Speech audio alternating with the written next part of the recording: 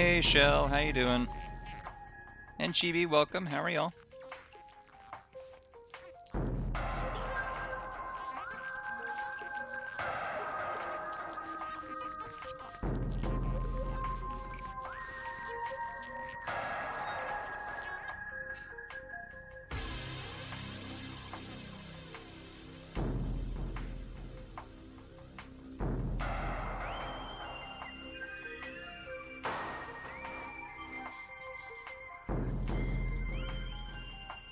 You don't hear any game sound? Really? Oh, now you do. Okay, good. Hey Grace, welcome back. Love you. How is everyone? How are y'all doing?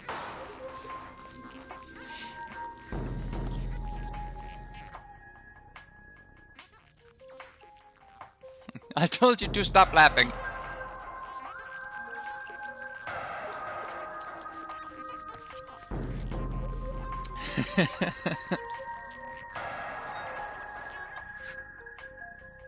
Alright, so I need to bring out a whoop! Not that. Professional.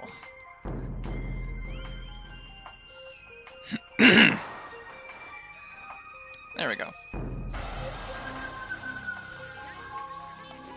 Hello Stephanie, welcome to the stream. Hope you have a good time here. How's your day going? But everyone can hear me, everyone can hear the game. Just want to make sure.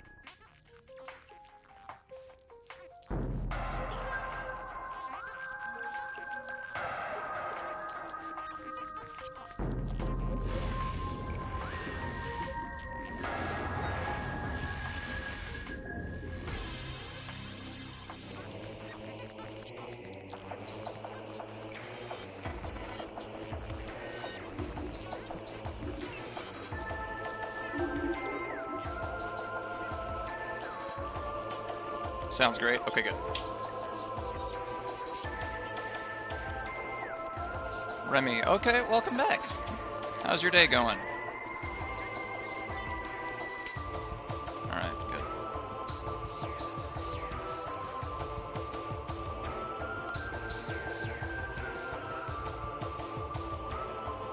good. This game's soundtrack, by the way, is just... it's lit.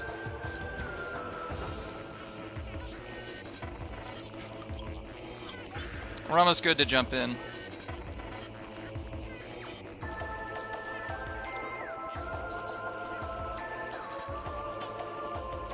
Usually I wait about 5 minutes-ish just to let people have a chance to get in.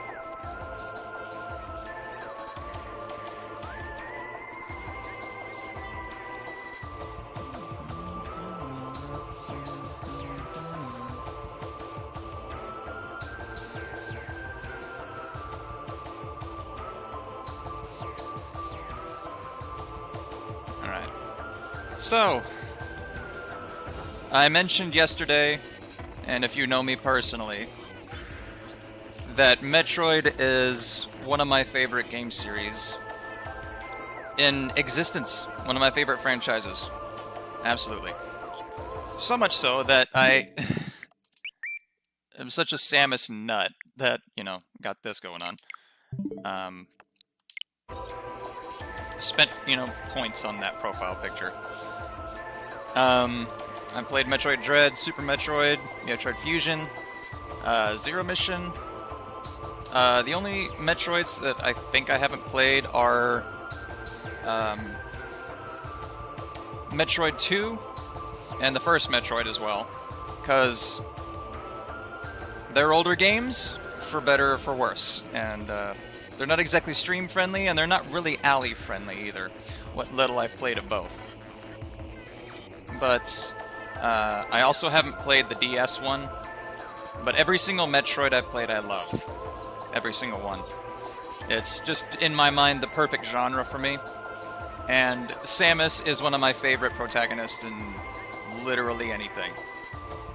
And it's hard for me to explain why. She's just badass, and that's all I can say, really. But, I'm gonna let y'all select the difficulty for me, because I have beaten this on hard mode, and it's With the exception for a couple of fights, it's not that bad. But if y'all want me to do normal, that's also okay. I've already unlocked everything I can unlock, so this is just want to show y'all how I appreciate this game and take my time with it. I'm gonna go a little slowly if I can.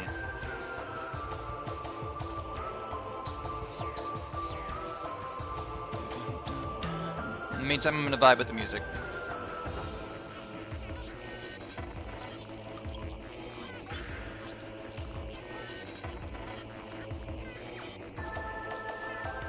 DS1 was great, though. One of my favorite DS games for sure. I can't wait. I really want to play it. I hear that it's a lot like Metroid Dread. And I loved Metroid Dread. Love Metroid Dread. I think Super Metroid and I don't know, I consider the Prime series kind of their own thing. And of the Prime series, Metroid Prime 2 is my favorite, but I think my favorite Metroid of all time is Super Metroid, but the one immediately under that would probably be Dread. And Fusion was amazing as well. And Zero Mission. I have Peshwari Nan. What is that? I think we may have discussed that, but I don't recall what it is. Alright, I'll just go normal. I think we'll be fine with that. Let's just get started. Hard mode is fun, but I don't want to deal with that one kind of bullshit fight. Plus, we're just taking this nice and casually. Oh, it is a Prime game. Okay, maybe I haven't played that one. But there was a Prime game on DS, and then there was Samus Returns, and I haven't played either. Indian bread with coconut in it. Ooh.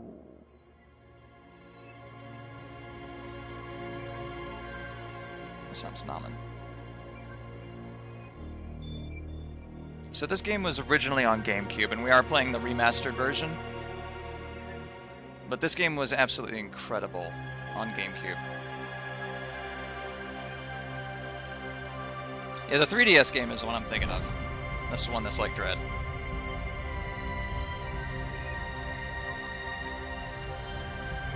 This was one of the only games I know of on the GameCube that had progressive scan, and so it always looked amazing. Like, no matter what TV you played it on.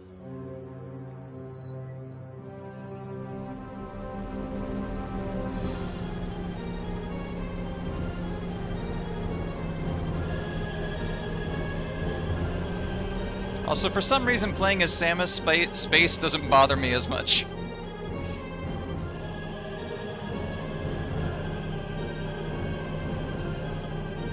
Like, I feel powerful playing this character. I can't explain it.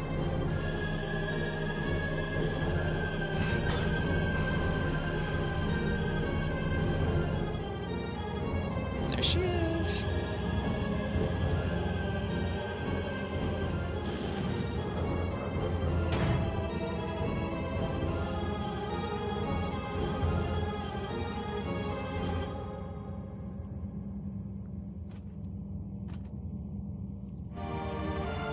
Also, very first for the Metroid series, when this game came out, is it's a first-person shooter. The others were not. The others were side-scrolling platformers. Exploration-based as well, also, by the way. You can blow up the asteroids.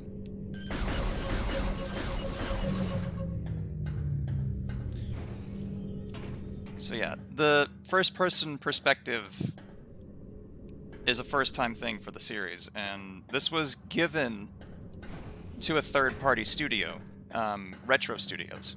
And this, believe it or not, was their very first game. Force field activation switches are now online. This was their first game. And a big thing in this game is this, what you're seeing right now, the scan visor. Scan everything. All of the lore and stuff is hidden in scans. And I'm going to read to y'all. I know y'all enjoy that. This force field blocks the entrance. Something nearby must be able to deactivate it. The switch is directly connected to the force field barrier. So, activate all of them. This is just a tutorial to teach you how to shoot and also how to lock on. Because when this game came out, it wasn't originally twin stick. The way it controlled was, if I can find the select button here, options, controls, control scheme. If you play in classic controls, you had like slightly tanky movement, and if you hold R, then you can aim, and then you would use L to lock on to what you're aiming at. But that's an outdated control scheme, so we're going to go back to dual stick. When this game came out, they finally allowed you to do dual stick, which is way more comfortable. And shush, don't yell at me, force field. But yes, the scan visor is a massive part of this game. Deck Gamma, reactor core and propulsion. Current status, environment normal. Deck Alpha, emergency evacuation area. Current status, environment unstable. Deck Beta, biohazard research. Current status, environment normal. So we need to stay away from Deck Alpha, apparently, which is the evacuation area. Entrance to airlock. Also, you open doors by shooting them. I don't know how anyone besides Samus gets anywhere. Airlock repressurization successful. Entrance to Deck Alpha. Oh, well, okay. It's apparently unstable here. Emergency evacuation area. Also that place. Oh. Morphology unknown. Info, high levels of radiation detected. It's over on the left. That's what it looks like normally. And there's also a scale to Samus. A new creature's entry has been downloaded to your logbook. Morphology parasite, interstellar vermin. They travel in swarms. Indigenous to Talon 4, a single parasite is harmless to larger life forms. However, they tend to travel in large groups, swarming over potential prey. Such swarms can be dangerous. Let's prevent it from being alive, then. Morphology space pirates. Status, death caused by severing of the spinal cord. By the way, the descriptions, the death, like, obituaries for the space pirates in this entire level are brutal. Especially for a freaking Nintendo game. Death caused by severe flame damage to exoskeleton. Biohazard materials. Phazon badge. We don't know what that is yet. 0073A, destination Deck Beta. Well, apparently things are stable over in Deck Beta, so... Biohazardous materials. Deck Beta. And Deck Beta. Escape pod entrance. The vessel has already been jettisoned. So people needed to get the hell out of here. I'm supposing because of this, whatever this is. Oh, that's the mouth. Analysis shows incredibly large muscle structures surrounding the jaw area. Fluid sacs containing acid are also detected.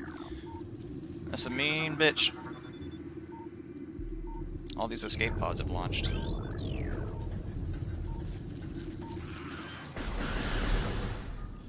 What happened to you? Did you get et? Death caused by acidic burns to body. Chemical type unknown.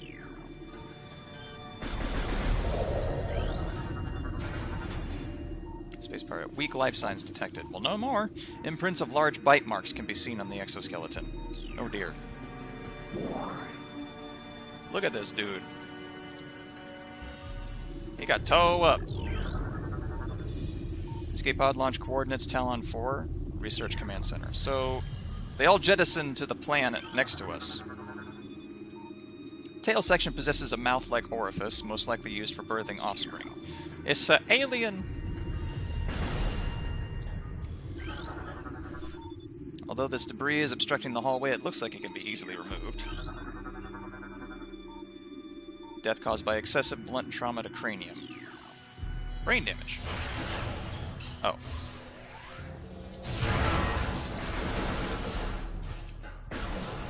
Also, the arm cannon is incredible.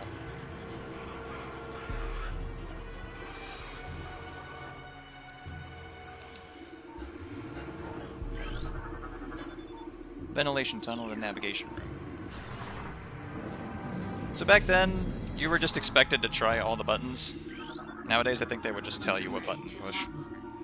A new research entry has been map station. Walk into map station holograms to download a map of the area you're in. Okie dokie.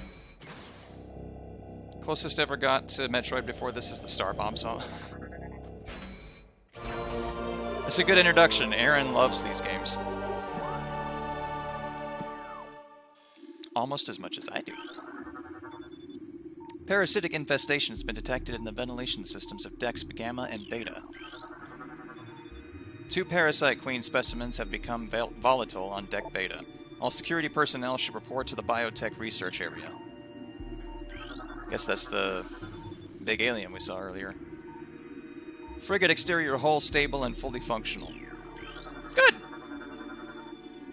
Talon 4 ground 0 area secure. Crater radiation readings normal. So that's the landing site they were headed to, probably.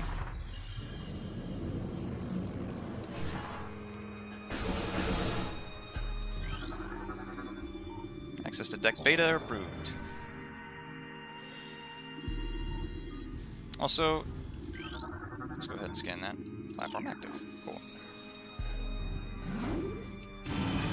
These are usually loading screens of sorts, but this one is not. It might be preloading the area, but not like the other ones are. This energy conductor unit has been damaged. Use caution when approaching the arcing electricity. I knew better.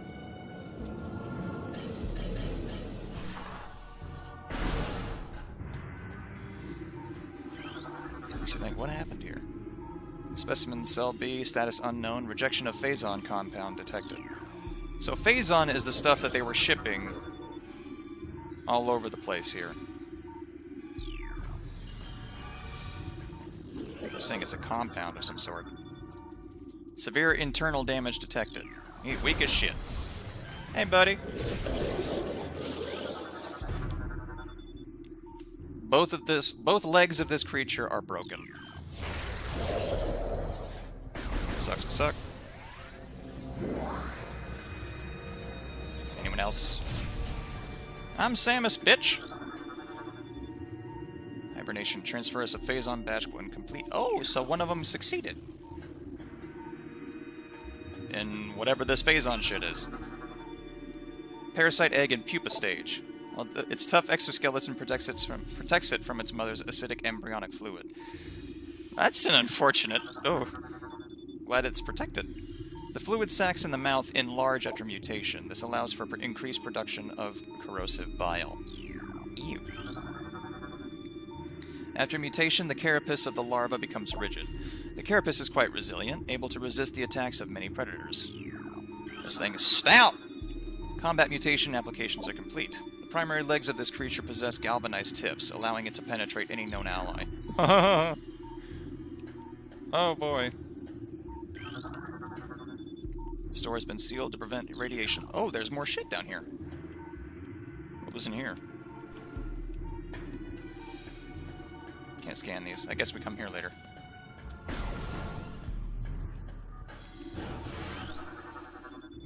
Ballistic support needed in specimen block F.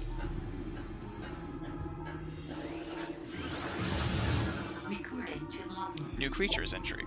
Auto turret. Use missiles to break outer casing. Gotcha.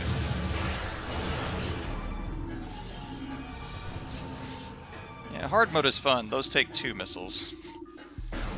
And they do a lot of damage.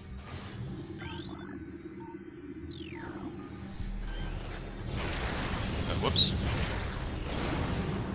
Also, you can scan your pickups. We should do so. Missile ammunition. Resupplies missile with 3 rounds of ammo. I think that's a first. The remaster started that. Usually it was all missile drops would heal 5. Or resupply 5, rather. Phase on Infusion Stage 1. Parasite Larva Diagnostic Mass 1.2. Length 0.5. Cell Structure Stable. Going well. In Stage 2, introducing Mutagen into Tank. Status complete. New pirate data. Space pirate encrypted data decoded. Log 09.992.3, Zebes has fallen. I pronounce it Zebes. If you pronounce it differently, I'm sorry. Some people say Zebs or Zebes, but I just say Zebes. All ground personnel are presumed dead, either killed by the hunter clad in metal or in the subsequent destruction of the underground facilities. Our research frigates Orpheon, Syriacus, and Volparagam were in orbit at 0 hour and managed to retreat. Frigate Orpheon is now docked at Vortex Outpost. Orpheon's cargo appears to have a 100% survival rate. Metroids are healthy, but on restricted feeding schedules due to uncertain supply status. We are ready to begin research on the Metroids and other promising life forms. Security status remains at Code Blue. No signs of pursuit from the Hunter. So Samus is such an amazing badass, the pirates fear her and refer to her only as the Hunter. Stage 3, mutation initiated, stable. Who's that? Morphology unknown. The specimen has been horribly mutated. There are no life readings. Oh, it died. I thought it was moving. Stage 4, larva diagnostics, cell structure failing. It got a hell of a lot bigger, though. It was 1.2 mass and 0.5 length. Now it's 40. Specimen cell structure failing.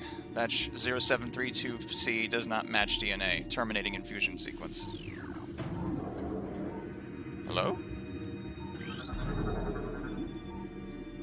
Holding 1. Unknown status. Xenotropic life form unstable. Use caution. So that's a side hopper in there. From Super Metroid.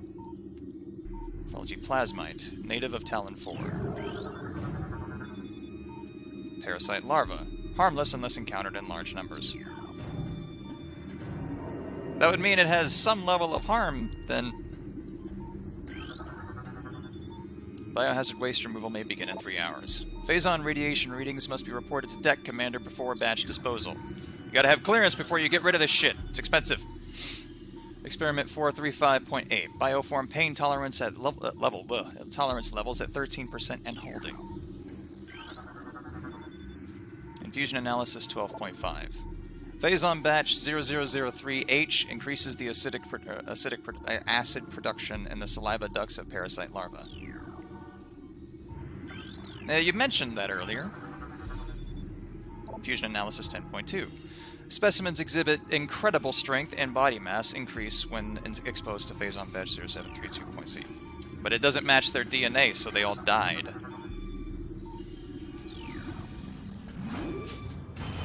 Or maybe not all of them, but this one did. Now, are you severe internal damage? Night-night. Specimen solitary holding 2. Phase-on level toxic. Status hermetic seal holding. It's a zoomer! Parasite larva. Plated parasite larva. Oh. Hey, you good, fam? Ow. Brain hemorrhage detected. Creature's aim will be hindered. Avoid damage by using quick movements. It's referring to the strafe mechanic.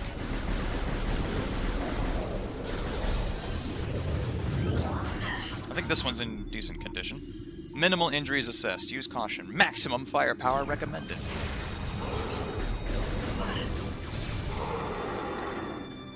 Fine. Dude.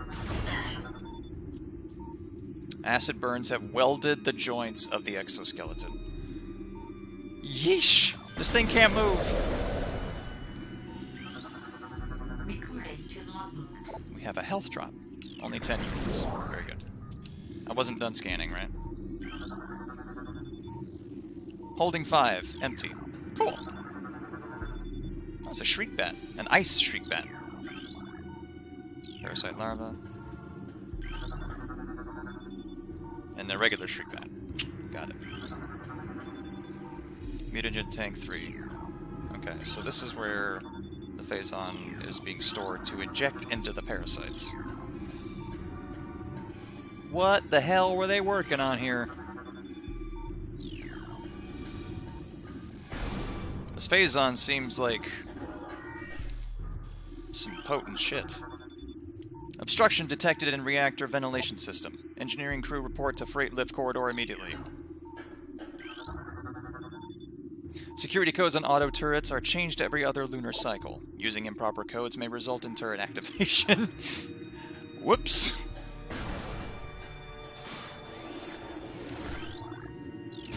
How about this? Oh. What about that? Death caused by severe lacerations to the abdomen. Whoa!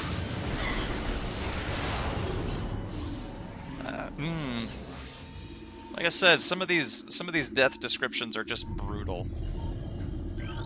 Metal as hell. Oh wait, this is YouTube. They metal as fuck.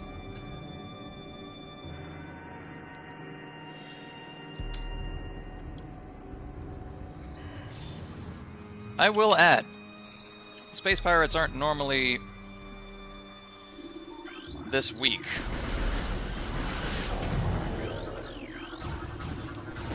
Hey, what's up?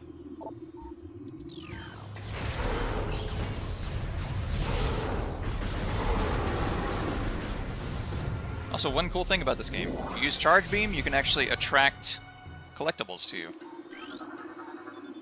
This device does not seem to be functional. There must be something nearby that will turn it on. I know what it is. Door lock enabled. Please insert metallic sphere to open door. Looks like a spherical shape would fit into this clamp. Aspiration to the abdomen. Death caused by removal of internal organs.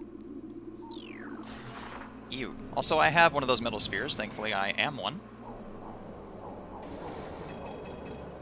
Ding, ding, ding, ding.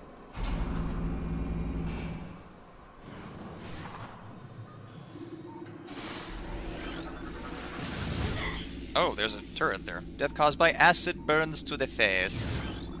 I'm sorry.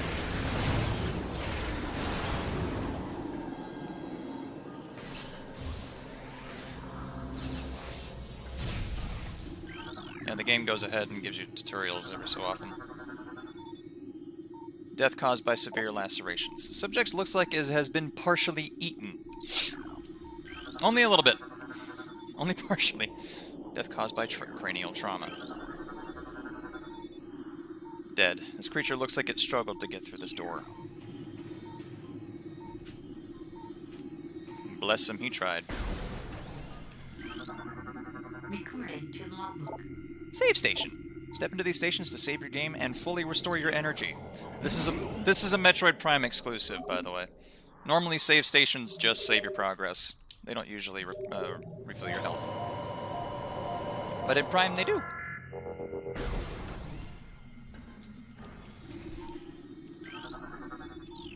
Door lock enabled. One more time. But yes, they should definitely fear a Samus Aran. She's a bad bitch.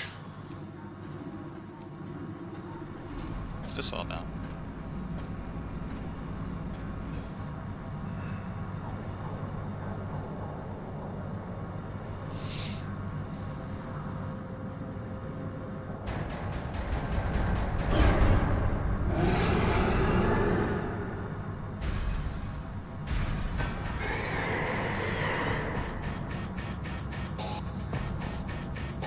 Growth.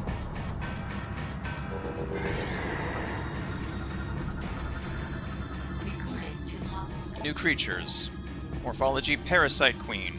Parasite female, genetically enhanced by unknown means. A weak spot has been detected in this creature's mouth. Use your auto-targeting to acquire this new target. Scans indicate the presence of a potent mutagen. Origins unknown. Creature exhibits the ability to fire weapon-grade blasts of energy from its mouth, a trait not present in the standard parasite genome. It appears the pirates have begun a bioengineering program with considerable results.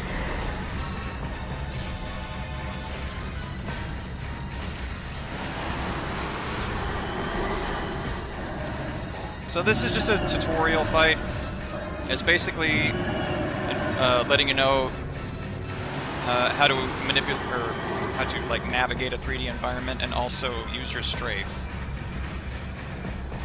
which is done by locking on, holding a direction, and pressing B. Other than that, it's just a really easy fight.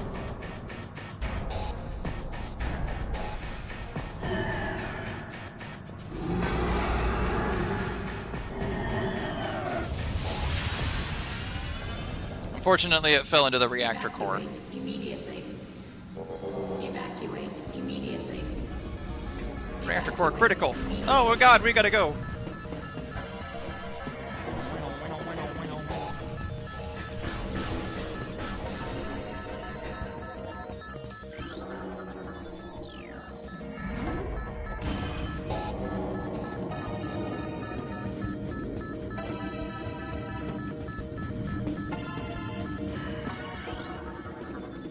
Auto turret disabled.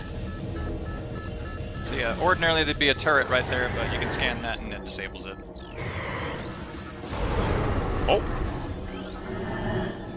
This creature is deceased. Creature's incubation period was prematurely terminated. Its shell is not yet fully hardened. Containment seal breached. Larva's vital signs critical. Secure area and terminate specimen. So they do the smart thing. If it breaks out, kill it.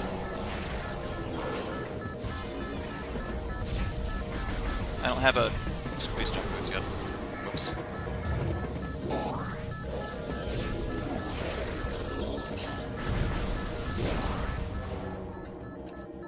We need to get out.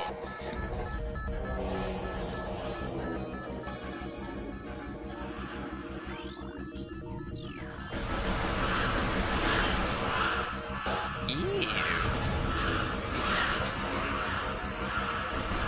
Thankfully, I know where to go. Not like it isn't a straight path to where you need to go.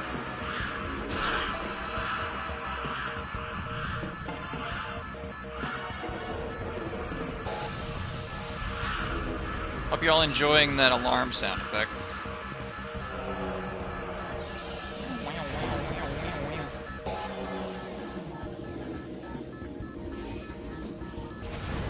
Open up.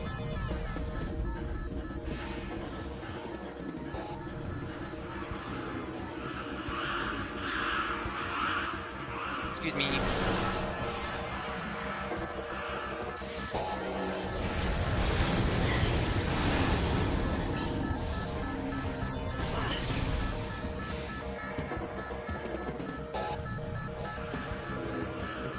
Also, I love the visual effect of the steam hitting the visor.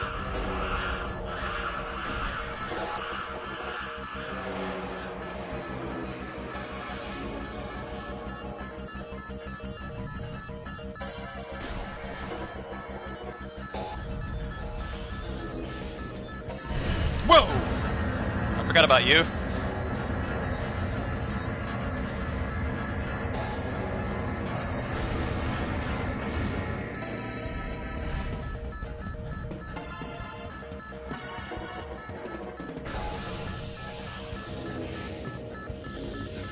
Just to remind everyone, first game this studio ever developed.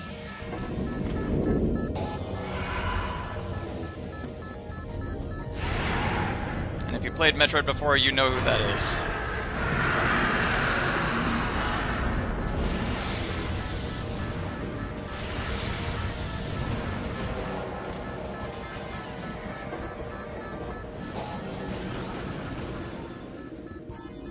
So this is the grapple beam. While in combat visor mode, press and hold ZL when this object is in your view to perform a grapple.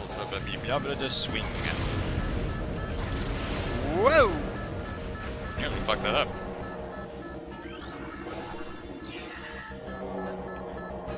Excuse me.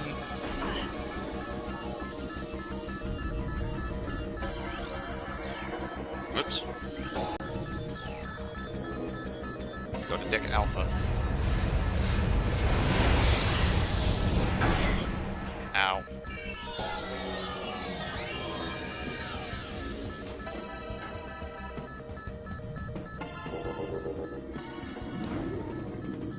Uh-oh. Uh-oh. Uh-oh. I can't... Oh no! All my stuff's gone! Whoa! Wrong way. Room is depressurizing. Depressurization complete.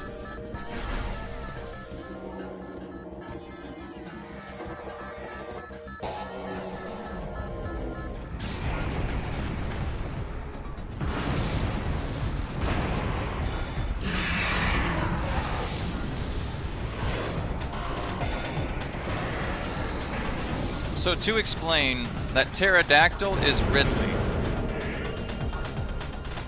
who is basically Samus's nemesis.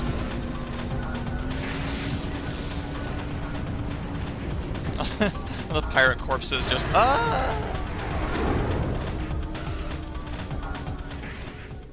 And now we're pursuing him, because what the hell is he doing? Alive. Tracking on enemy target has been lost. Ground-based recon required. Begin landing sequence.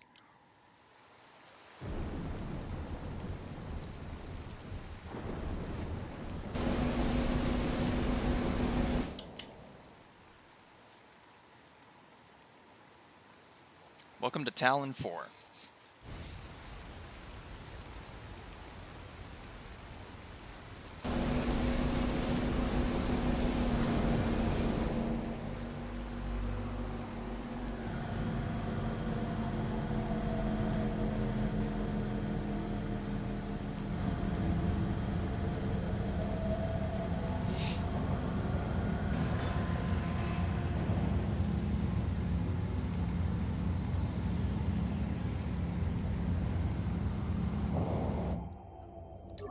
Go ahead and save, sure. This is where we will be spending quite a long time.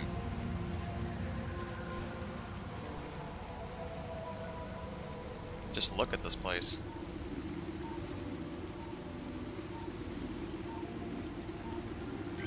Got flora. Talon fern, non-toxic variety of Psilotalonensis, commonly found near water resources. This lichen seems to be giving off low levels of radiation. No match is found in Flora and Fauna databank. So this blue stuff is apparently radioactive. But Samus, who's been all over the universe, has no idea what it is. New research entry. Hunter-class gunship registered to Samus Aran. You can return to your ship and recharge energy, reload weapons, and save progress to the game. So yeah, we can come back here, get all our ammo back, and save whenever we want to.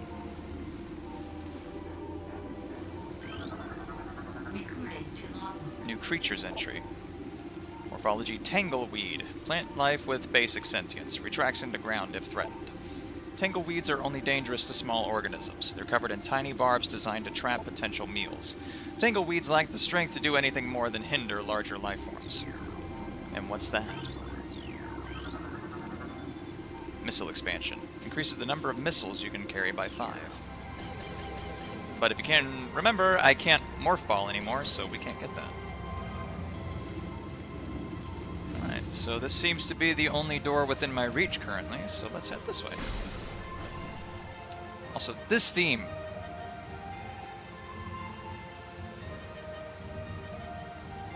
Love these games so much.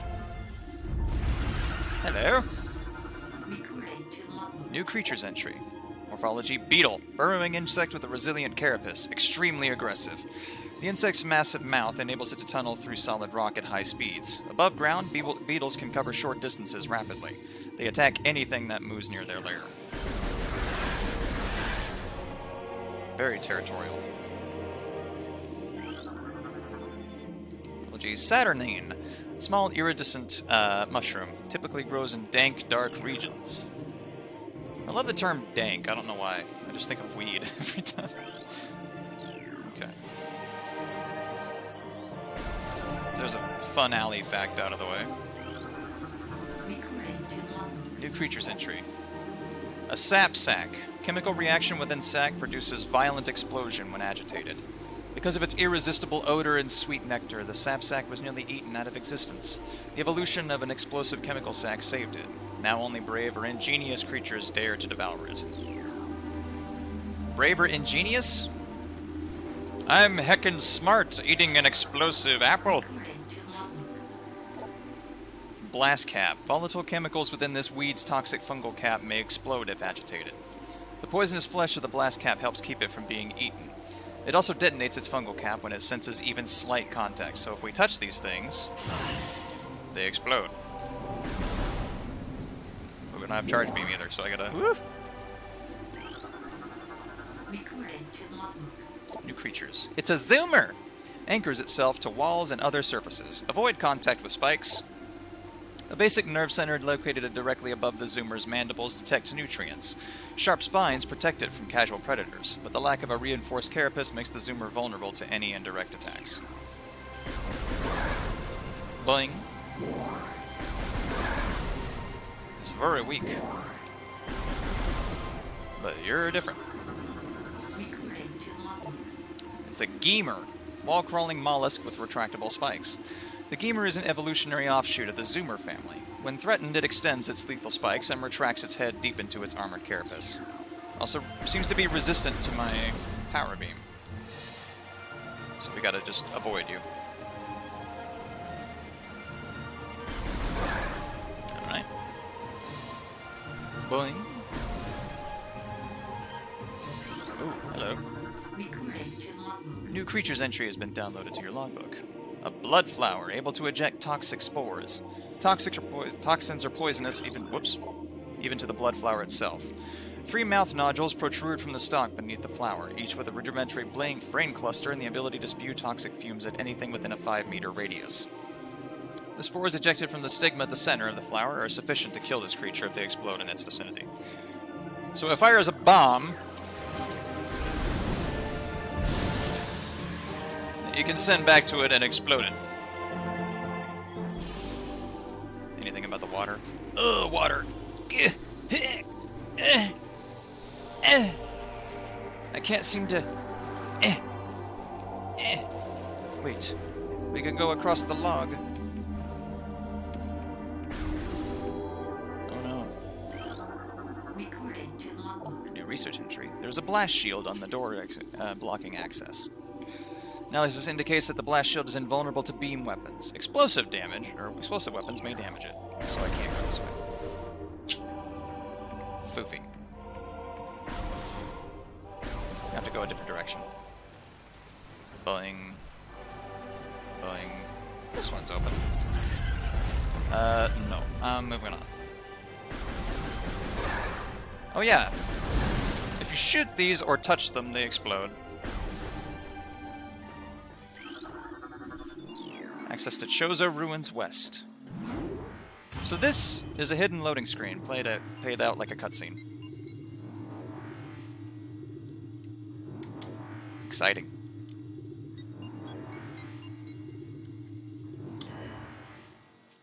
But seriously, look how cool Samus looks.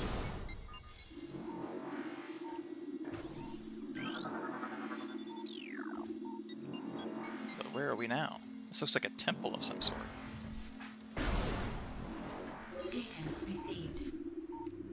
I know what I'm doing, shush. But just to humor you. So if you have hints turned on, then the game will take its effort to direct you in the direction you need to be going. But you can turn those off. These pillars have collapsed from erosion. Carbon dating cannot determine the age of these structures. You have no idea how old these are, huh? Recorded to logbook. A new Chozo lore. Chozo script translated. The history of the Chozo stretches back into ancient times. Bless you! So far into the fog of the past that we know not where our ancestors came from. One thing is clear, however. The Chozo who colonized Talon 4 made a conscious choice to eschew a civilization of advanced technology. We Chozo chose to live in harmony with nature, guided by the providence of the universe. We believe we will spend peaceful days here, and plan to leave our words from time to time. So whenever you see a reflective pool of wall, you should scan it.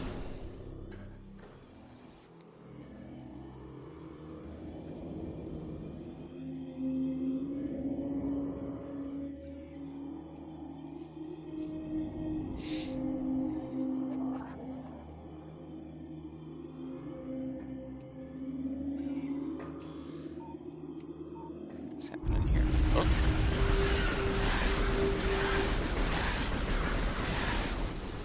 Where'd you go? That's a big tree. This tree seems to be weakened due to cellular decomposition. What about the rest of it? These large branches have been forcibly intertwined, forming what looks to be a bridge structure. And over a half-pipe. Passageway to shrine. I should probably head that way eventually. Hello?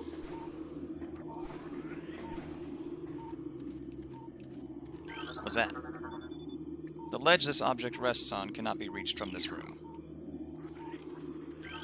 Well, there you have it. These leaves appear to be unnaturally dried and withered. Unnaturally? How do you unnaturally dry something? Can anyone answer that for me? These stones appear to have fallen from the walkway above. Oh shit, I never noticed that actually.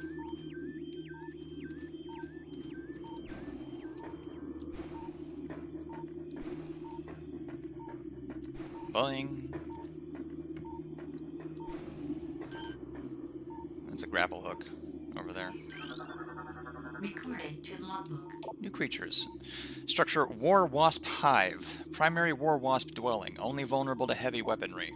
War Wasps build their homes over existing crevices using whatever materials are close at hand. They carry building fragments back to the construction site with their forelegs and glue them into place with adhesives secreted from their abdomens. Gross. Chemical desiccant or toxin. Oh. You know what? That's fair. I work with desiccants as well.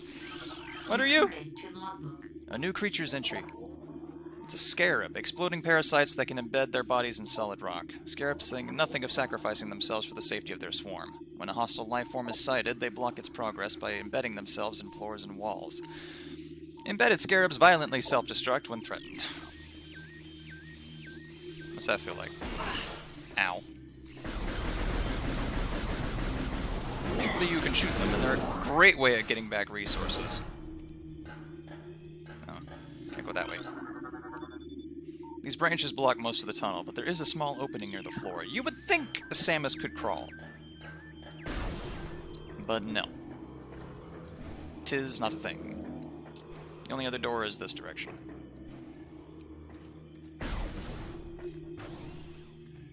Back, just hold. Okay. Ah! Hi.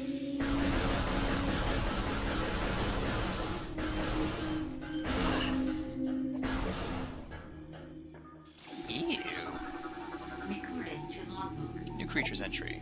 An ion. Immobile organisms entirely composed of ocular tissue. Capable of launching sustained energy beams when active, the ion is sensitive to light and will close shut if a bright flash ignites nearby. Basically, shoot it.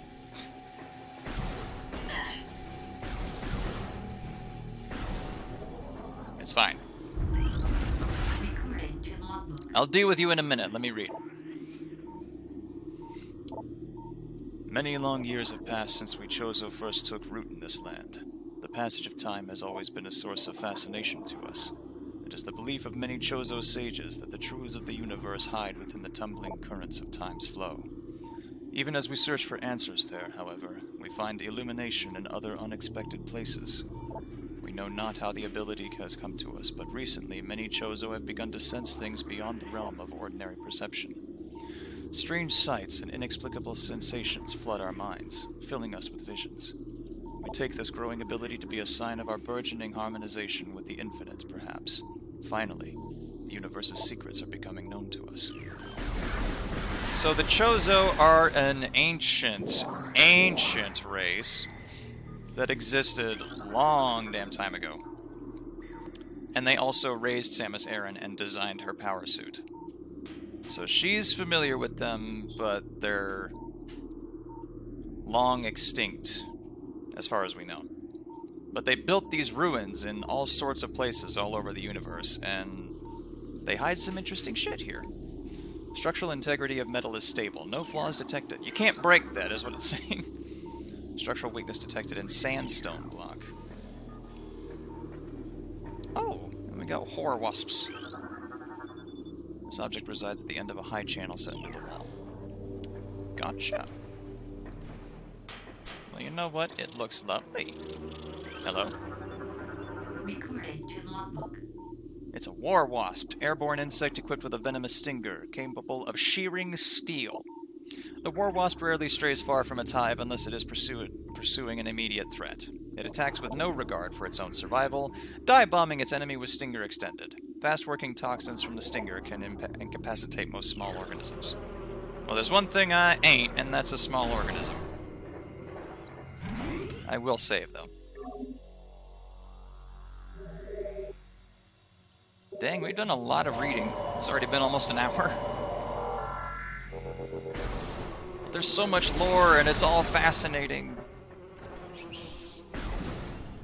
This game answers the whys and the hows. Almost all of them. Records show all water in the area has evaporated. So this used to be like a water chamber then. Chozo sculpture crafted in honor of Talon's star. The only translatable symbol detected in this sculpture is the word Chozo.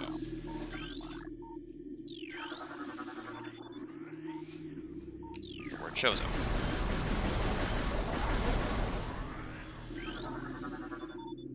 This petrified organic matter looks like a rock carved into the shape of an eye. You could argue that it's a petrified ion, perhaps. Stress points present in Brimstone Wall. Here's the... Shut up! Go away. Boing. Boing. Boing. Ooh, what are you? Recorded to logbook. A plasmite, small insect capable of storing and releasing thermal energy. Plasmites are attracted to sources of heat, thriving on the energy present there. They emit light when hunting and will expel small bursts of thermal energy when threatened. They're a source of light as well, so blow them up at the cost of not being able to see very well. And let me tell you something, this remaster is dark. Drainage possesses traces of high-level toxins. This elevated bridge looks worn, but functional. Mechanical device appears to be inactive. Life forms detected within hollows of machine. Appears this item can only be reached by using the elevated bridge. Oh, this looks free. Oh. Hey, Opera. How are you? Welcome back.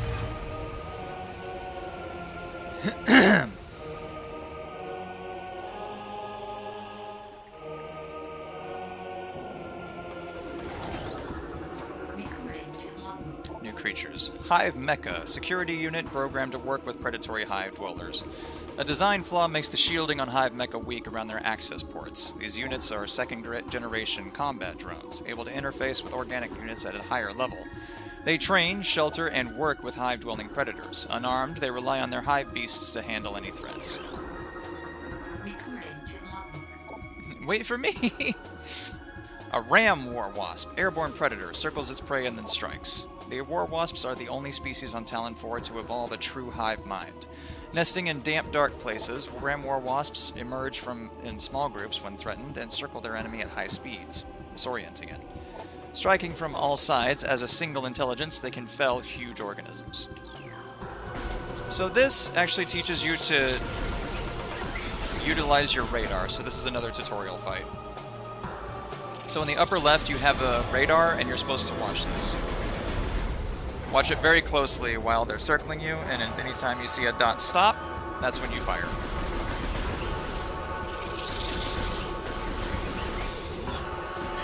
Ow.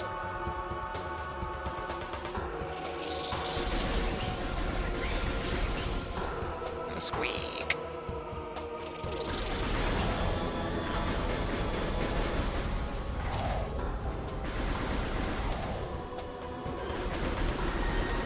Ooh, snacks.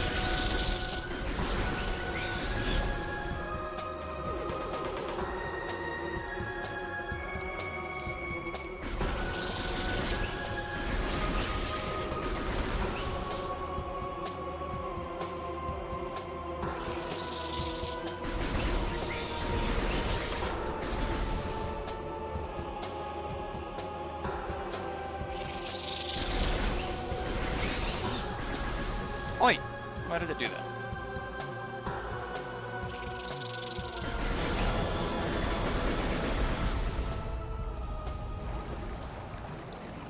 But yeah, what kind of snacks?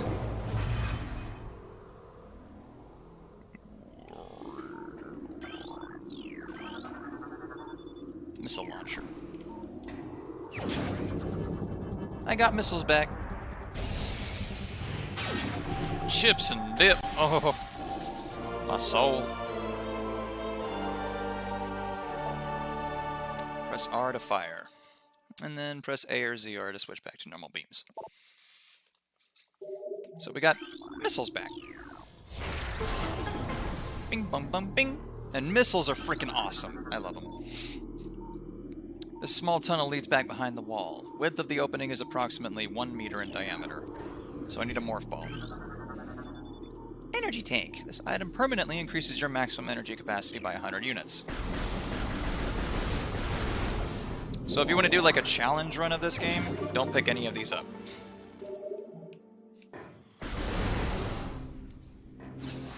Although I have to wonder if it's completely possible.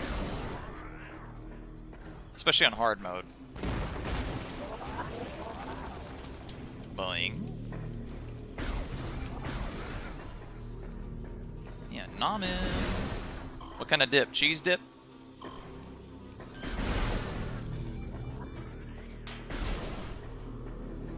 Boing. Boing. Also, we want to grab the map real quick. By the way, for some reason in the remaster, they really accented Samus's butt in this suit. It looks incredible.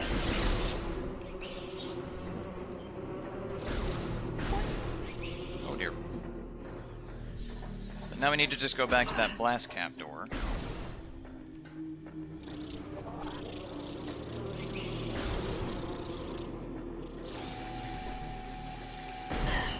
Also, you don't really have to make like mental notes of where you've been.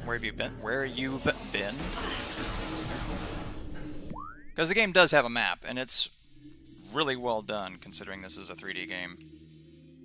And it manages to keep the same spirit of the maps from the original, which were originally just 2D squares. As opposed to, you know, any other kind of square. Now that we got the blast cat, or sorry, the missiles. The, you know, the exploding beam. We can head this direction. Ow, ow.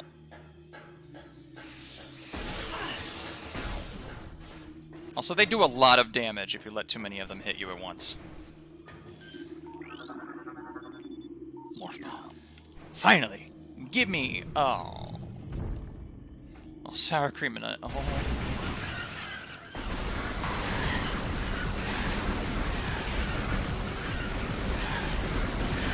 So this is just kind of a gauntlet.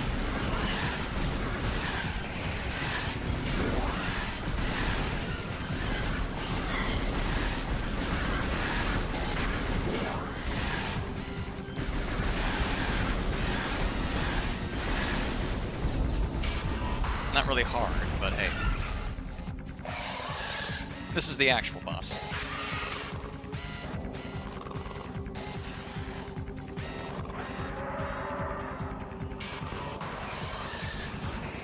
And yeah, it uses the cutscene to charge up an attack for you, which is mean.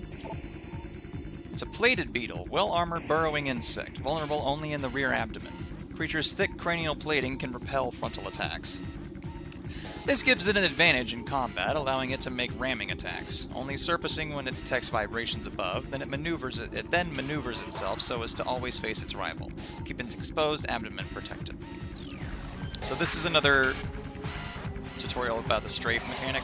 Woo! It even tells you right there. There you go, 2 missiles and it's down. And then poor Buggo. Give me back my miss. And now we have our morph ball back.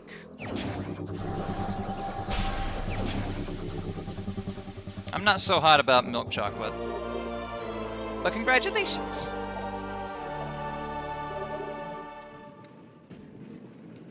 So yeah, if you're picking up on how this game operates, it's exploration and progressively getting stronger. Just constantly.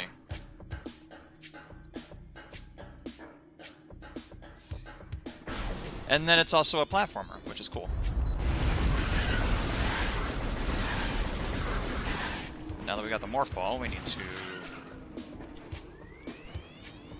Nope, don't have that yet. I forgot. Go this direction.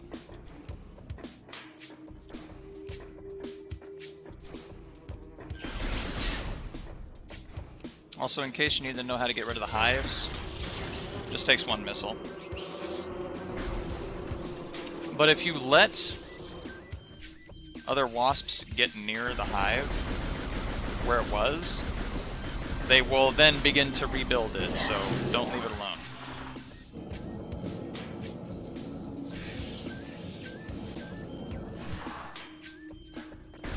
Now we have more balls, so we're gonna go this direction.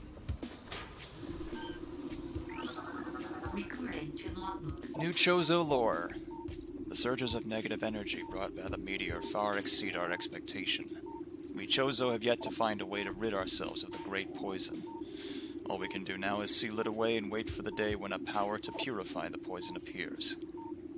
However, it's already impossible to collect all the pieces of the great poison, as it has already spread, seeping into the planet and hardening. Wonder what this great poison is. No structural weaknesses detected in metalwork. Fountain choked by overgrowth. Toxin levels are high. Oh, shouldn't go in there then. Ooh.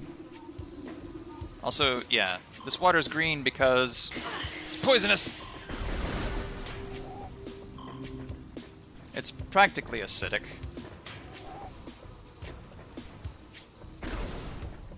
But it's fine.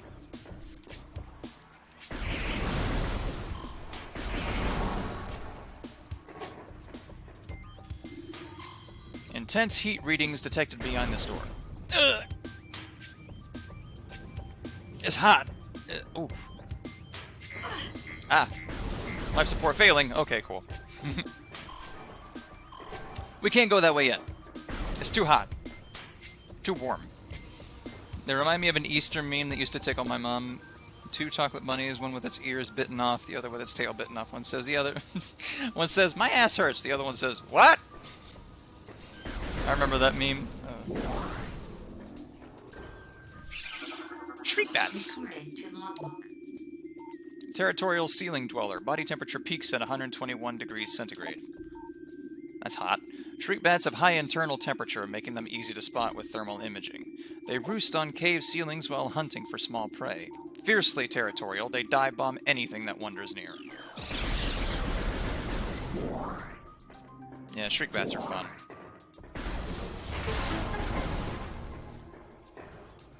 Hello. Recording to logbook. New creature. A reaper vine. Powerful rock-dwelling tentacle. A single eye upon the reaper vine keeps its constant visual, but its vision is limited to 10 meters.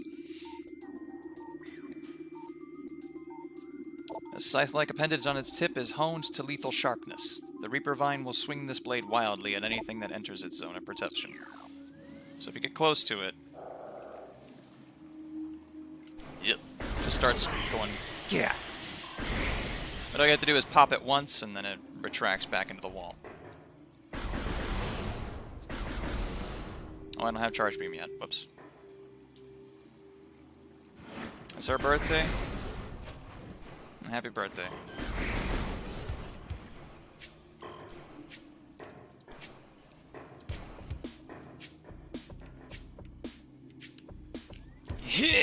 Oh, nope. Oh shit, that's deep. Alright.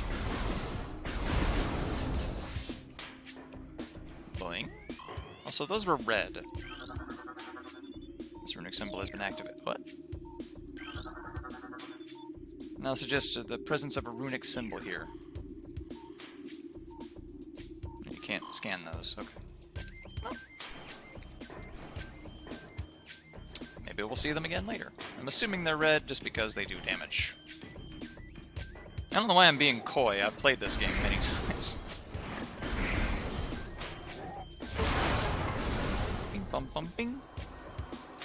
Hello? I'm stuck?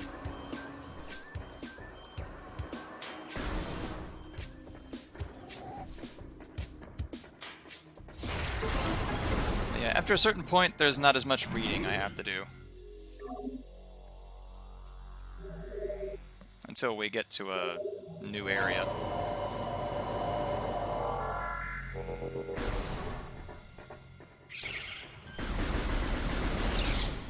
Boing.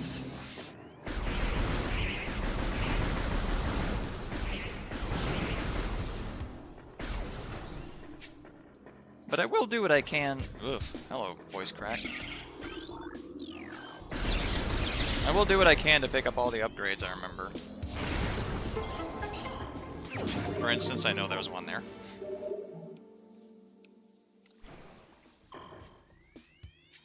Because something that's explained to you, if you look up your items in the logbook and look through Samus's notes, it will tell you what the missile is actually capable of destroying. So anything made of radian or brimstone. Bless!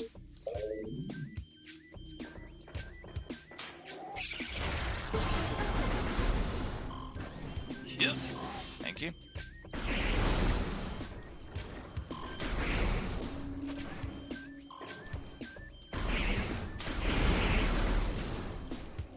Oh, there's one still alive there. Oh, shit. So yeah, we need to collect some of these runic symbols to open this thing up. This large metal gate blocks entrance to the area beyond. 4 runic symbols adorn its surface. Matching symbols within this room must be scanned to gain access here. Cool.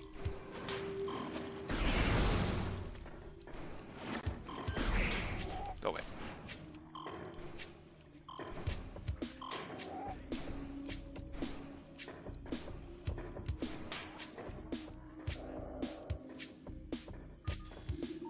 There's one. What? Roots originate over walls, no decomposition detected. Host plant appears to thrive on toxic water. Gross. Ow! Alright, I got the symbol.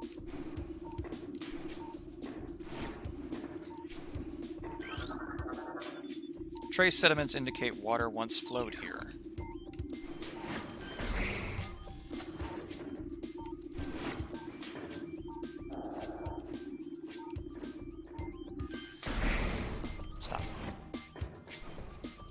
There it is. Bing, bing, bing, bing. Then you activate that. Unlocks the gate. Unidentifiable obstruction approximately 1 meter wide blocks the hole. And then we got ions just hanging out here. Protecting the charge beam.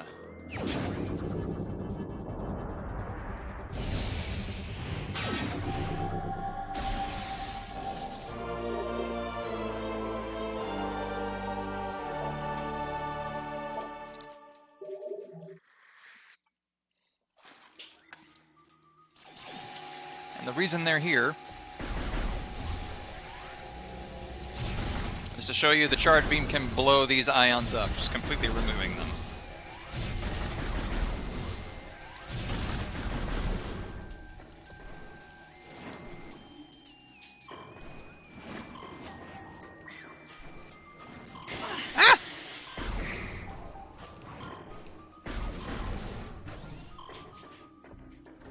And so that does two things. It shows you the charge beam is more powerful than the regular beam, and it also shows you that certain objects can only be destroyed with the charge beam.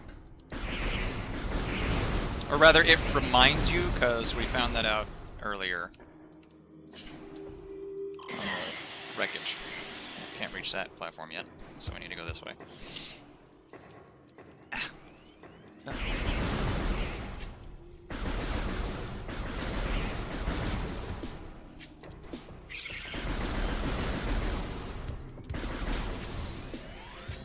Because we have the charge beam back, we can do that.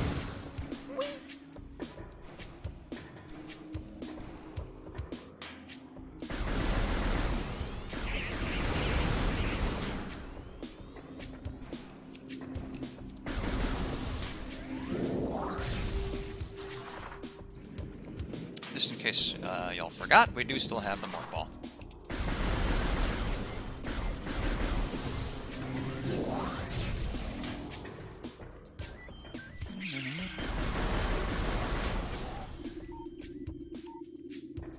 No scannables here.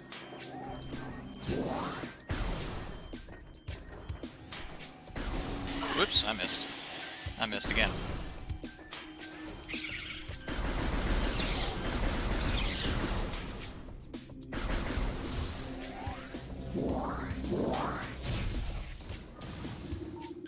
That door appears to be super locked. I need to move something. Hold it. I can actually unplug that. My legs be getting stiff. Lock system engaged. Secure the area to unlock door. Just secure the area, huh? Okie dokie. Blowing. Yeah, don't mess up your jump or you land directly in toxic water. Hey, friend. Recording to logbook. New creature. A stone toad preys on creatures smaller than itself, vulnerable only from within. A stone toad is able to remain still for days. It preys upon creatures smaller than itself, inhaling them whole. Anything it finds undigestible, it regurgitates. Stone toads use their tusks as a last resort in combat. Look at this big old dude. Ain't he cute? Completely impervious to everything I'm doing. Can't get past him. Alright. Go this way. Yeah.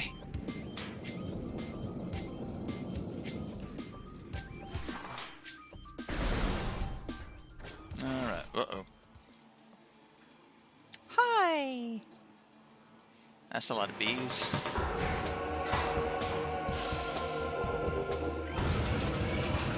Oh dear. Incinerator drone, programmed for high-temperature waste disposal. Device schematics indicate a high risk of malfunction when internal power core is damaged. The unit has minimal combat programming but can defend itself if necessary. This drone's intense heat blasts compensate for its lack of battle prowess. Structure hive. Primary barbed war wasp dwelling. An extremely durable wasp hive can only be destroyed by direct exposure to fire from below. What a specific thing!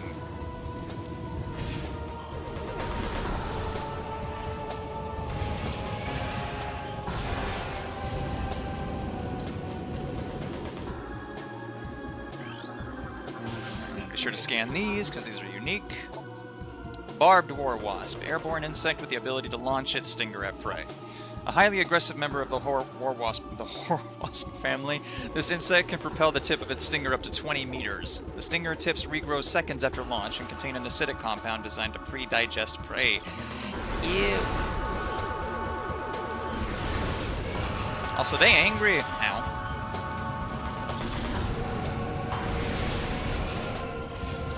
Uh-oh.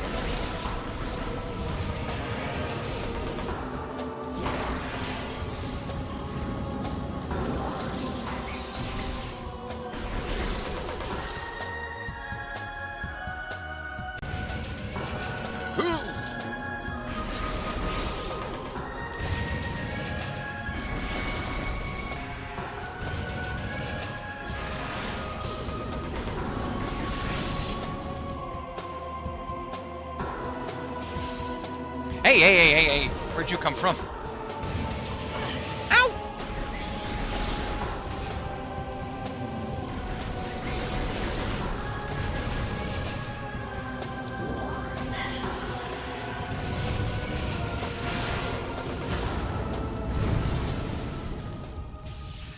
fight is about situational awareness. Something you know I'm terrible at. So what's this about? Morph Ball Bomb!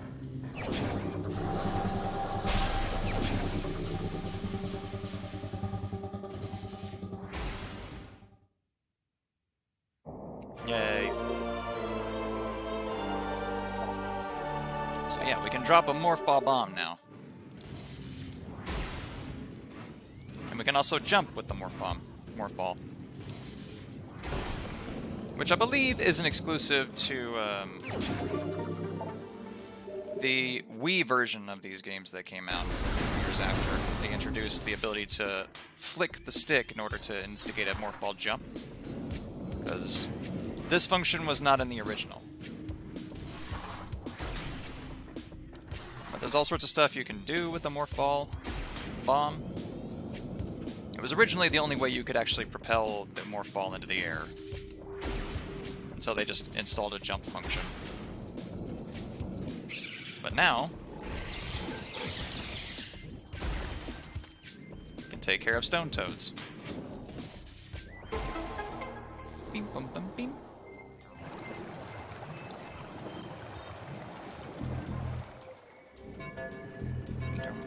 Beam, bum, beam, bum, beam, bum, beam, bum. It's also a lot easier to do this puzzle.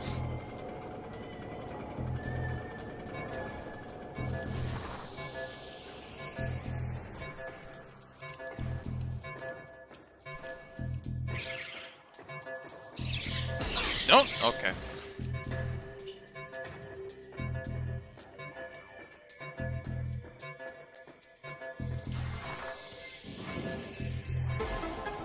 Bim bum bum bim.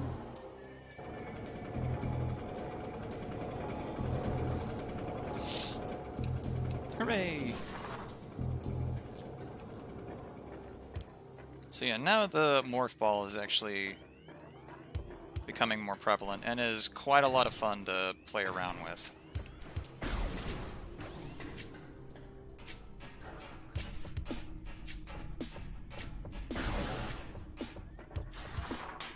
Because with the Morph Bomb, we can do some pretty neat, like, jumping, and there's even, like, an upgrade you can get later on by utilizing Morph Bomb jumps and then double Morph Bomb jumps, which is done by doing that. And it is timing based, so you can actually gain pretty great height. Oops, hold up. You can get very high with the Morph Bomb jumps.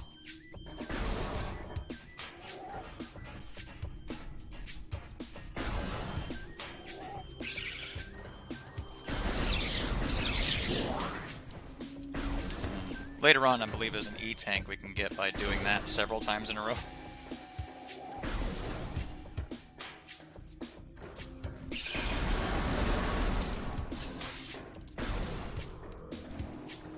We have the Morph Ball Bomb. Ooh, there's a couple of missile upgrades that I can go ahead and go claim real quick. I just want to save. Ooh, goodness.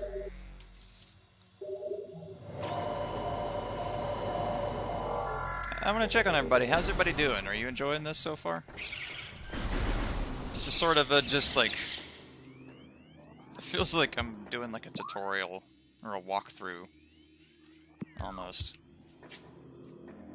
There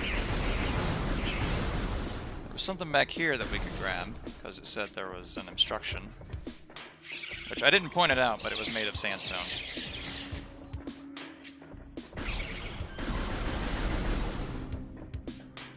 Whoa! Calm down there. Also, I need to go this way. Squeeze it. Ah! Oh! That's a first.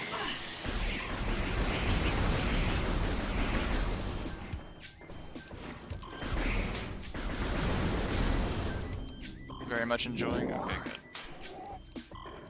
Also, Chibi, I'm happy that you enjoy the Metroid games too. It seriously made me so happy when you said you were trying Dread again, and that you got this game.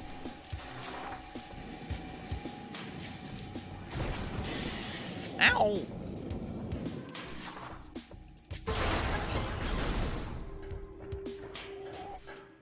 So sad thing is, I will have to, whoops, come back here a lot later, because right now, metal structure heavily weakened. Sufficient blast trauma will likely result in complete destruction. We can get one of these missile upgrades, but there's another one hidden in the ceiling, which we need something else to get to. Magnetic rail system track detected. It appears to be active. Spider ball technology required to access track. So yeah, we can't do that yet. We have to come back here. But later on, when we have a different upgrade, we'll have to come back here anyway, so get two birds, one stone then. Ow.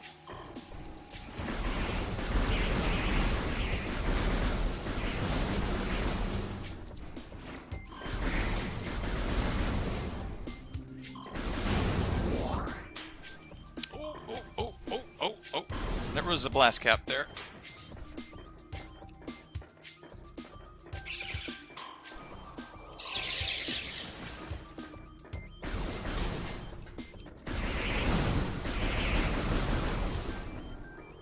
Yeah, later on, when we get to other Metroid games, like Dread, for example. Ooh, hello.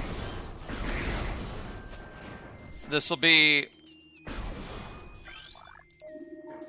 more entertaining in the sense that I'll be panicking a lot more. Overwhelming toxin levels have rotted all leaves. That might be that unnatural degradation they were talking about. Dehydration they were talking about earlier. So, do yourself a favor, blow that up. And what are these? Sandstone. Which, bless the Morph Ball bomb, is capable of breaking. Capable.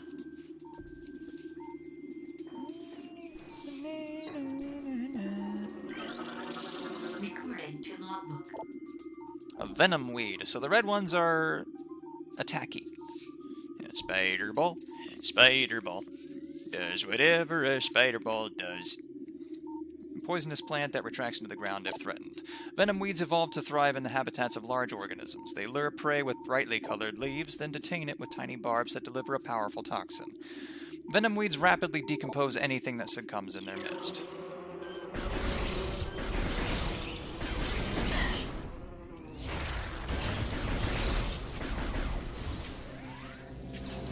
Hang on.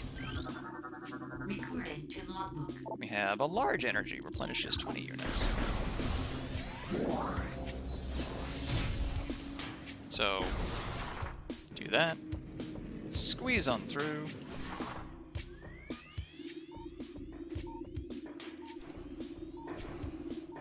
Please. Ruined War Wasp Hive. War wasps are resourceful insects. The destruction of a hive will not deter the survivors from rebuilding a new home. Surviving war wasps will defend new sites with their lives until the hive is complete. So that's what I was saying earlier. If you leave any alive, they will start to rebuild. Bim bum bum bim.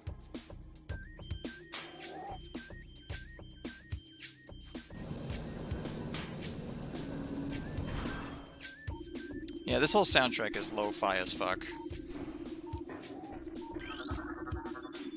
Structural weaknesses detected throughout sandstone wall. Let's blow it up!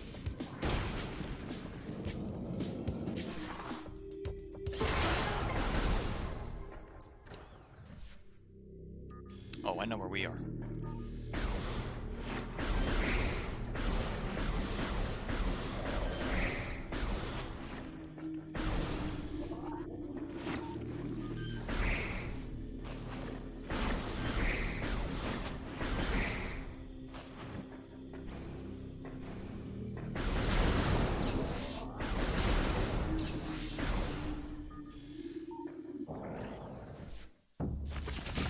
Found the source of the toxins.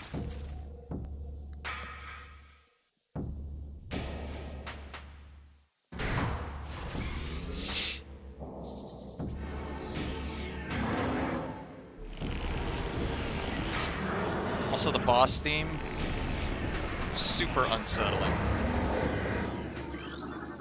Recorded to logbook. One of Flogra's tentacles fills this narrow drainage channel. Analysis indicates that Flogra's central nervous system is located at the base of the structure.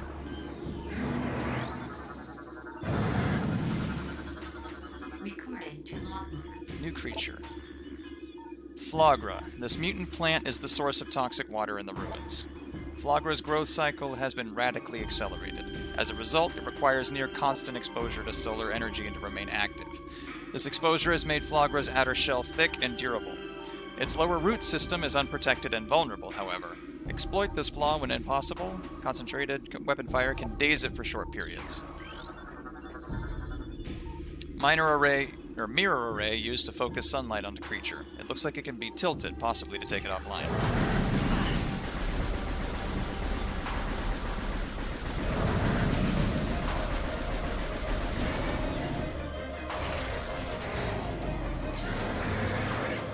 So as it said, you can take Flogra out and stun him just a little while. Long enough to disable that mirror. Put a bomb right here where, for some reason, that's where its central nervous system is. Flogra's like, I'm melting. Just kidding, bitches.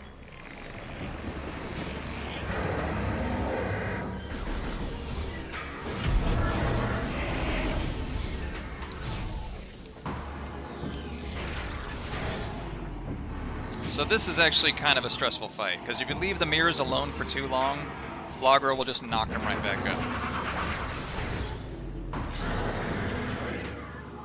He's a persistent son of a bitch.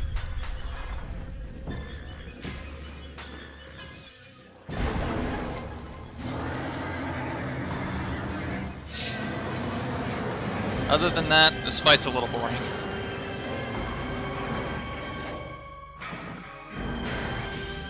It's very much the first, like, this fight has mechanics, so you need to pay attention.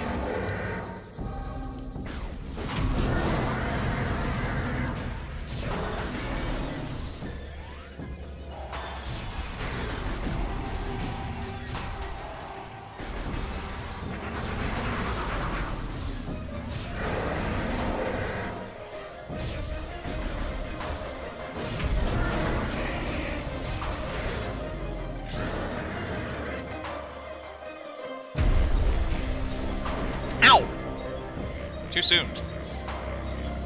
Excuse me, I thought it was my turn. My mistake. Do forgive me.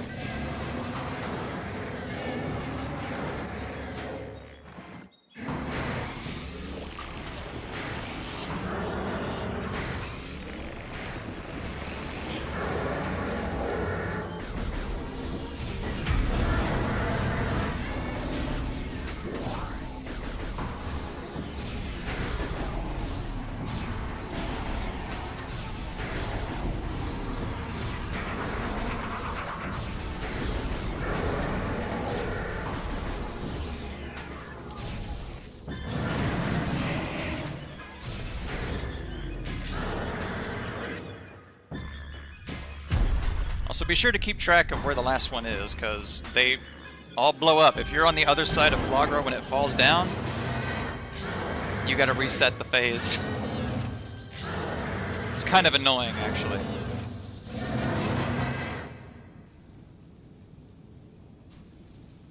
But yeah, that's our first, like, real boss.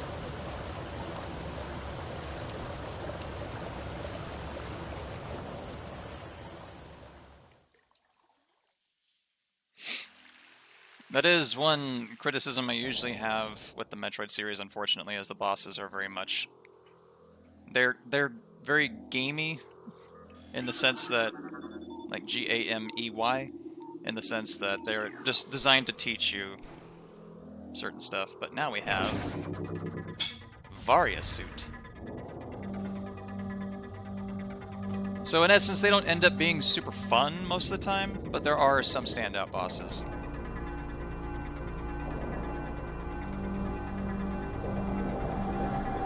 Now we get Samus' signature look back.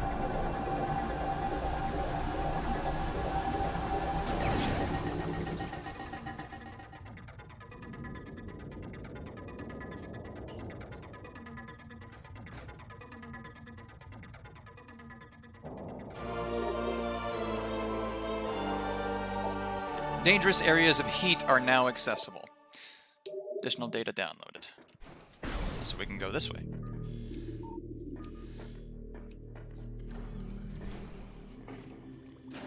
Whoops. Oh, well, there's water here. Yeah, get out of my way.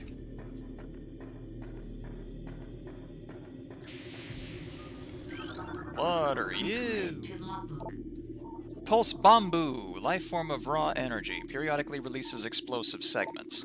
Pulse Bamboos are energy beings, invulnerable to most known weapons. Electrical energy can harm them, however. They lack any intelligence beyond an instinctive attraction to other charged energy sources. Pulse Bamboos produce energy constantly. All excess energy is shed, regardless of who or what may be nearby. So yeah, they drop sentinel bombs, basically. So move through, move on. Ah! Hey, friends.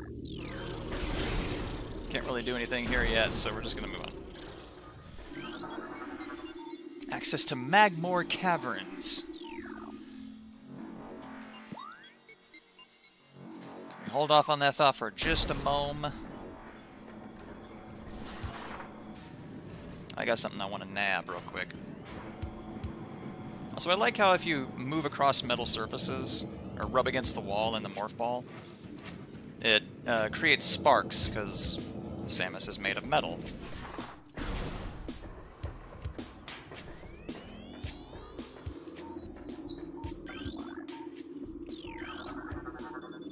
These metal gates block entry to the center of the room. Alright. This appears to be the second of 3 locking mechanisms that seal the gate. The lock is active, but its key slot is sealed by a weak metal grating.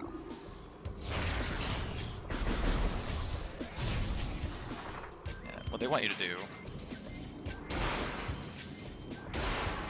drop a bomb. Bim, bum, bum, bim. That's one. That's 2. And this is one of the power-ups I was talking about where you need to learn how to double bomb jump. And then you can get this one.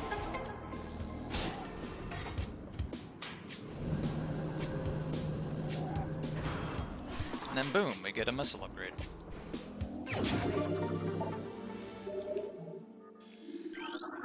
Recorded to logbook. More Chozo lore. The future is a vague thing, ever-changing and always in doubt. Even if we Chozo could gain the ability to foresee the future, it would be a hollow gift, for we could never hope to control what is yet to occur. The fountain is an example of this. The day may come when its water dries up, and there's nothing we can do to stop such a tragedy. But we do know this. Unlike the uncertain flow of water, the power of our will is strong and enduring. The will of the Chozo will never run dry. Yeah, the Chozo are very, like, high and mighty beings, by the way. They're kind of pretentious.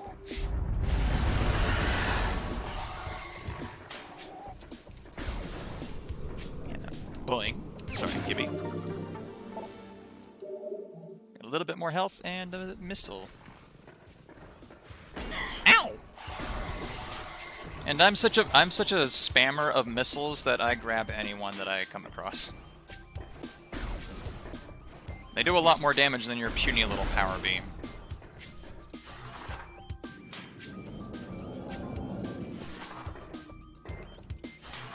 Oh, excuse me, my bad.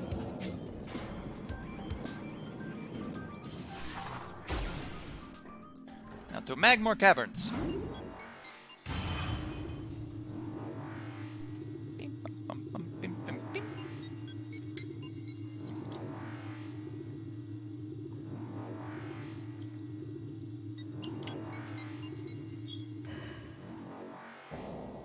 Also, I'm gonna get hyped for one hell of an amazing theme. Magmore Caverns has the Lower Norfair theme, which is a classic of the series. And it's one of my favorite themes in the series.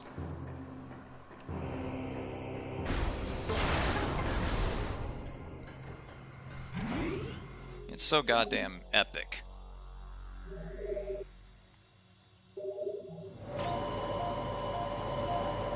Yeah, you basically need to grab every missile upgrade you can.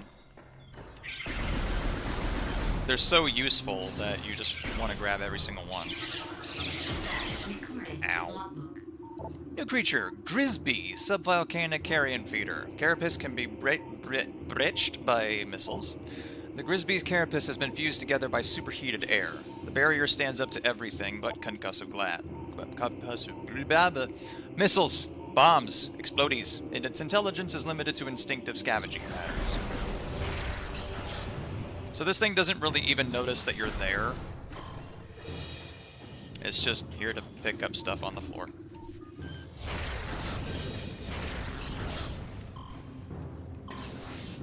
Ooh, hello.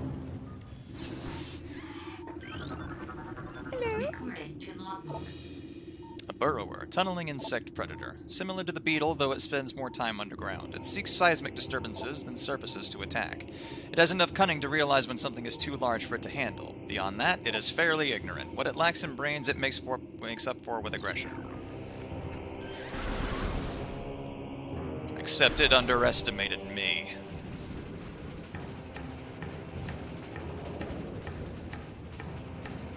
This is the theme I was talking about, by the way.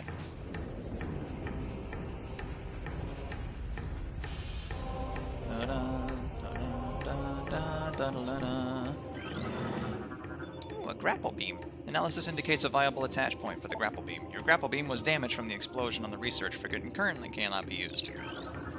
Also, hello! A magmor, fire-breathing serpent that dwells in lava. Magmors prefer extreme heat zones and are susceptible to frigid attack forms. Sightless, they navigate the lava currents using their sonar receptors. Magmors have a keen sense of smell, enabling them to pinpoint targets with startling accuracy.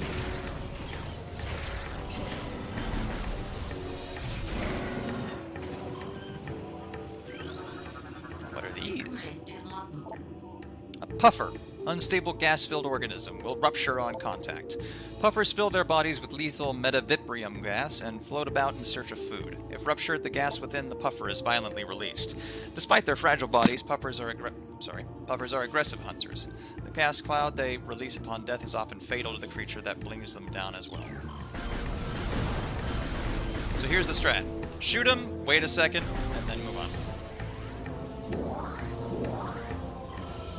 We have platforms here that sink if you stay on them. Let me just show you real quick. You're fine, Samus.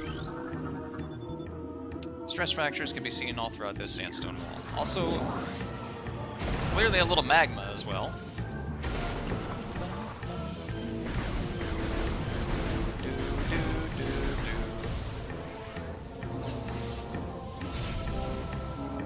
I'm gonna hang out here for a second, listen to this theme.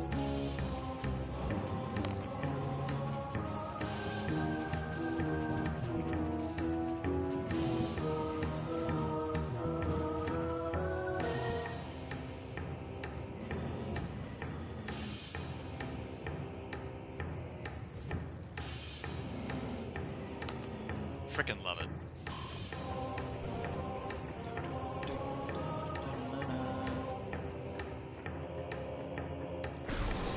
Like, I like this version slightly more than the Super Metroid version. A Triclops, hard-shelled creatures with powerful jaws. The Triclops is a hunter-gatherer. It collects small creatures and bits of foodstuff, then deposits them elsewhere for later consumption. The hard tripartite mandibles it uses to move earth and rock are quite strong and difficult to escape once ensnared. And there's no way to get through except for this clear Morth Ball opening. What you need to do is lay a bomb, and then they explode.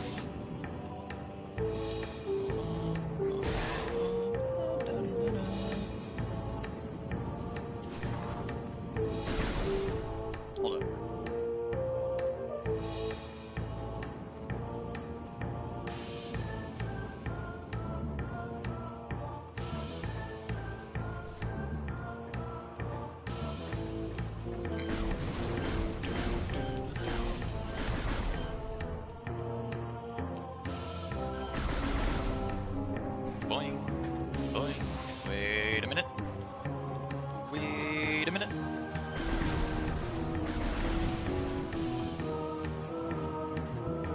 puzzle here that I need to start, because it gives us another missile expansion.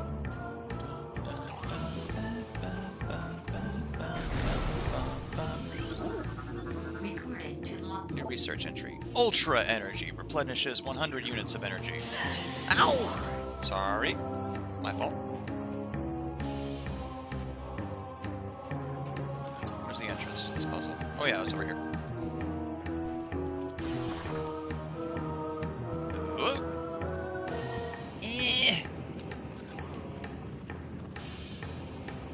Okay. Take it. And you. Take it. So yeah, if you get caught by those things, let me show you what happens. Ah! Help! Oof! Rather rude, it just carries you back to where you came from and then spits you out.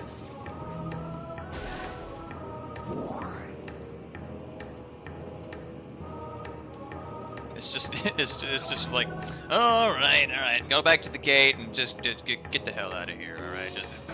Just, all right. I love these things; they're so cute. And then you lay down a bomb, and they're like, "Oh, it's another one of your friends."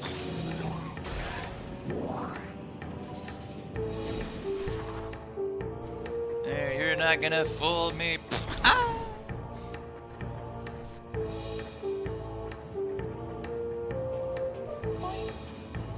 It's the little things in this game that make me smile.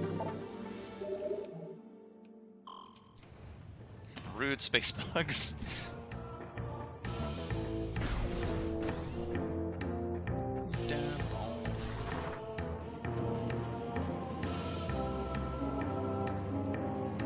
It's not really necessary to get rid of them, but it does make it easier to get back through. Whoa. I don't know if I mentioned, but there is no camera control while you're in Morph Ball, so you just have to trust the game. And the camera's, you know, good, actually. Like I said, this was originally a one-stick shooter. So the classic controls had you aiming with one stick and using the other one for different purposes that we haven't discovered yet.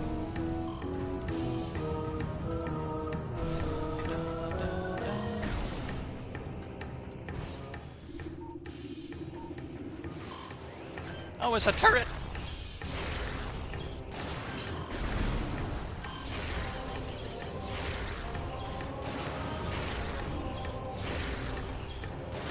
There we are.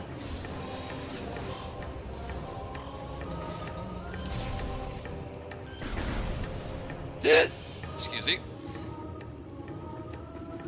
Also, lava's generally unhealthy for you, so stay out of that.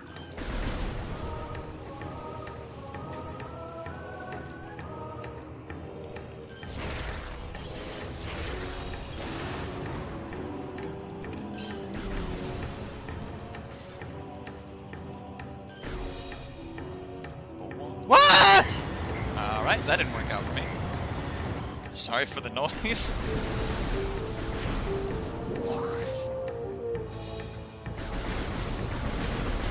It's at this time, in case you weren't with us for Jak and Daxter or Spyro, I play platformers for fun. That's one of my favorite genres. But occasionally I make stupid jumps. Or I just, like I did there, just fall off the platform. Oops. What's going on here? Report any signs of magma predator activity to Security Central at once. Local crystal formations possess low phazon residue. They do have high value to the monks of Grondheim, however. Recommend processing of crystal for that market once phazon operations cease. So they're mining phazon, which seems to come from this planet, in order to sell it to bidders across the galaxy. Geothermal power routing to this station is complete. Unstable magma flow is a concern. Remove tower from geothermal grid if fluctuations exceed safety levels. Immersion pistons are leaching power from the magma pools as planned. Geothermal power source is promising. Recommend Energy Command deactivate Central Dynamo and switch to geothermal power at once. So for this research station, they were just like, you know what, there's so much heat here, we could use it for energy. And so they did. But they're also detecting that this is a volcano and it's volatile as hell. And this is another one of the... But yeah, they're basically going, if it gets worse, we're gonna bail. So this is another one of those puzzles that rewards you if you are decent with the Morph Bomb double jump. But it will also punish you hard if you fail. Because those platforms can only take 2 bomb blasts before they disappear. If you mess up, not only do you take a dip in the lava, but you start over. But if you get decent with the double jump, with the Morph Bomb, which the rhythm is just dun, dun, dun. It's really easy to learn. Especially compared to Morph Bomb double jump from Super Metroid. Because Super Metroid had a much tighter timing. It was also slower. And we're in a new area. This ice structure blocks the hall. A concussive blast should be able to clear it out of the way.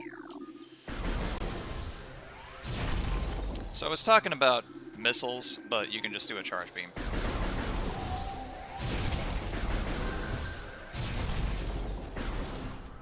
Also, fun fact about the charge beam. This does just as much damage as this. You just charge it a little bit, and then you can fire it, and it does just as much damage. I'm pretty sure. Seems to.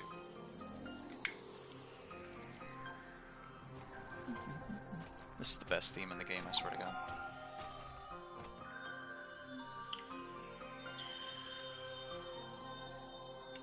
Phendrana Drifts is just... Oh, I love snow. I love snow in video games. Recording to logbook. New creature. A flicker bat. Scavenger with optical camouflaging that renders it invisible to the naked eye. Flicker bats are deceptive creatures. The only way to track them reliably is with X-ray imaging. They fly ceaselessly, hunting insects and other small prey that float on the air currents. Flicker bats tend to fly in cyclical hunting patterns, using primitive sonar to navigate. So the only way to reliably kill these things is with X-ray imaging, which isn't a thing. So, Radion. This thing is a cutie. This is a cute enemy. Look at it. Look at his little face. It's carrying a giant ice boulder on its back. It's just like, I'm going in this winter and I'm a bug. Crystallite Territorial Cold Weather Scavenger. Oh, it's a Crystallite. Territorial Cold Weather Scavenger. The shell of a crystallite reflects beam weapons and can only be cracked by concussive blast. They hang upside down in an ice cave during their larval stage. Moisture runs off of its body and forms the hard ice shell, which the crystallite retains for the rest of its life.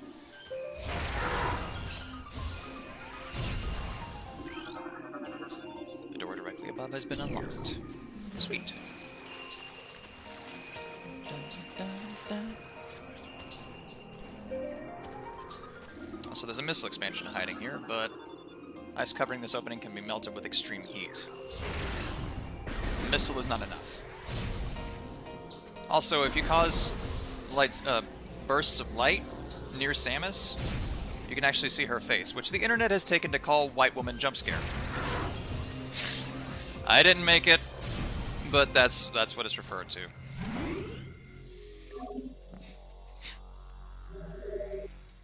But Samus has really pretty eyes.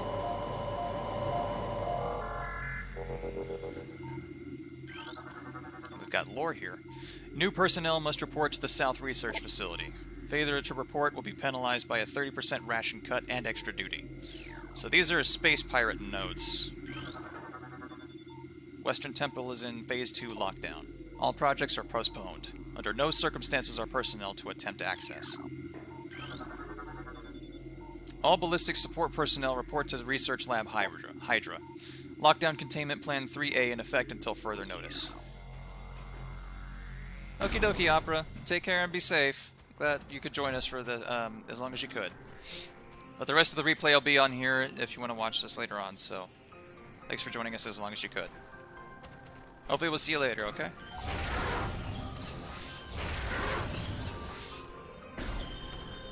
Boing.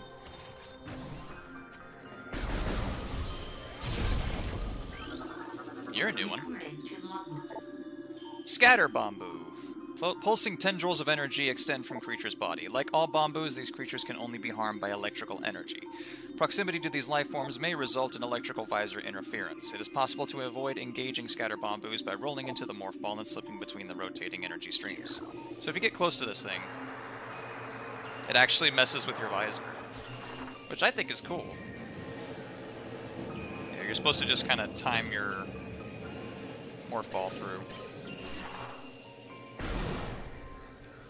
You too, Opera. In case you don't make it back, take care and be safe.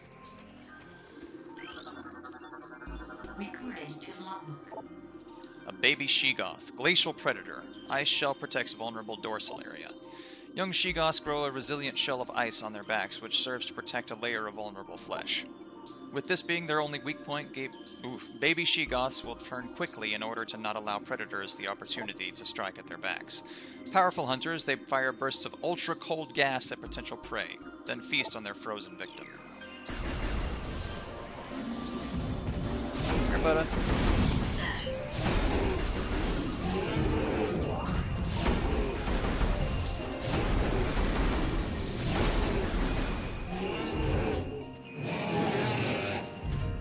It's just a baby. I feel bad. I really do. I feel bad taking these things down. If any of you start calling me She-God Slayer, I'm going to end the stream immediately.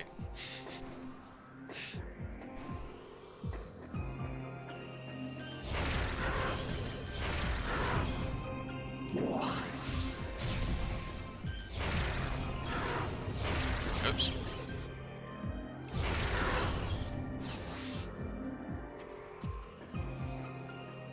So, fun fact about upgrades in this game.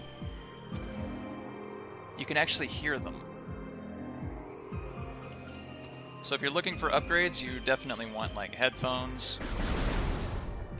Because if you try to 100% this game, it's gonna take you a while.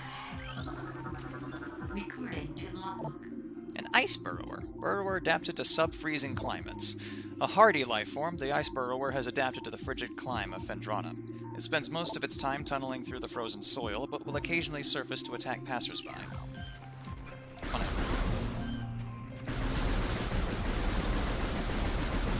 Hello? Hello?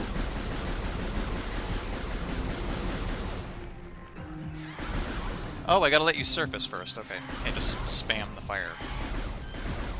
Yeah.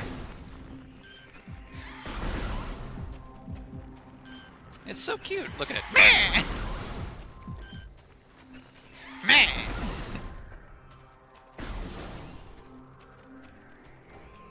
Oh, we're back here. Hello. Oh, excuse me. Pardon.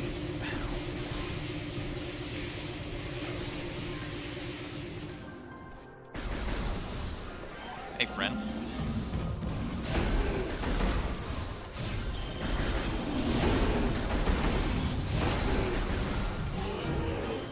Okay, it might not do the same damage, but it does the same effect.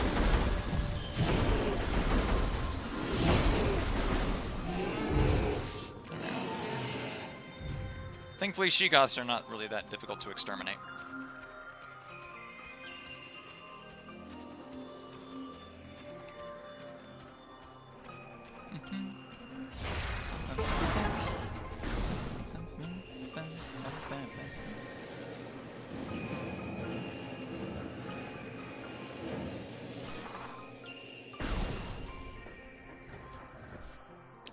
We have a different. Nuchozo lore. So many creatures suffer beneath the blight upon the land, and we Chozo are no exception. But for all of our pain, we can at least believe in the promise of the future. We've come to believe that a time may never come when we can once again open the door and banish the darkness we've contained. Even so, our vigilance will forever remain. We believe that on some far-off day, a savior will come and continue what we have begun. For that savior, we will leave our ancient weapons and armor. The soul who can gather them will be the entrusted one, the only being who can reverse the evil that grows here. So the Chozo were able to some extent, see into the future. And that was, as you can assume, a blessing and a curse. They, I believe, could see their own demise approaching, but they couldn't do anything about it. And so they left all these tools for someone to come by and continue what they started to slow the great poison. Which, at this point, we don't know what that is.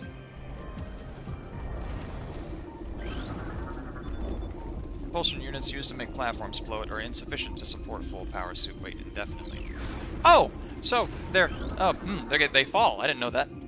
Boost ball.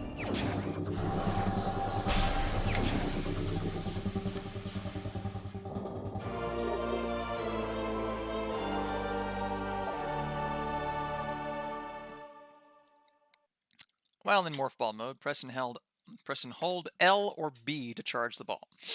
So yeah, fun fact. The jump button in this game shares a button with L. You can use L or B to jump. Which is weird, I've never used a shoulder button to jump before. Hey Andrew, welcome back. And Kimmy, welcome, how are y'all? But yeah, you can jump with the left shoulder button. It's weird.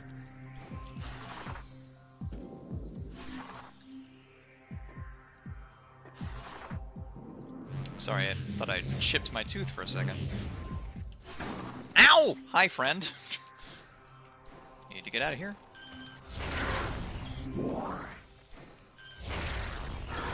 But yeah, you may have noticed all those half pipes. These are for the boost ball. So we get to backtrack quite a ways. Excuse me. Yeah, you're feeling better, Kimmy? Fell asleep watching TV. That's all good. Excuse me.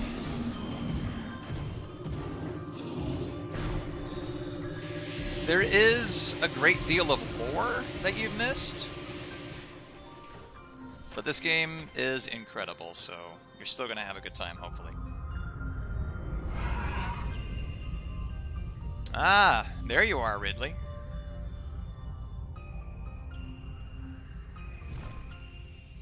So he's still here.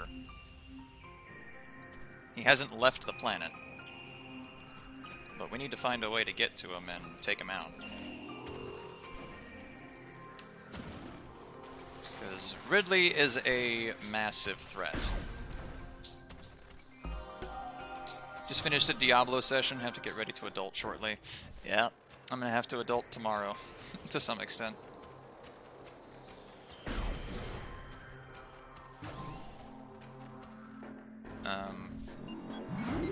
But hopefully you can enjoy your time here. Andrew, Kimmy, I don't know if y'all have ever played Metroid before, but this is one of my favorite franchises ever. Love these games. Love these games, love the character, love the lore. Love the visual aesthetic of all of them. And most importantly, I always consistently love the gameplay.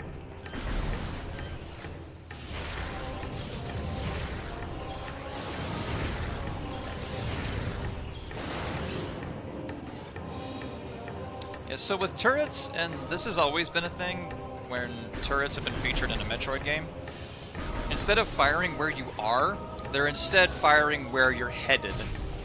So they're based on your forward momentum.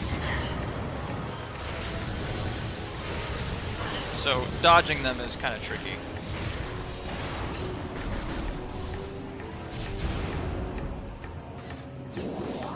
And it's difficult to explain for me.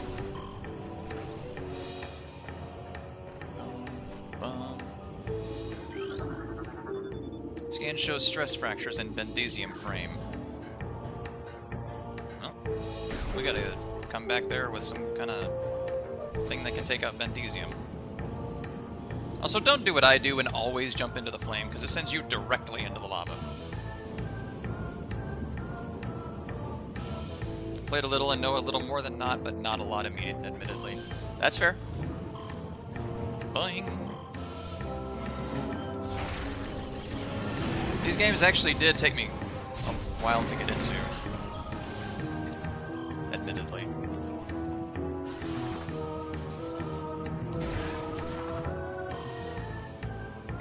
I just wasn't sure, like, if this was my kind of game initially. But then after playing Symphony of the Night, I replayed these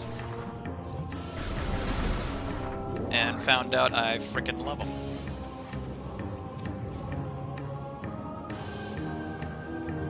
Whoa! Okay.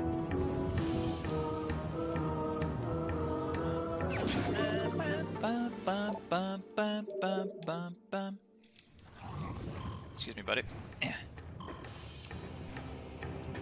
So there's really no point going over to the other side right now. I already know what's over there.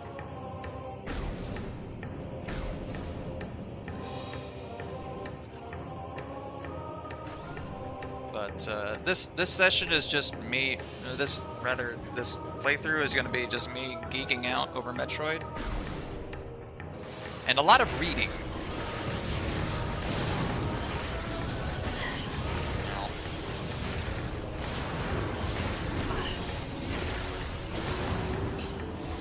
Like I said, I don't even fully understand how to dodge those things. Their turrets are really tricky. They're a lot easier to dodge in like Super Metroid or something, where it's only 2D environment you have to worry about. Oh.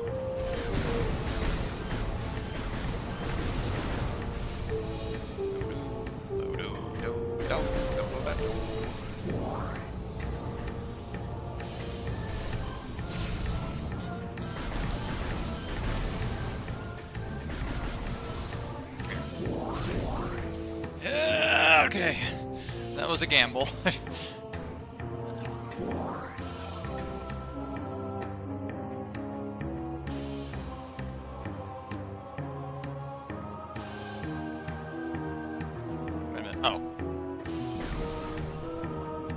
It looked a little steep.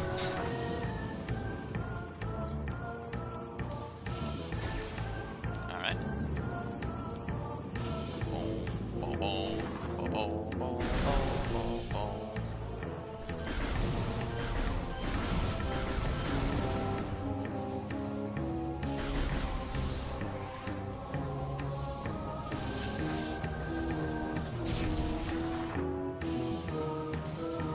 Sorry, I'm vibing and not really talking much. Ah! Sorry. Ah! This is worth it.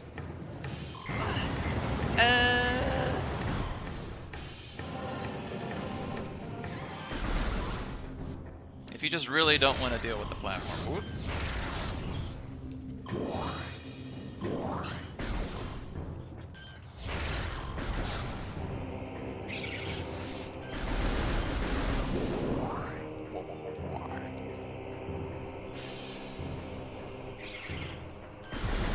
Got a big old backtrack we gotta do. And then we got the boost ball.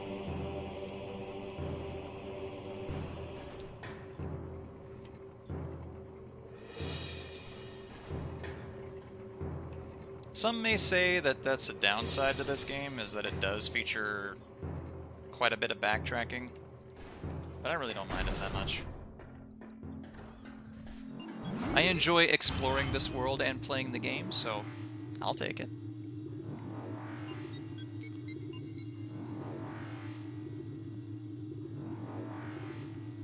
Almost said a coffee. We are also approaching the break section, where I'm going to have a small snack because roommate is preparing dinner. So not going to have too terribly much food. Let me through! Oh god. It squashed me.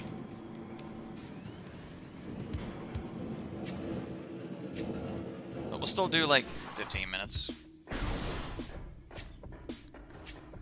Also, know that Flogra is dead. Water is safe again.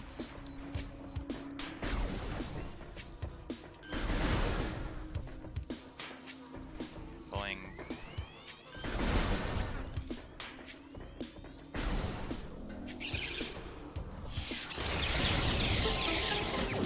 I forgot to grab this earlier.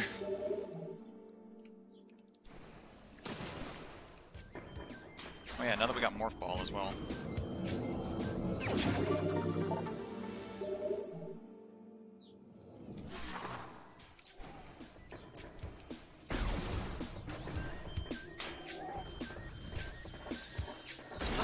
Ow! And you as well. Oh! Hold on.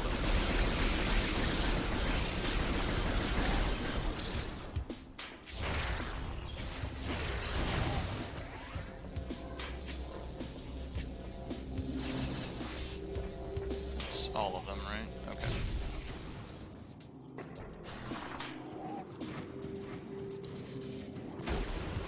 Whoa! Hold up.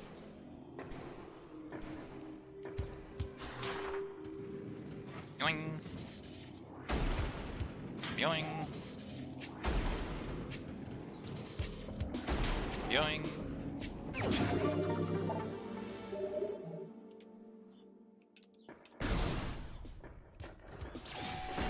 It's funny how much of this game I can actually retain. I know I didn't play it that long ago, but I still remember mostly how to get all this crap.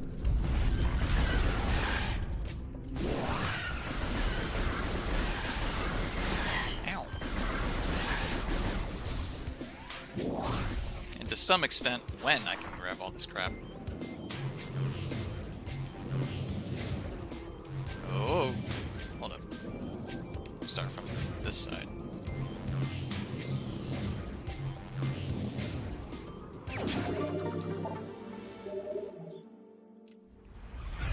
Immediately after I say that, I have trouble with one of the easiest ones to obtain. I have a consistent track record of talking shit and then getting hit. That's just my life.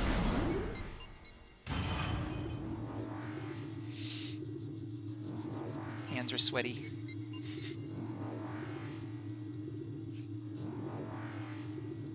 This Pro Controller, while comfortable, is not a terrific material for my hands. It gets a little slippery after a while. Not like I'm a sweaty swamp monster, but whenever summer comes, that does happen more often than not. Oh dear, I'm off center. Okay, listen, I need to get over here.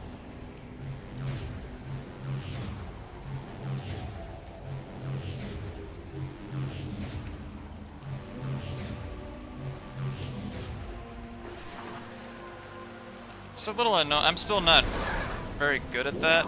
It's very simple. You release boost right as you start to ascend. But for some reason, I still have trouble with that.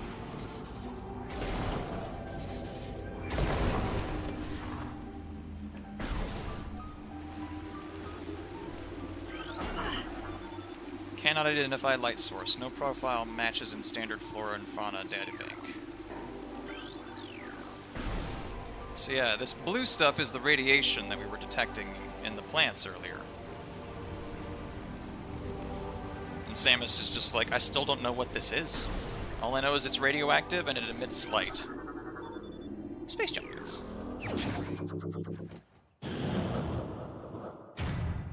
Yeah, it can get a bit slippy after a while for some reason.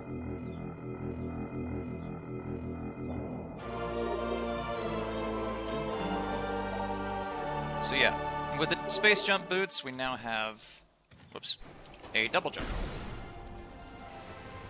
We now have greater vertical accessibility.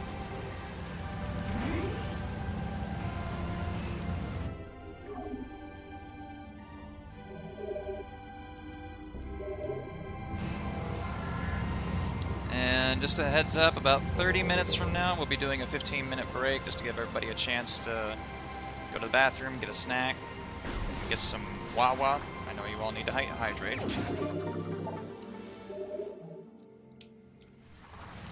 Make sure you grab that while you're here.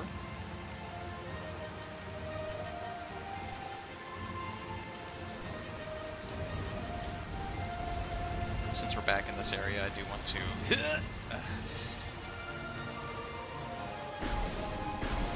gain access to this. Oh, I was supposed to scan that, by the way.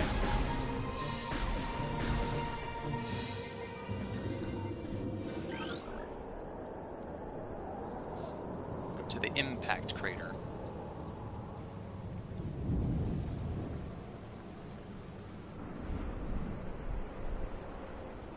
Interesting. Recording to logbook. New pirate data. Log 10.308.0. Field team reports are in on an aged structure of alien design, built on the surface of Talon 4. Studies show this structure projects a containment field. This field bars access to a prime source of energy within a deep crater. Science team believes the field is powered by a number of strange Chozo artifacts. We have found some of these relics, and studies on them have begun. As this field could hinder future energy production operations on Talon 4, we must dismantle it as soon as possible. If this means the destruction of the Chozo artifacts, it will be done. So, there's a massive source of energy in this crater, but it's been sealed off.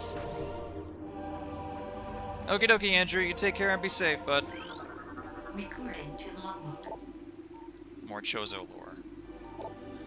The containment of the great poison. This task has fallen to the Chozo, and we will not flee from our duty, even as we suffer with the land and its creatures. We will pour our will into the 12, the artifacts which form the lock that holds this great evil at bay, in the depths of this planet. The lock must stand up to all who might come to assault it. To preserve the power of the seal and to protect it from those who would meddle for their own designs, we will spread the artifacts across the land, hiding them from prying eyes. The lock must never open until the day comes when this disaster can finally be put right. So they've sealed something exceptionally dangerous here.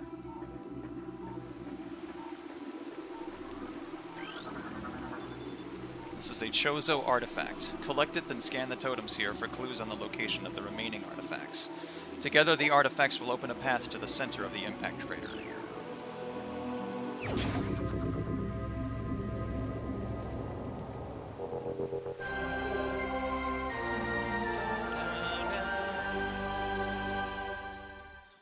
This is the artifact of truth. Scan the... Okay. And it keeps track of how many artifacts you've obtained in your minus menu.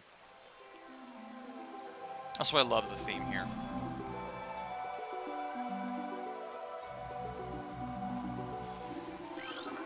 Recording to logbook. New artifacts entry.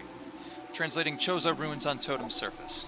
A sun chamber high atop our ruined home became the nest of a great beast and a source of corruption. Many Chozo spirits have been drawn to this tainted place. Release their bond to the world to claim the artifact of Wild. Recording to logbook. The heat of Magmor was a test for many warriors. A shrine in their honor holds the artifact of strength. Artifact of truth has been returned. Whoops. You've restored power to this Chozo totem. Recording to logbook. Invaders have claimed Fendrano as their own. A tower sits atop their fortress. Collapse it to reveal the chamber where the artifact of Elder is held. Recording to logbook. Translating Chozo runes. There is a tower within the ruins where light always shines. Move through the waters there to find the artifact of Life Giver. So a lot of these hints mean nothing right now, but we will eventually gain access to where these artifacts are being held. Within the ruins of our home, we honor our fallen elders in a great hall. A chamber beneath the statue holds the artifact of World. Recording to logbook. In one of Talon's far corners, a grove of life lies. Reveal the pillar beneath waves to find the artifact of Chozo. Now the reason we scan these now Recording to logbook. is that it says here it's downloaded to your logbook. So this hint remains available to you throughout the entire game once you've scanned it. So you'll be able to access this hint later on in case you forget, because there's 12 of them that you need to find. A tall cave stands at Phendrana's edge. Seek the unseen entrance at its top to find the artifact of spirit. So if you forget at any point, you're able to R for logbook, artifacts, and you can look at the hint at any time. So yeah, in case you lose, or in case you forget stuff, that's always there once you scan those. So you want to scan them immediately as it tells you to. Recording to logbook. Chozo lore. Throughout our living nightmare, as we battle with this unyielding darkness, we Chozo see a light.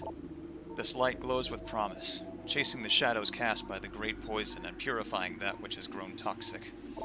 It is strange, though. At times it looks to our eyes as if the light coalesces into the figure of a woman. Burning brightly, the luminescence descends from space, then retracts back into the infinite blackness from whence it came. When this prophecy comes to pass, when the light recedes, this Chozo's long vigilance of containment will finally come to an end. So that one talks of a vision they had of Samus, clearly. Becoming the one to eliminate the great poison. So now we have our grand goal for this game. As I explained earlier, the Chozo can, to some extent, see into the future. Recording to logbook. This is a seedling, plant-based ground feeder. Dorsal spines can be ejected in self-defense. Lovely!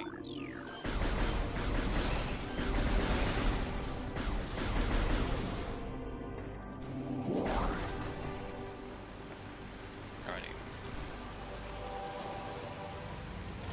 So now our grand objective is to find these 12 artifacts. So we have to decipher these hints.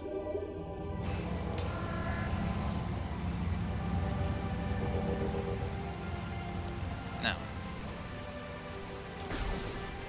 first things first, we just got access to a double jump, so we want to head back to Phendrana in order to gain access to an area that was off limits to us for some time. But since we have the missile launcher, I may as well see what was beyond the blast door over this way.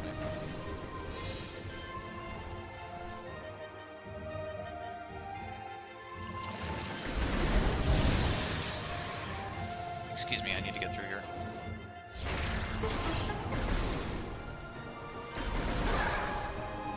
Let's see. Can't go that way. This double jump won't reach that high.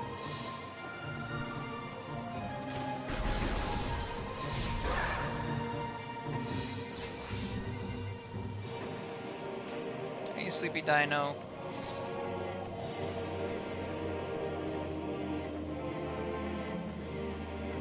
Gets plenty of rest.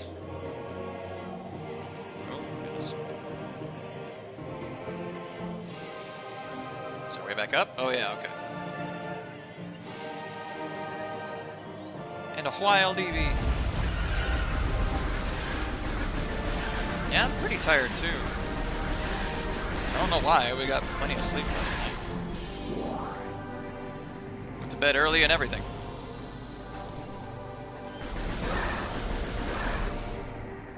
Also, fun fact, this is not a pit. You can safely land down here, and there's a missile expansion.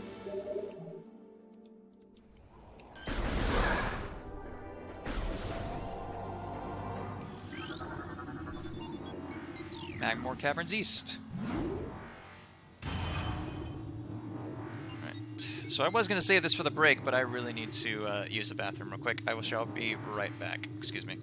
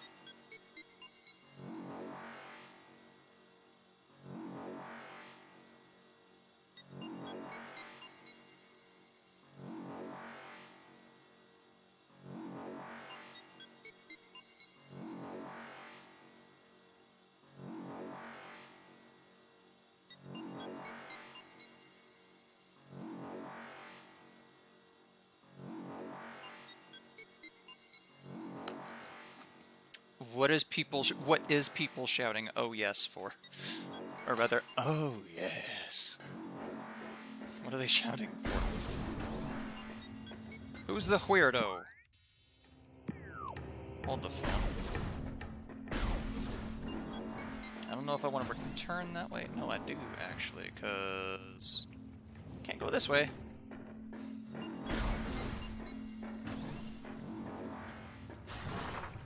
Alright, but is everyone still doing okay? Because we are approaching the stream break. Whoa! Ow. Ah! Ah! Ah! Ah! On fire and in lava. Bad combo. Do not like, do not care for. Negative 17,000 out of 10.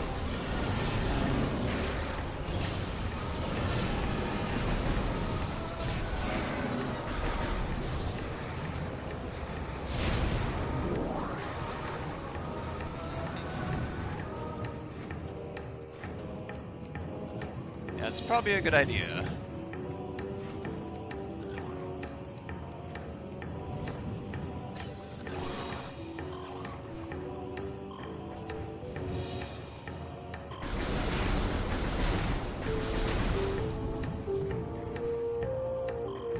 Wasn't quite an alley yelp, it was more of an alley squawk.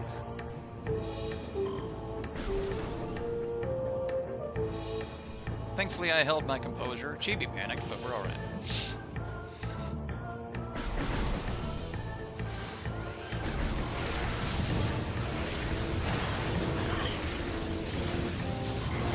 Oh dear.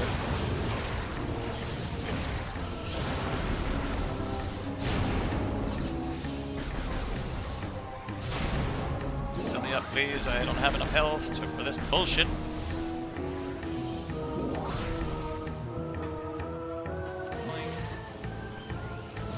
Oops, that's not what I wanted to missile. I mean, I do want it dead, but I didn't want to waste a missile on it.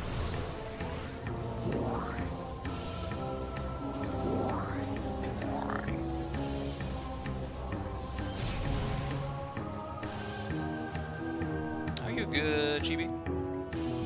Person is still there and still yelling? Oh, goodness. Hopefully it'll be okay. Hey, Lilac, how you doing? Collapsible suspension bridge is functional but lacks power. Recording to logbook. This is a standard spinner device. The generator belts of the spinner can be activated by rapid rotational force. Use the boost ability of the morph ball when inside a spinner to activate the device. No need to tell me twice to activate the device.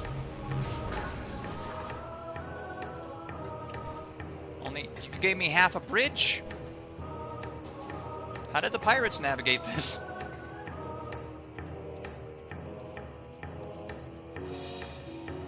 Just imagine a scenario where one of them's like, oh, I'm not feeling too well, you gotta activate the bridge. Well, we have half of one, is that good for you? No, the hell it isn't! Also, the Andesium portion of area is unstable. We can't break that yet.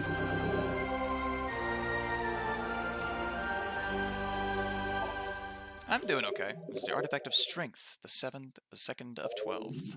12. I'm having a hard time speaking today. It's a bad time for, you know, a shitload of reading. Whew. Ha! There we go. This is not giving me any health. This is rude.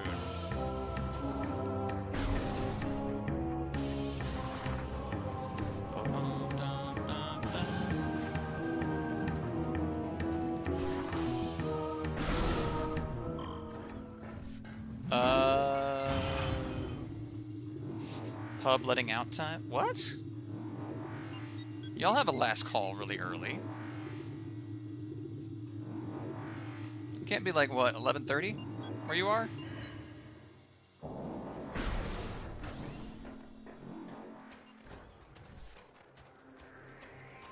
I expected y'all to, like, since UK has a very prominent drinking culture, I figured the last call would be much later. Like 2 or 3 a.m. like for us.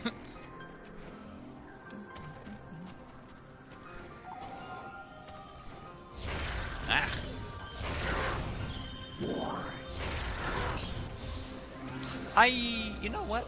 I want to, save. Itchy leg syndrome. Why always on Saturday streams do you torment me? Did I scan these? I did.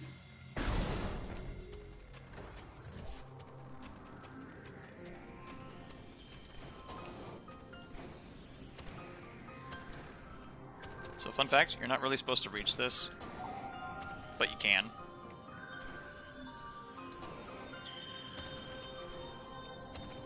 I swear that's just barely possible. Excuse me.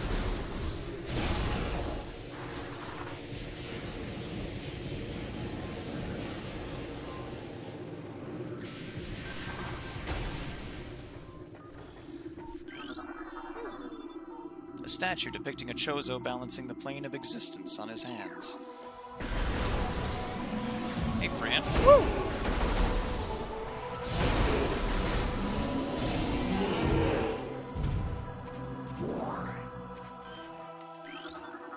Recorded to logbook. It's the town rules, only one place has a letting out time after midnight here. A thing happened, times change out. Oh, okay, so that's not universal then. It's an ice parasite. Scavenger with a crystalline outer shell. Parasites are hardy creatures able to adapt to any environment within 3 generations. The ice parasite is a prime example. Having adjusted to a frigid climate, this vermin now thrives in it. Omnivorous, it can exist in areas hostile to most life forms. Grand. Nice shot at what does that mean?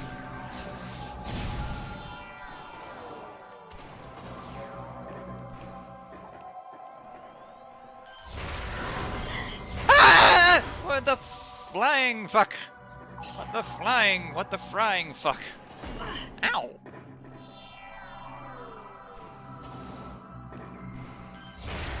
Scared the shit out of me?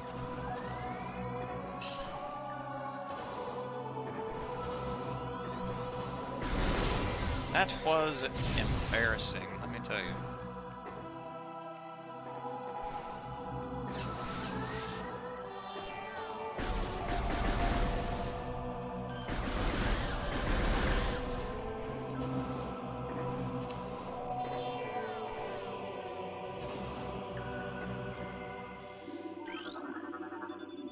Appears to be a shell of ice encasing a water basin.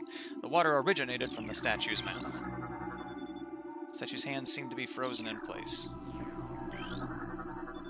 This is a statue depicting the bust of a Chozo shaman. Several stress fractures can be seen running along the surface of this brimstone object.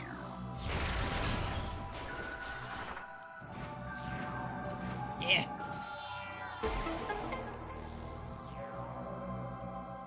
I kind of did this sequence out of order, but whatever. So we're supposed to scan all of them. Chozo Architect. Statue is flawless. Chozo Philosopher. The statue is flawless. Chozo Warrior. The statue is flawless. And what you're supposed to do is scan this thing, and it shows a Chozo Shaman, and then you go and blow that up, and then open the door. But you know what? I don't live by no one's rules, but my own. Oh, piss.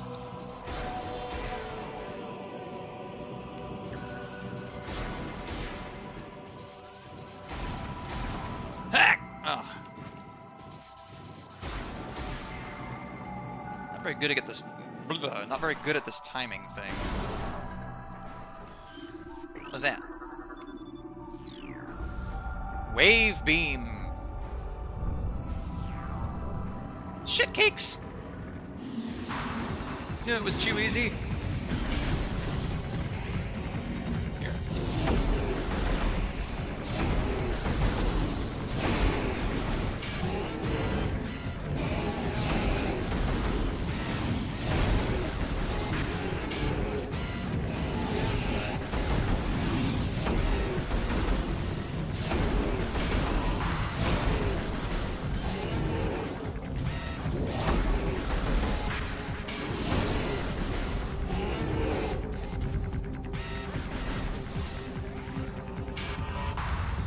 That wasn't so bad.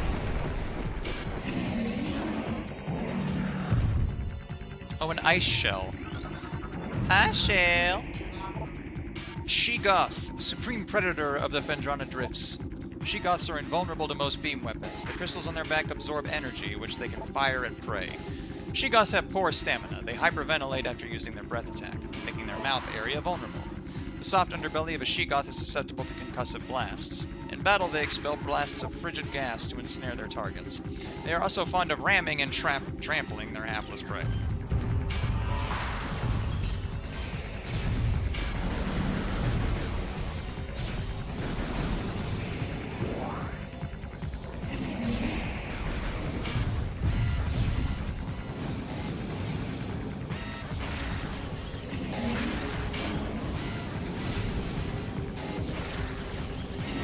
So yeah, that's it, hyperventilating.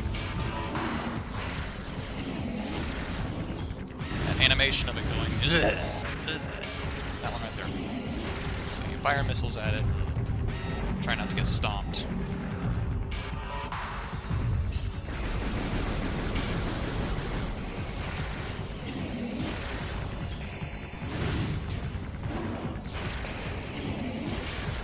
Very basic fight, just ammo heavy. I'm a big man.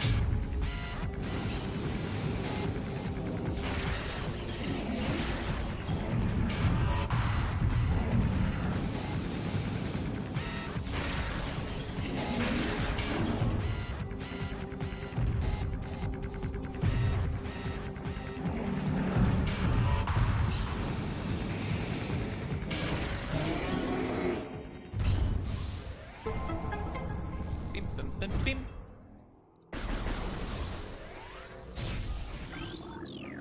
Alright, give me my wave beam.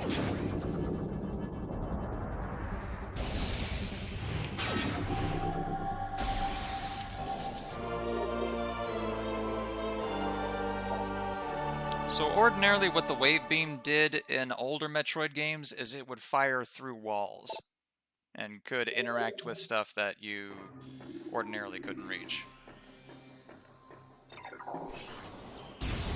Also, to enable the twin stick controls, what they did was, in order to... Oh god. Jeez. In order to, jeez, come on. Enable the use of the other stick, which was ordinarily used to change beams, they have you now pressing X and then selecting with the D-pad. Which is a bit cumbersome. With the wave beam, we can now destroy these things. And open wave doors.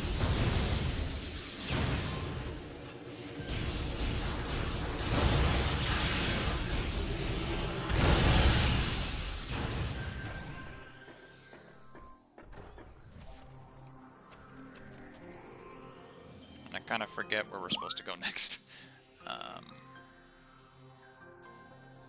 We need to go this way. That's right. I remember. Has it been that long since I played this game?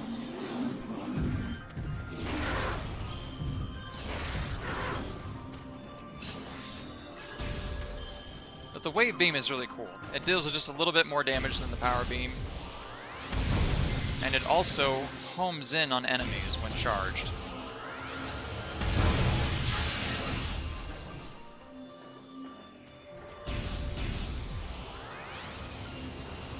The best effect of it, I won't be able to show off for a little while.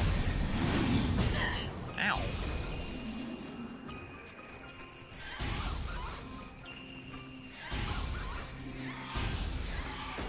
It's gonna be a minute before I can show off the main use of it is that it is an electrically based attack.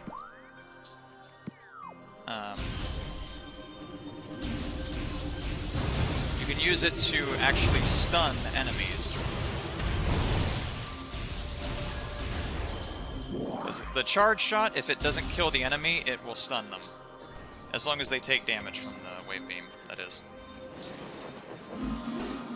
Also, this isn't how you're supposed to access this area, but it works, so I do it.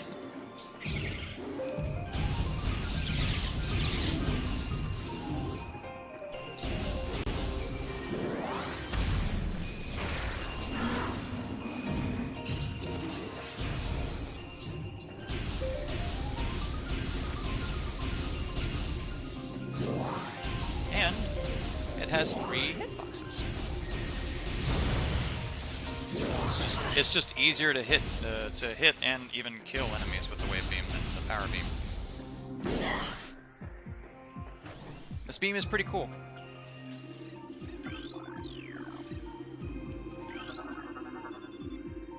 This unanchored platform floats on the surface of the water. The surface. One-way access hatch. Entry point lies elsewhere.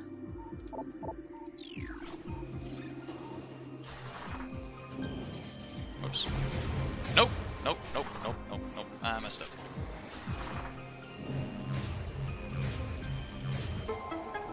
Beep. Boop. Boop. Beep.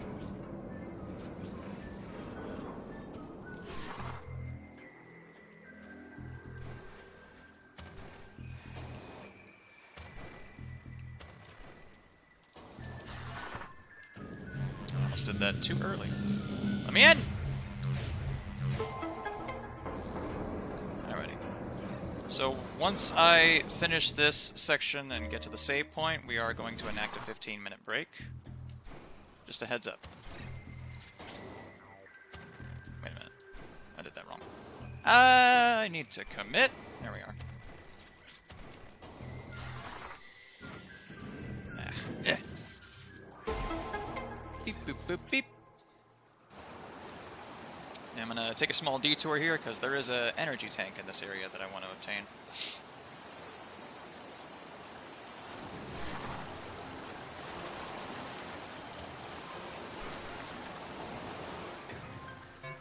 So be sure you're paying attention. Those will interrupt your jump if you try to go too early.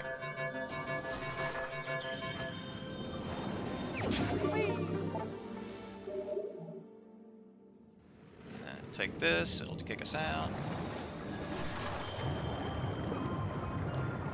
But that one-way access hatch is gonna, it just spits you out of that room. Ah. Allie plays platformers, could you tell?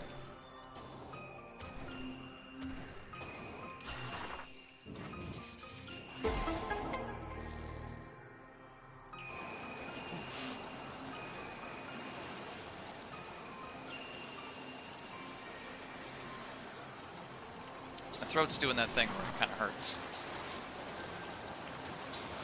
It's like a neck muscle.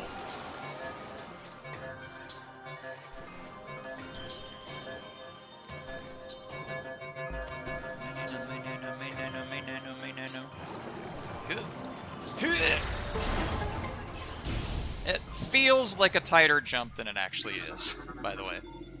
Schematics for Glacier 1 secure zone assessed. Or accessed. Personnel bound for research area proceed directly to checkpoint. Schematics for Research Lab Hydra accessed. To access Research Lab Hydra, proceed through the wave doors to the south. Alrighty, so we are going to enact a 15-minute break now. We will be back, I'm going to say 6:02, so it's going to be 2 minutes after the hour. We will be back, so take this opportunity to go to the bathroom, get a snack, get some more water. I know y'all are drinking it for me. And, yeah, I might get some throat coat. It feels like a muscle is the thing. It's not like scratchy, so I'm not sure. It's the same thing that usually happens if I talk too much. But, yeah, I'll figure something out. Anyway, we will see y'all back here in 15 minutes. In the meantime, y'all take care and be safe, but we will be back. Thank you so much.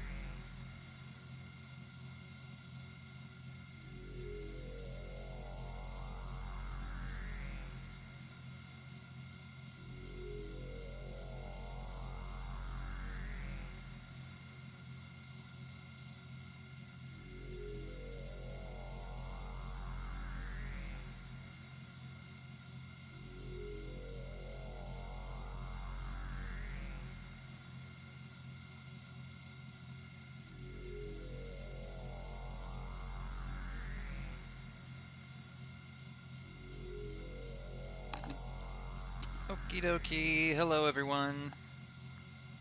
Gonna just wait a couple minutes for everyone to get back, like we do usually. But we are back. We're just gonna hang out for a minute while people start to come back in. Want to check in on everybody. How's everybody doing? Want to make sure you're still enjoying this game.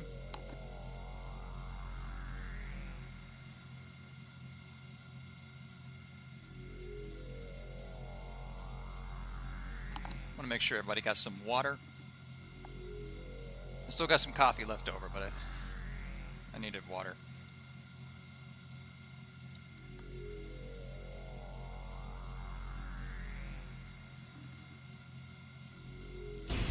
Thank you.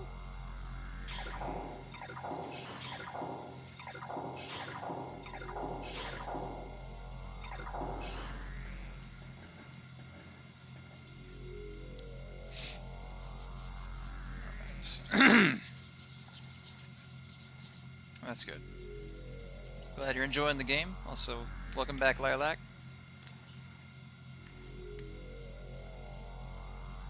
Alright, Michelle and Chibi, everyone seems to be back, so...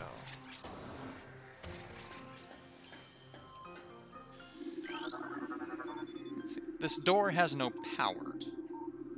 That's a first. A nearby power conduit must be energized for it to open. A blast of electrical energy will energize the conduit. The conduit radiates some heat that is invisible to the normal spectrum. This cordite statue is worn and withered. Scan indicates the presence of a power conduit behind the statue. Well, cordite is currently invincible to us, so we can't go through that door yet. So check this out. The wave beam cause a turret to go haywire and stun enemies like a...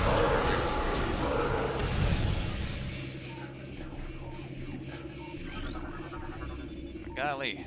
Circuit breakers for lab sub-processing. So welcome back, Grace. Welcome back, Kimmy. Auto turret malfunction. So you were supposed to turn off the turret by scanning that. Empty stasis tank used for biological specimens.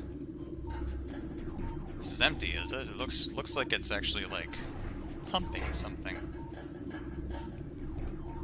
But if you say so.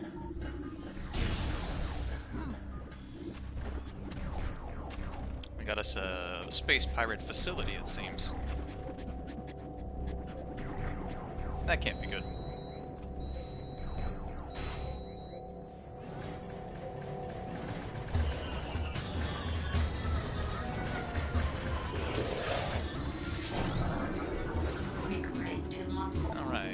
Morphology: Space Pirates, sentient aggressor species, well-trained in weapon and melee combat.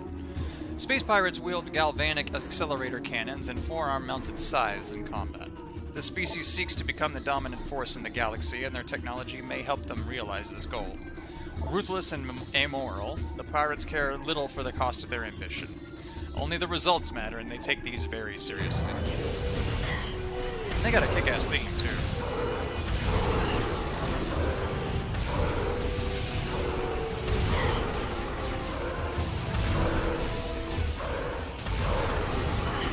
Unfortunately, they do deal quite a bit of damage.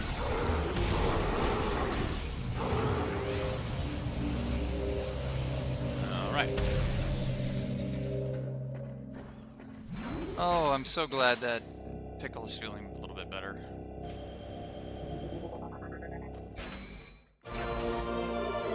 At least he's back to kicking, which feels weird. I'm happy he's feeling a little better. Phazon ore appears to bind through Phazon energy. Thermal imaging is required to detect the highest concentration of radioactivity, which serves to bind the stones together. Imaging research is being conducted in the containment vault of this area of this facility. Phazon ore is extremely durable and blast resistant.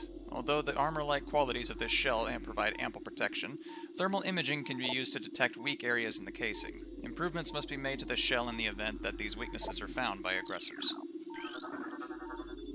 East Quarantine Cave is restricted to blue level security. Authorized personnel permitted entry only after bioscan. Bioscan? Oh. I may not pass. Also, it seems this Phazon ore is naturally defensive to... Oh. Did that cable block my shot? It seems this Phazon ore is naturally defensive to their mining equipment, which is hilarious and concerning.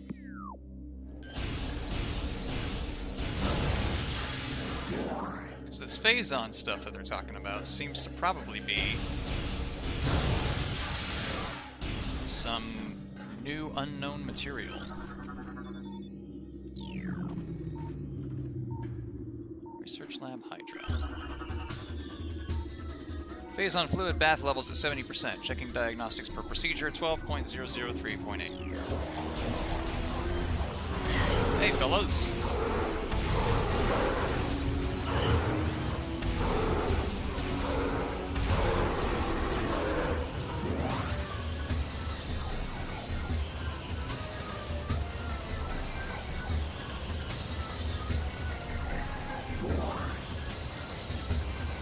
Where's the rest of you?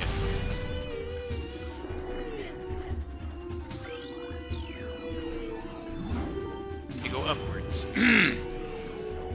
Oh yeah, it was a little cold, and so I threw on my lighter jacket, so that's why I'm wearing yellow, which is not a color I normally wear.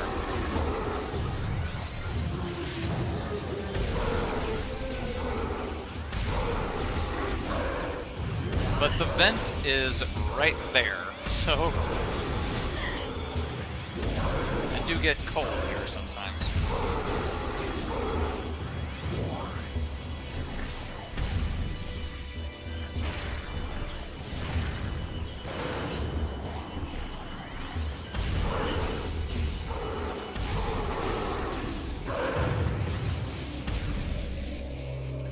Are we safe? I sure hope so. Because I got lots to read. Recorded to logbook. Pirate data. Our initial tests exposing Talon 4's indigenous parasites to Phazon appear to be successful. Increases in size, strength, and aggressiveness are common in all test subjects, as well as unforeseen evolutions like additional poison sacs within the abdomen and the appearance of a second ring of mandibles in several subjects. These creatures were chosen because of their resilience, and it appears possible that, given enough exposure to Phazon, they may one day be able to survive on any planet we transport them to. Our methods will have to be refined. We currently have a 100% extinction rate after the 4th infusion period, and most survivors of the 3rd infusion stage are so violent and uncontrollable that they have to be euthanized. Even still, we remain hopeful that further experimentation will result in success. So Phazon is capable of mutating any subjects that it's exposed to. And it shows that they're experimenting on parasite creatures. Increased acidity levels recorded in Phazon amniotic bath. This is likely a side effect of Phazon ingestion by test subjects. Terrific. Access to Research Lab Ether limited to Team Sclera only. Oh, it had more to say. Personnel bound for Hollow Observatory must use West Elevator. Ice beetle infestation in Ice Fault region has been 95% exterminated. Report any sightings to security immediately. Also, if you recognize that creature, we can be friends. We can be friends regardless, but we'll be very quick friends. Stasis tank operational, but currently empty. Specimen 102, increased volatility recorded. Predator awareness indicated even in cold stasis. So this thing was awake while in cryosleep, or alert rather. Euthanized 12.901.4 after psychotic episode. Scheduled for removal. Currently empty. Recorded to logbook. Most terraforming and retrofitting of security checkpoints on Talon 4 is complete, but we continue to research the alarming epidemic of breaches by local creatures. Door records show no unauthorized entries, so we must presume the creatures are either slipping in undetected during daily personnel moves or else finding their way in through subterranean tunnels. We have found many small breaches of this latter sort and plugged them wherever we can, but it is unlikely that we will ever achieve full extermination within our current timetable. Nasty stuff, that Phazon. Phazon infusion within central energy core of Xenome SA is at 70% saturation. Increased dosage appears viable. Xenome SA is undergoing relocation to Lab Hydra. Subjects transfer ordered after a pronounced increase in aberrant behavior. Security clearance ADR 13. Recorded to logbook. Mining operations have begun near the crater where Phazon appears to be the most concentrated.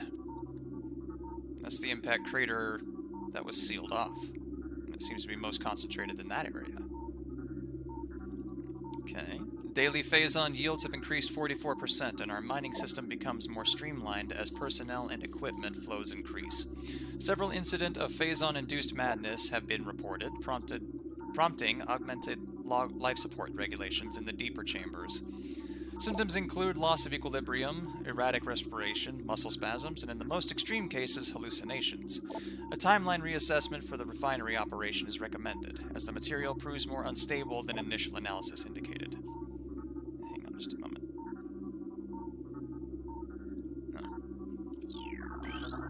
Recorded to logbook. More pirate data. We have codified the newfound energy source as Phazon, a V-index mutagen of which we have very little reliable data. Indications point to a meteor of unknown origin expelling Phazon into the environment. This material appears to possess the power to mutate organic life forms sufficiently to withstand its poison.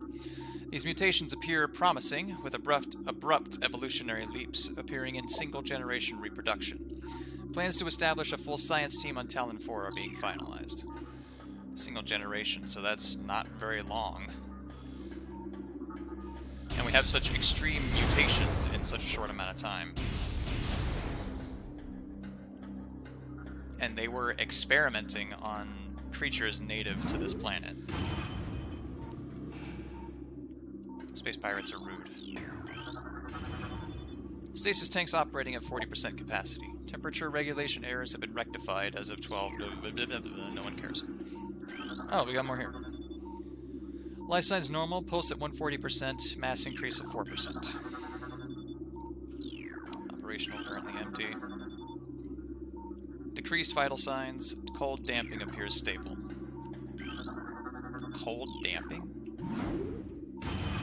I'm actually not familiar with that phrase. Does anyone know what that means?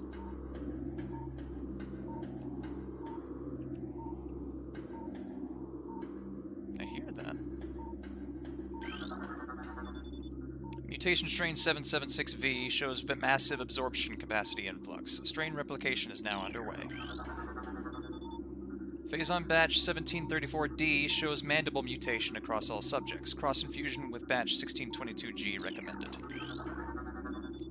Xenome behavioral patterns show decreased reflex activity at temperatures below freezing. So whatever they're experimenting on does not like the cold. Prep work on all empty stasis tanks must be completed before specimen batch Y arrives on 12/13/12. Transfer of specimen 344 to Lab Hydra complete. Further infusion suspended pending security assessment. Strain 776V has been successfully replicated. We have named it Strain Vertigo, mutation of beta xenomes for testing proceeding. Viral pathogens found in several xenomes have been traced to Phazon batch 1664Z. Terminate all subjects. Tissue samples from stasis tanks must be hand-carried to Lab Hydra for analysis. Notify security of all material moves. A lot of this is just, like, protocol, I guess? Recorded to logbook. But it's still interesting. Research Outpost Glacier 1 in the Phendrana Drifts region of Talon 4's mountains is operating at 85% capacity. Sub-zero temperatures have made the Metroid sluggish and easy to control, even those well into Phazon infusion cycles. They're putting this Phazon shit into Metroids, which is... that should scare you! Cold containment stasis tanks are sufficient for the juveniles, but some of the larger Metroids have been moved to quarantine caves for safety purposes. Security doors remain an issue as malfunctions due to ice occur every day. Large predators in the wastes are also a concern as they continue to kill personnel and breach secure areas. Unfortunately, it has become clear that our containment teams cannot neutralize all of them without a vast increase in munitions and soldiers. So they're experimenting on Metroids. Lots of parasites. They're having issues with the temperature fucking with their technology. And animals keep breaking into their facilities.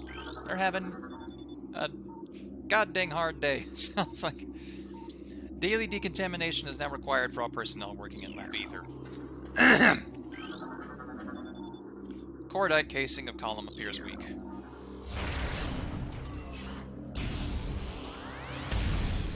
Oh wait, we don't have the technology to break cordite yet. Specimen 70. Optimal absorption mutation has led to unexpected degeneration of internal organs. So it absorbed... It mutated well, but it also died really quickly.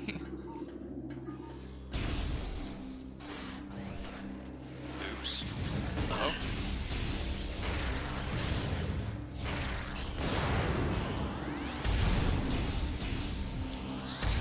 The lore in this game, even the space pirate stuff, is just really fascinating to me.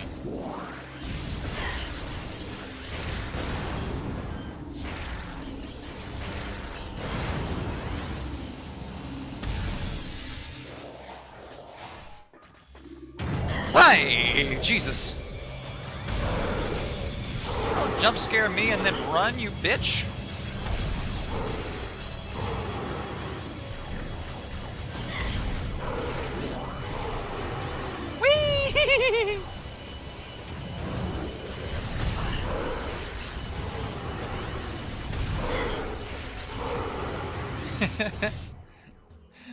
Love the way they just whee! It's like a Wilhelm scream moment. And I wish I could replicate that. Ah! Holographic sequence initialized. Wait, what? What did I do? I'm sorry. Oh, I have to turn stuff on. That's right. Recorded to logbook.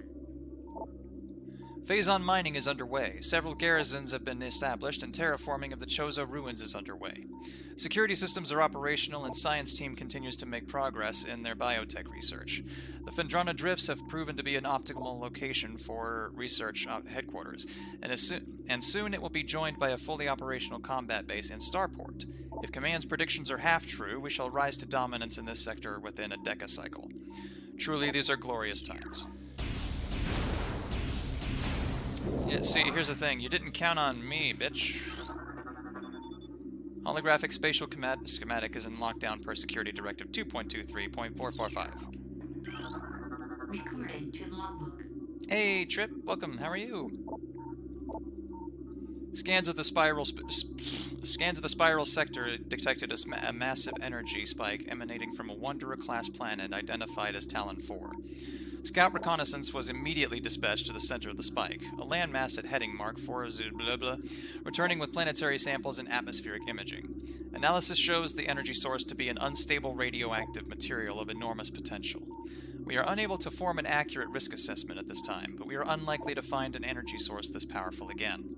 Analysis will continue, but currently Talon 4 appears to be a viable secondary headquarters.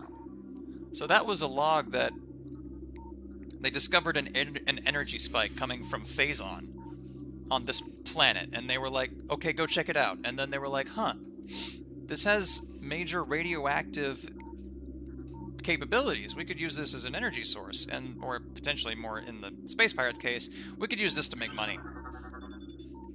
Holographic map coordinate data has been updated successfully. Sweet. Recorded to logbook. Standard morph ball slot. Whoops. I didn't scan that apparently. Boing.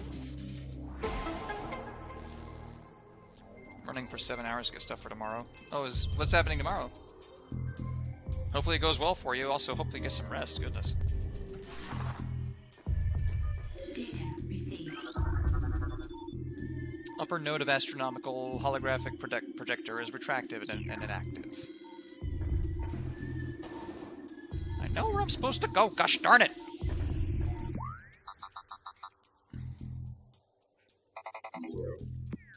That's where I was headed next. Thank you. I could turn that off, but it is handy, and whenever I turn hints off in a game, is immediately when I need it.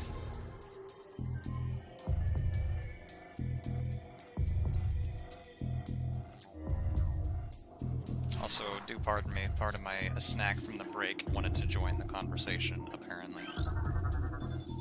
Lower node of astronomical holographic projector function normally. Oh, spit. I meant to activate those. It's been previously used. It just shut itself off. Actually, I don't think we can activate the spinner yet? Holographic projector extensions are currently inactive and need to be manually rotated. Use the spinners at the bit. Alright, fine. I will do what you tell me to. Boink.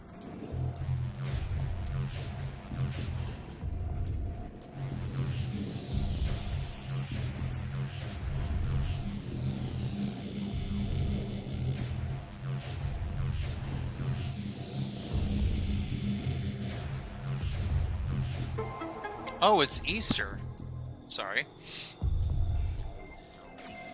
Easy, uncomplicated plans kept getting more and more complex as it went. Naturally. Well, best of luck. Hopefully that eases up for you. Okay, so I'll look at the hologram in just a moment. But first... Wrong way. Naturally. Oh, God, that's my head. Try again.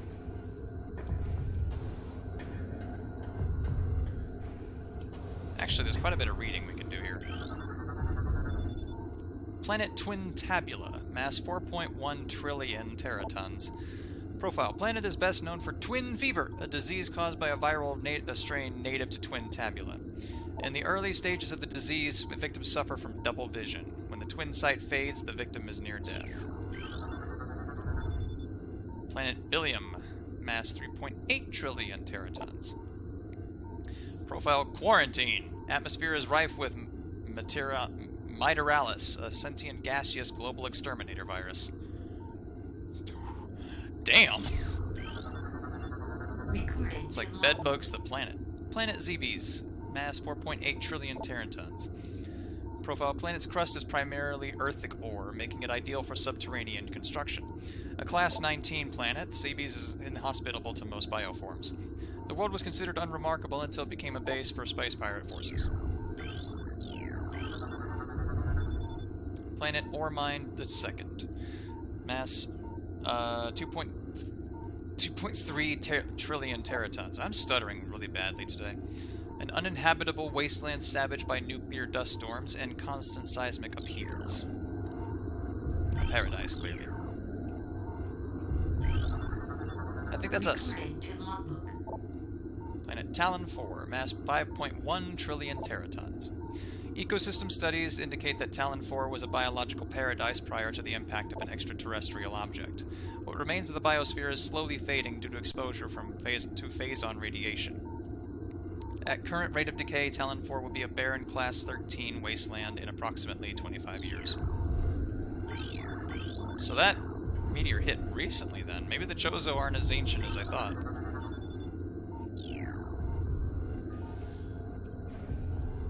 Ah, here we are.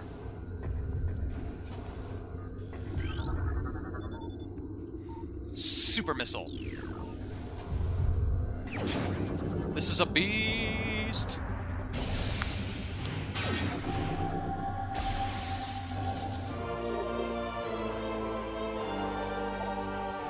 This powerful attack uses 5 missiles. And the way you use it is not the usual way it's done. But there weren't, I guess, that many buttons on the GameCube controller, so...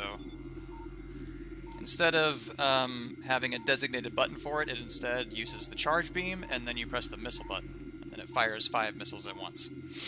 Chief Astrogation Officer feels our current dual holoprojector system is obsolete. Please review and advise. All holo technicians report to main observatory. Maintenance required on both holo modules. We have people didn't believe in this technology. showed them. I turned it on.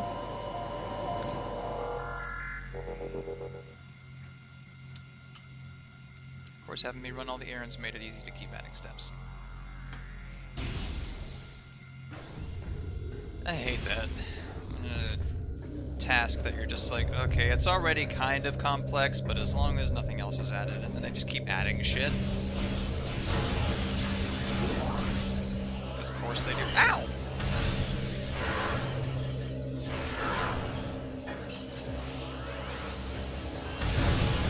So I keep knocking my tooth every time I go to take a drink.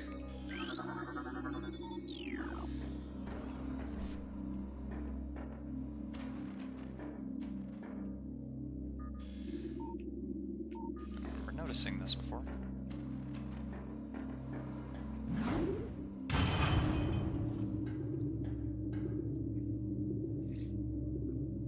Well, here's hoping it gets better, Trip. As always, you're welcome to stay with us as long as you like.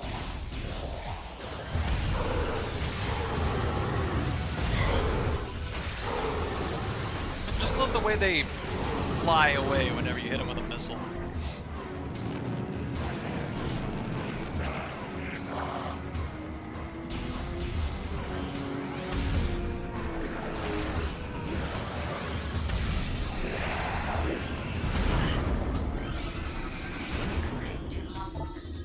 Flying Pirate. Pirates trained and equipped for airborne assault. Flying pirates are extremely agile in the air, but the heat signatures of their jetpacks can be tracked with thermal imaging. While their missiles are extremely potent, their jetpacks can be even more so. If the pack fails, they will make a suicide strike. So that's what the other one was doing, as it was rolling across the ground.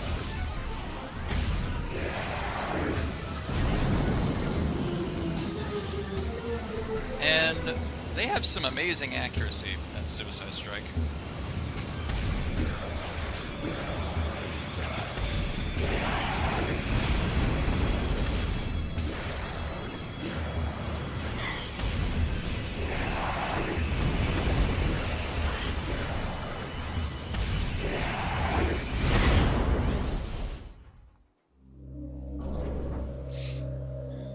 Take the stuff I got yesterday. Thanks for the call. My plastic. Oh, goodness. Best of luck. Holy cow. Annoying.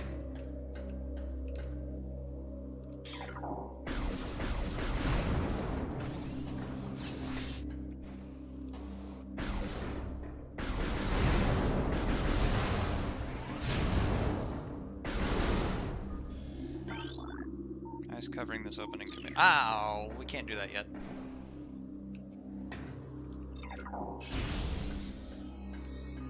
I got excited. I was like, oh, are we gonna do this thing early?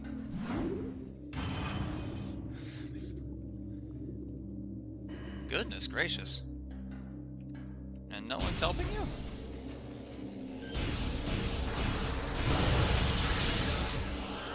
I can see the stress. Goodness.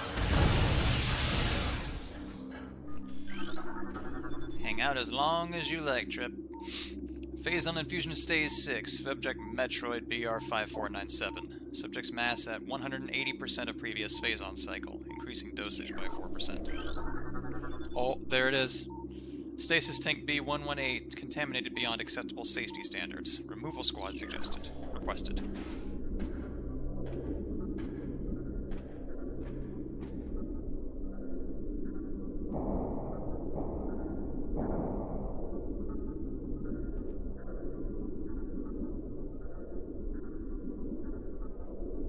Have here a phase-on infused Metroid. Recorded to logbook. Morphology Talon Metroid, energy-based parasitic predator. The effects of phase-on have turned these Metroids, a species of alpha predator native of SR388, into a unique subspecies found only on Talon 4. A Talon Metroid will latch onto its prey and drain energy, growing larger as it does. The only way to shake and attach Talon Metroid is to enter Morph Ball mode and lay a bomb. Ah!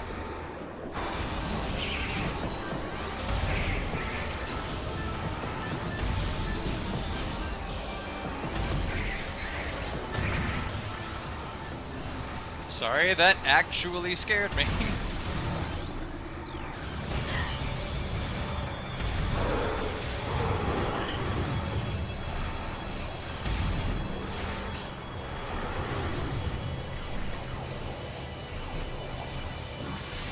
Who else wants to start a fight? Who else gonna be a bitch?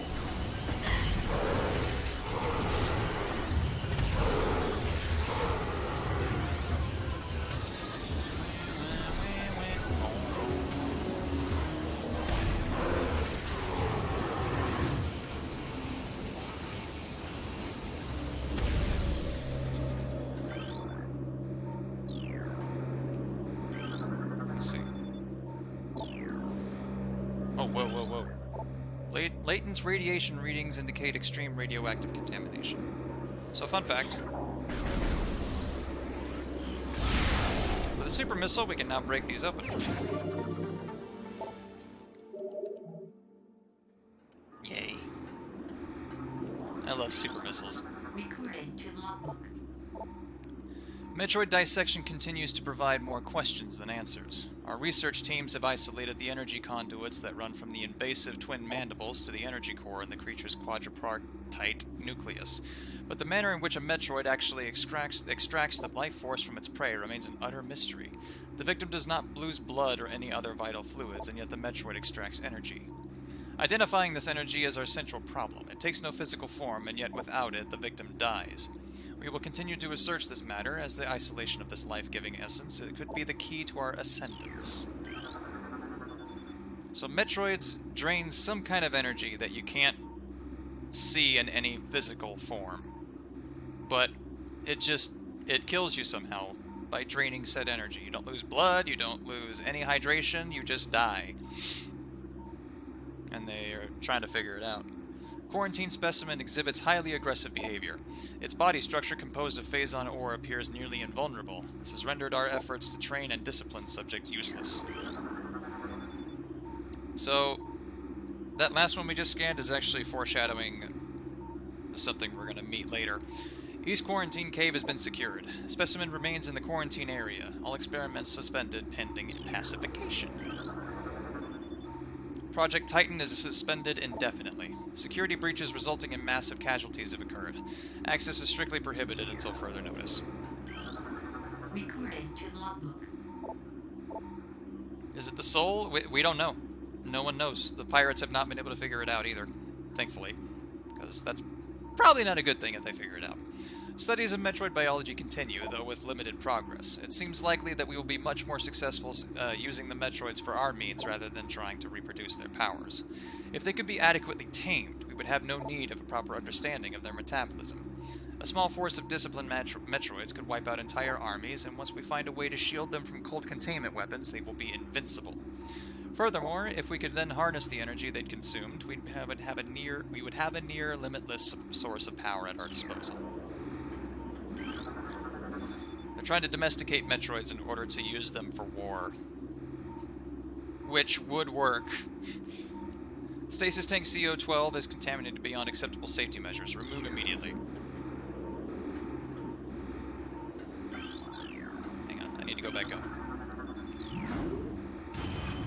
Not only is there more to scan, but there is an upgrade that I can get my hands on.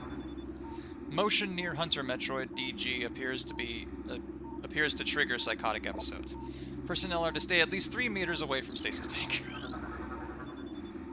Hunter Metroid DS is showing signs of increased instability and heightened immunity to cold damping fields.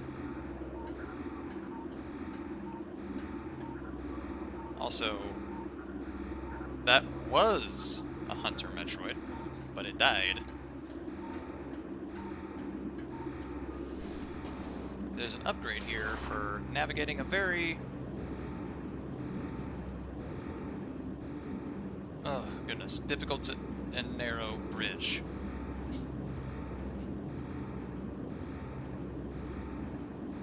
And if you don't know this now, you have to do it in the dark when you come back.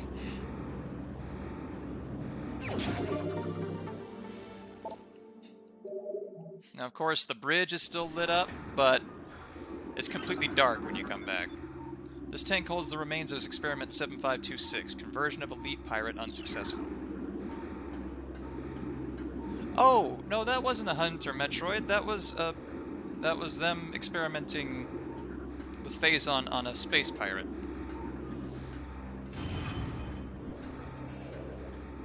He didn't make it.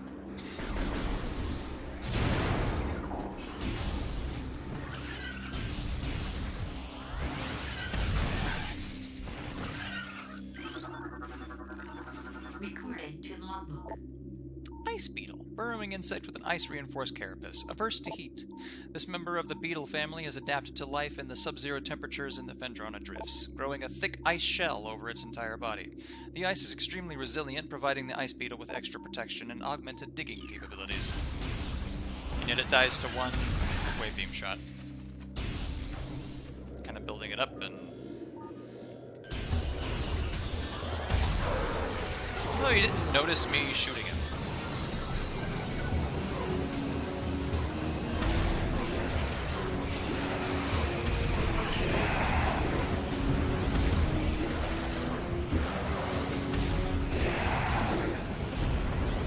Good job.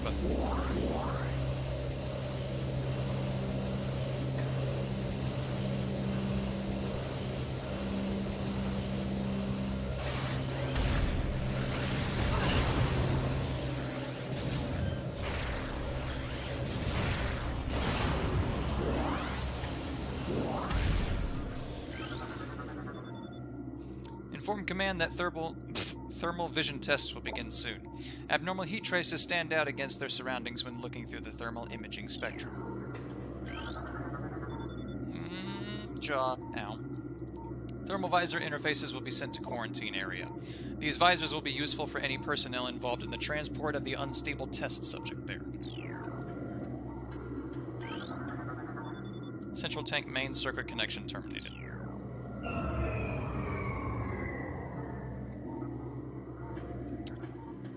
We're about to steal us some space pirate technology.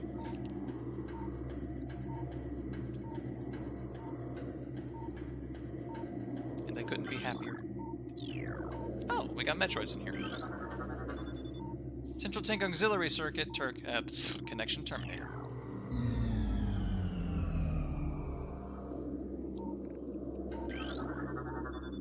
Thermal imaging software exceeding initial expectations. Combat applications are being evaluated by command. Field testing in Phendrana region approved. Use of prototype visors by security personnel approved. Also, after we obtain this next upgrade, there is a potential epilepsy warning. Just letting y'all know. Epilepsy / light sensitivity. Just letting y'all know. As soon as we obtain this new upgrade, the screen's gonna look very different.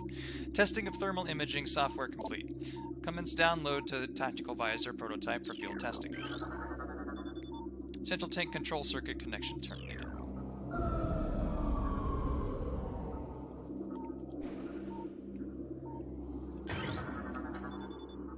And we got us the thermal visor.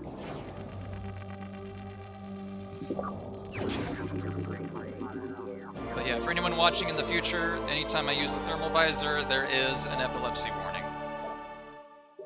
So what I'm going to do here...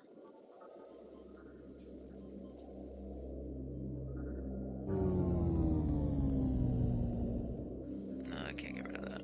Hang on.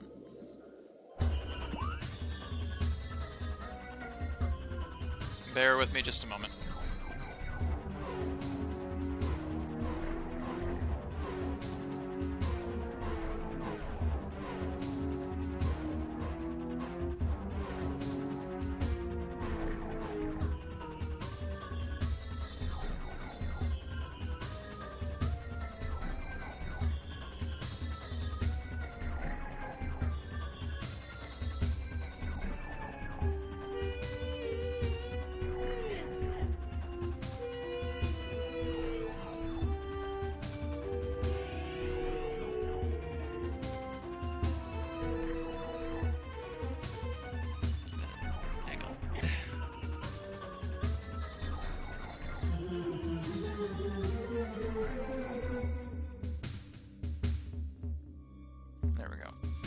There's so much information flooding the screen here.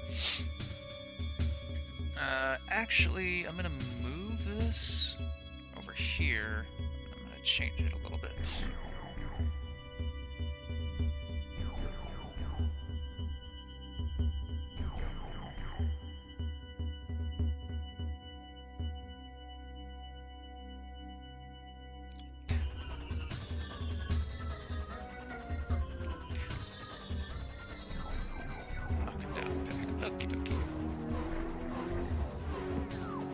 Good to go. So we got us a new visor.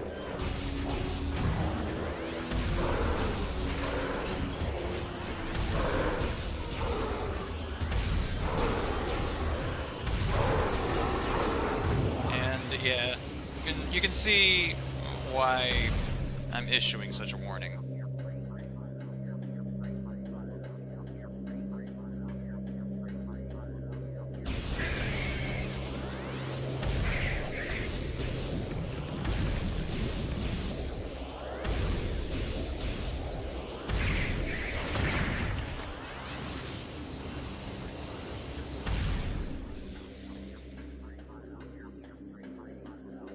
I'm staring into your soul. For those of you that have such a thing.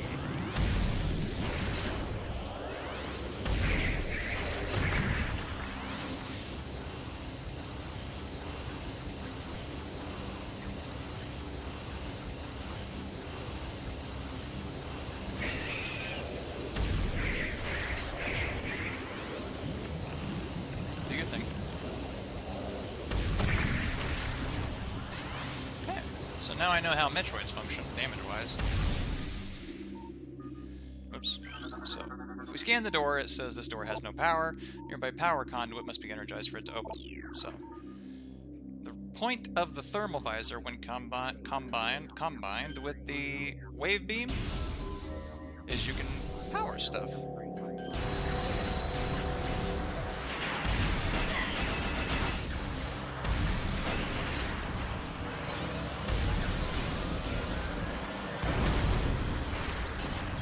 And the other purpose of the thermal visor is to help you see in dark areas.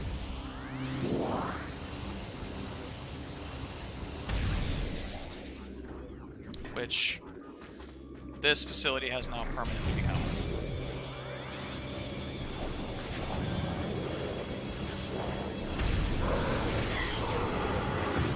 And that's what I was saying. Trying to do that light bridge, or that missile expansion, while it's dark, is insanely difficult.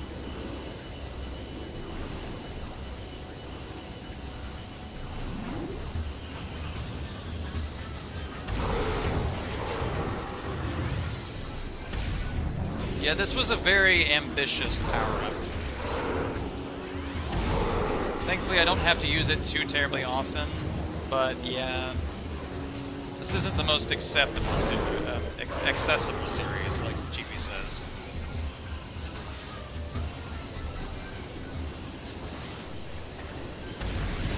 It's not necessarily kind to the everyday average Joe and Jane.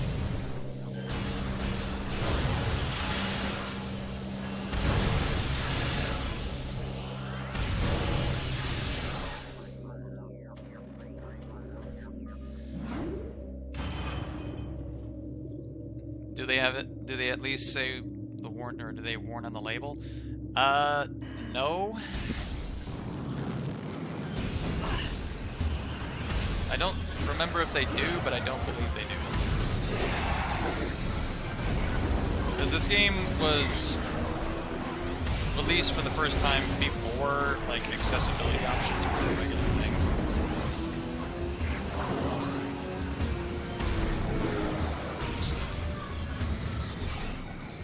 It gave me health. I'm moving on.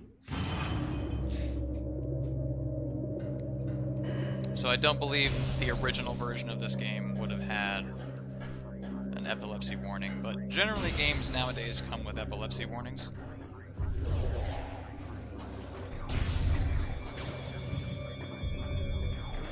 All games have a standard photosensitivity warning, but that's it. Okay, yeah, besides that, not anything specific.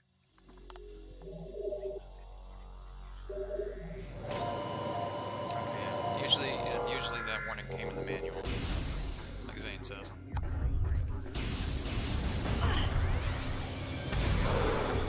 Ow.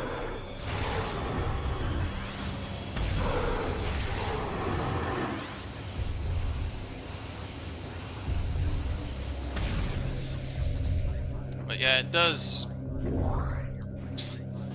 hurt the vision after a while, especially with all the whipping and whapping I do that play.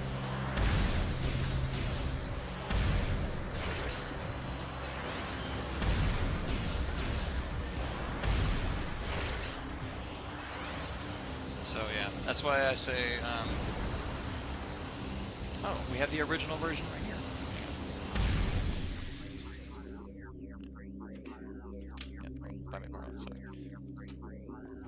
So this is the game's original manual,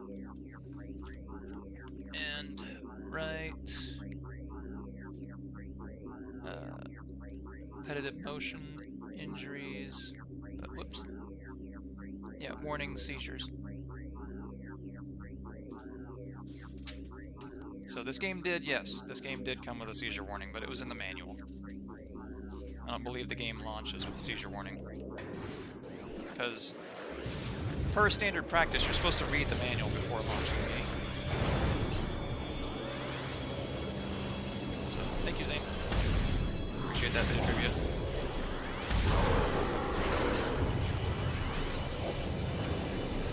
The Wii version has it too.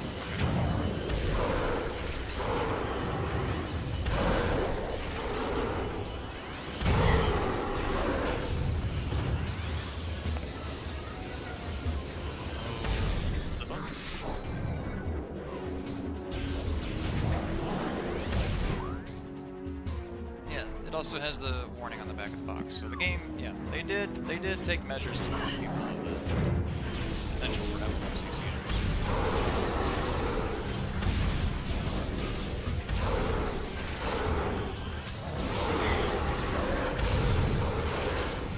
And this thermal visor is probably the biggest positive.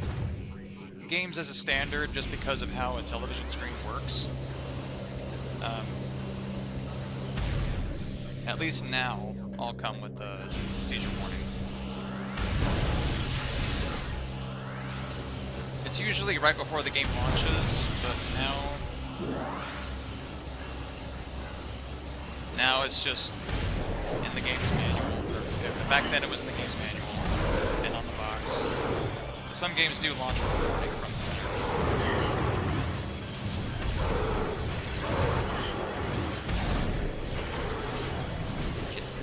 Turret, where is it?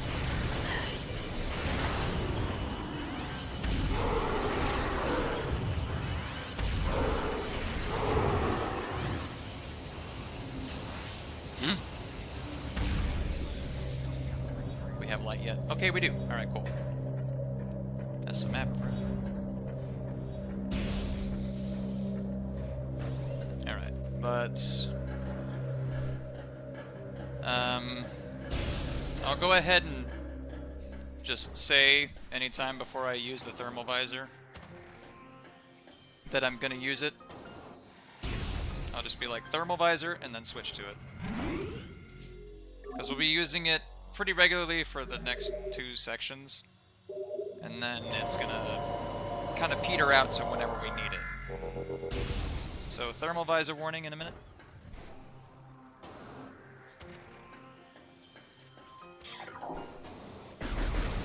This thing has cordite, and as we discovered, I don't think it works. Oh, maybe it does. Never mind.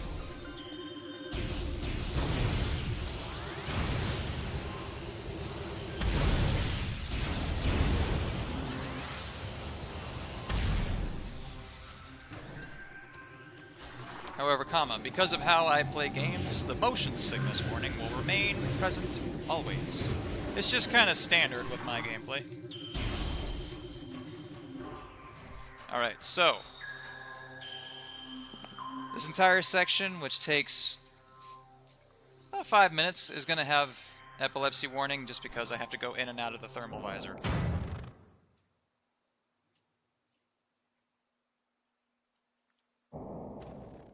So if you're watching this in the future, or if you are currently watching and you have epilepsy, may want to just do something else for this boss fight.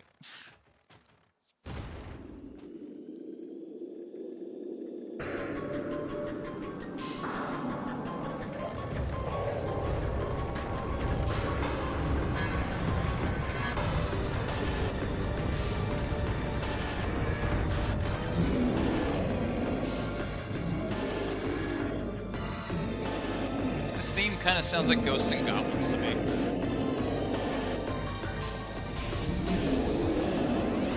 So yeah, it has a this thing is called Thardus, and it has a weak spot that's only accessible via the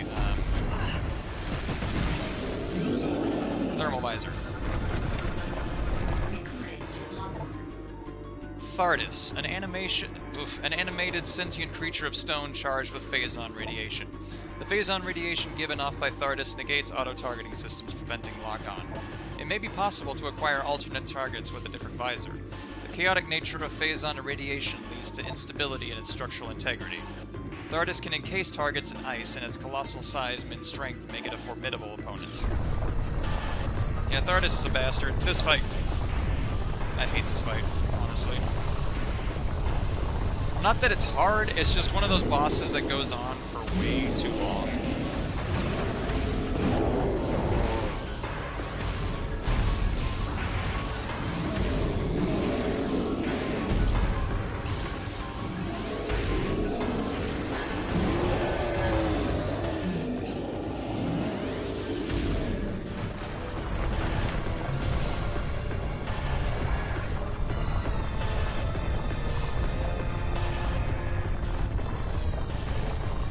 It's also a very weighty boss.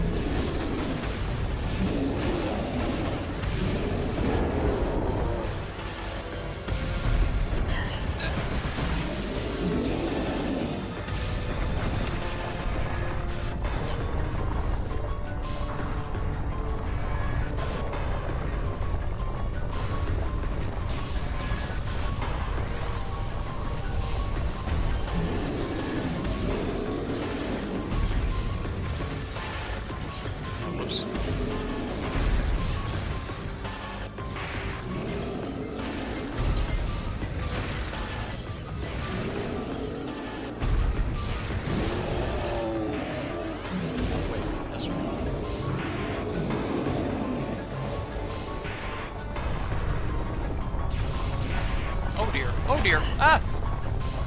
I didn't know you could follow me in here.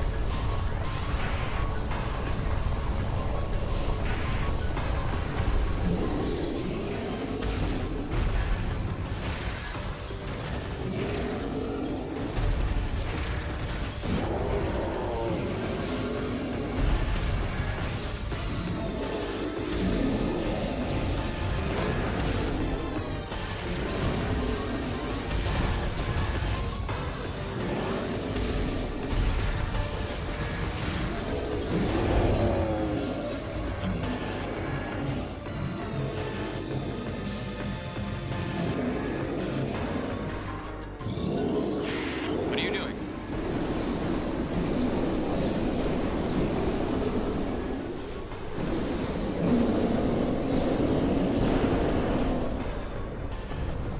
You feel better?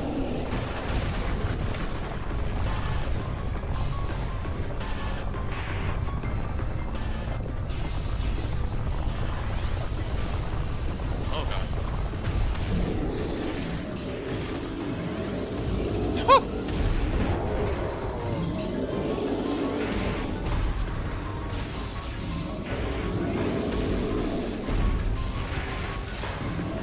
Oh, that didn't...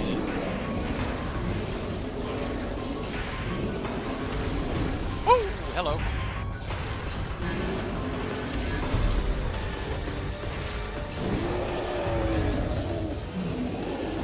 Get to the thing. Yep, there it goes.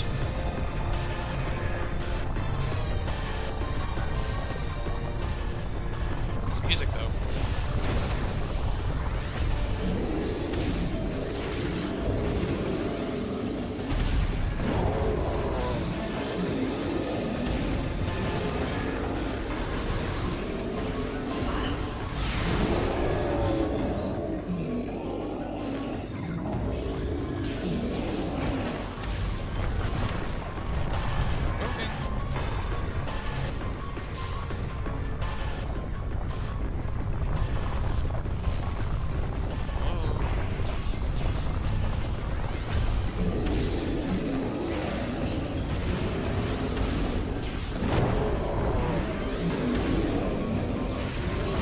desperate to hit me with rocks.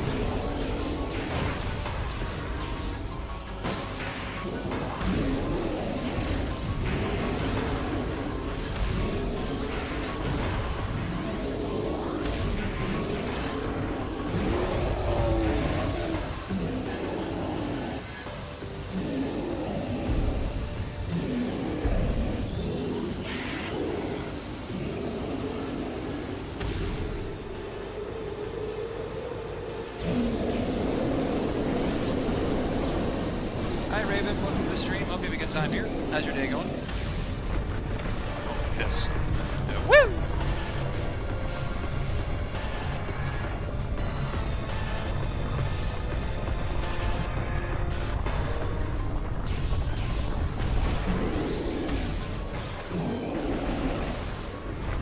Oh, you cheater.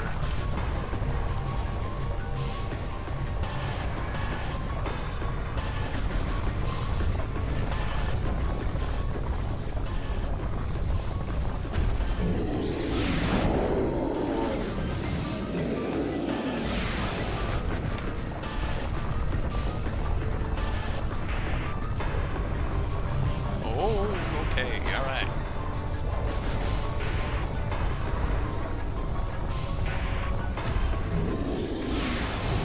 There we go. Goodness. Yeah, not necessarily a hard... It is difficult when you don't know exactly what's going on, especially that attack where he gets into a ball. So it's difficult to react to. But it's mostly just a tanky boss and not really fun. Forgot about that. It's mostly just a tanky boss and not really all that fun. But we do get a cool item.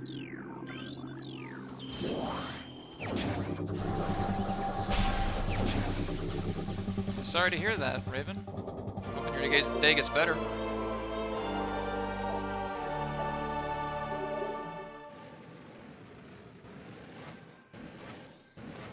We got a spooter ball. So a spooter ball, whoops, that's the wrong button. You can hook to these magnetic rails. Also, the morph ball just looks cooler, in my opinion.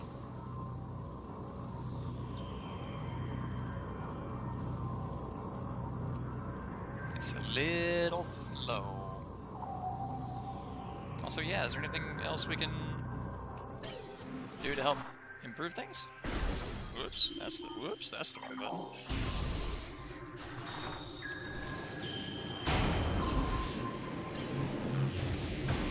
Ow.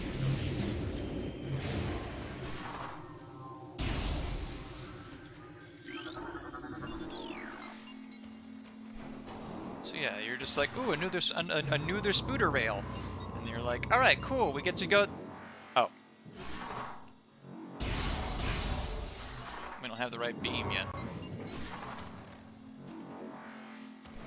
Because to explain, the only doors that can be opened with any beam are blue doors, and that one's a white door. So we need something else. Hey, no problem at all. If staying here makes it any better, you are welcome to stay as long as you like. Won't be streaming for too terribly much longer, unfortunately, but you're still welcome to stay as long as you like. Let's go ahead and save.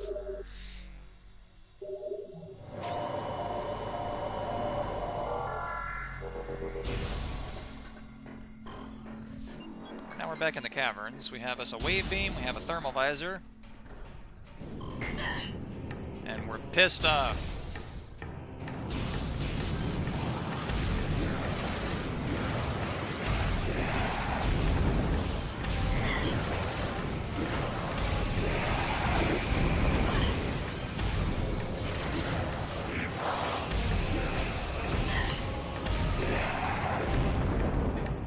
Alright, cool. Oh, hello, friend.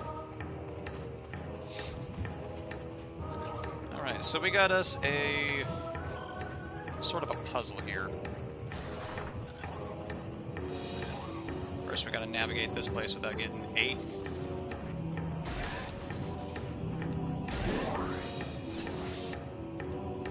Can't go that way, can't go that way, because there's lava. Ugh, can't go that way either. Okay, ow.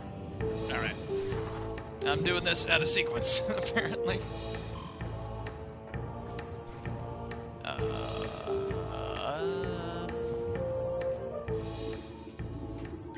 do we get in there? West channel door seal. This machine is functional, but it is not receiving power. All right.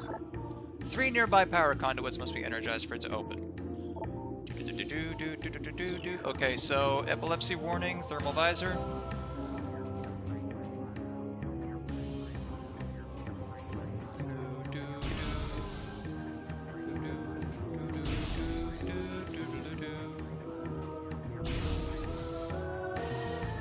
That work? Hang on. There it goes.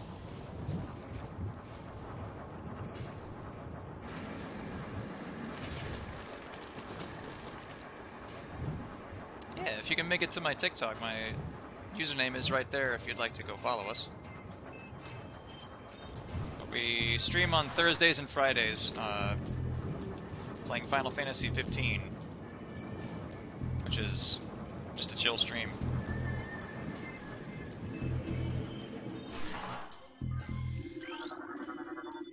Access to East Channel door granted. Lava within channel has been cooled. But yeah, this is less of a puzzle and more of a timed trial sort of thing. Beep boop. Beep boop. Beep boop. Beep boop. Beep boop. Stop the beepies. Ah! I went the wrong way.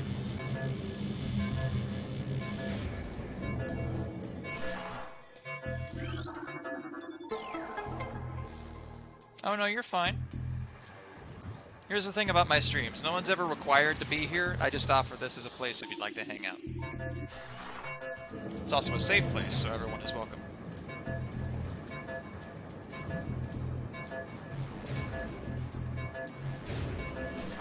But no one's ever required nor obligated to be in these streams. Just like I also say that my moderators are not required to do anything on my behalf. It's volunteer work. Y'all have lives to live, and I don't want anyone to feel like they're obligated to do anything.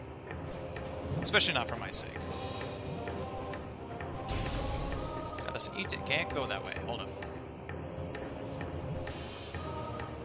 No, we can't go that way.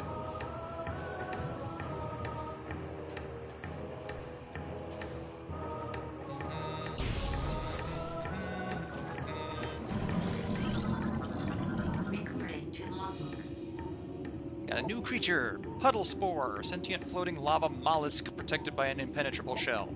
A puddle spore opens when approached, attempting to intimidate with its size. When opened, direct fire to its mantle causes it to flip into a defensive position. If it can slam shut, it ejects a spread of harmful energy globules.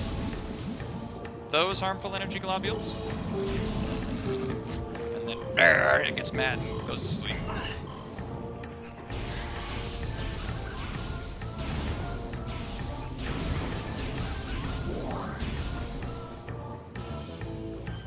It's so bad when you can't watch them. Yes. Yeah. It's okay.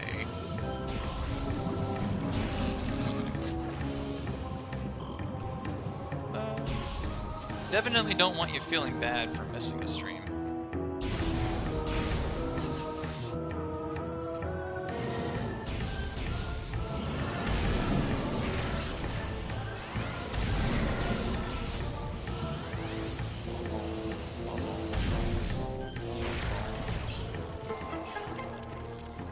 So these are stalactites that you can actually knock down with a missile. I meant to scan that. Rather than just do it and then explain, I'd rather just show you.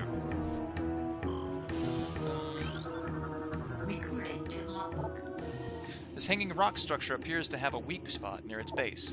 Some stalactites can be dislodged from ceilings, allowing them to be used as platforms to cross otherwise unreachable areas. Excuse. Also, fun fact. It's not this one. It's not this one. Never mind. Never mind. Ignore me!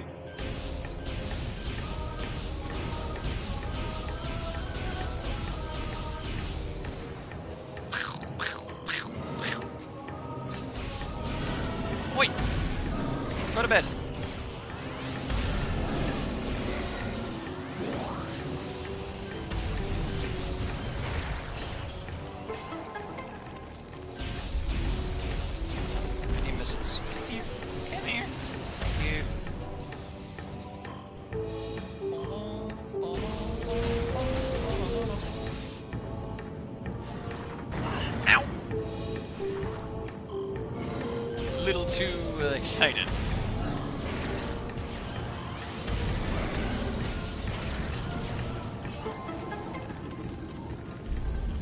Was it this one?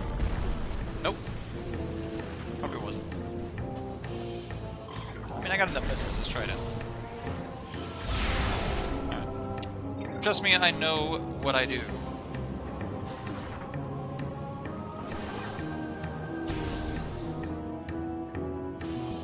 Use the picture on the box. Hey, that's how I do everything. Just go, this is my end result. I don't need any step-by-step instructions. I know exactly what I need to make, at least the outer edge from one angle. So, we'll just figure the rest of it out. I'm joking. I read step-by-step instructions all the time. And I still somehow mess it up.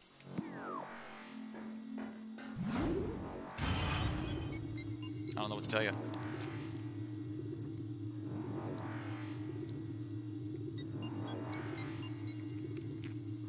Ah, goodness. That is the most refreshing drink of water I've had in a minute. Hey, guess where we are?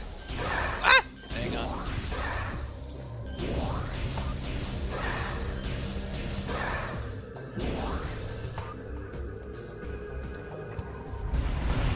No. Now that we have the spider ball.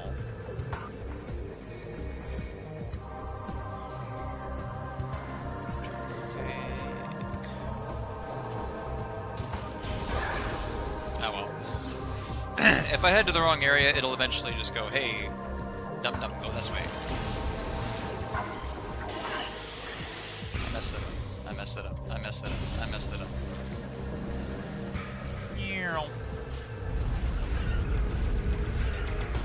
We're just gonna go save, get some missiles back. I'm not missing that many, it's fine.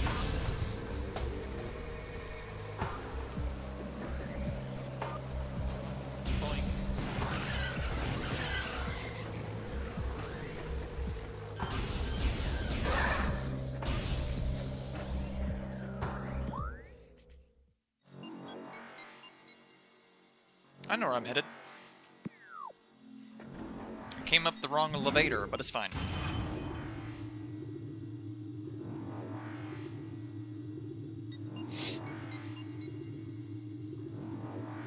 I've played this game before, I promise. I think. Either that or I dreamed really hard. Excuse me, pardon me. Coming through.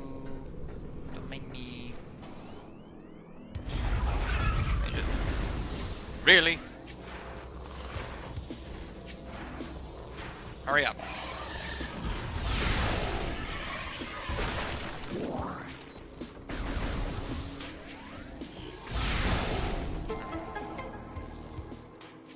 Ah, goodness.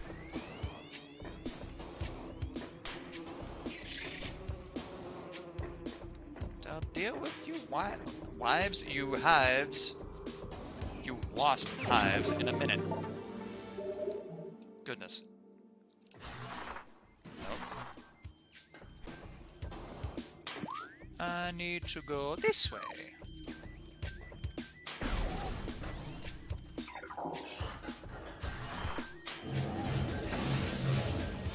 Have I? Maybe. I thought about it.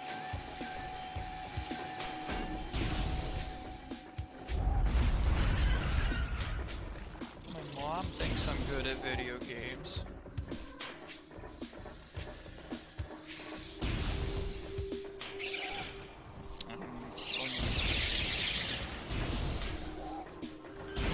And my girlfriend does.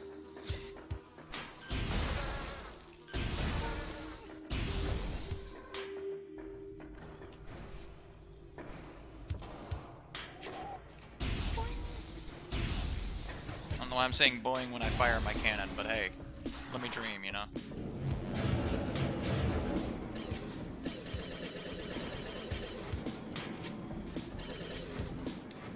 Okay.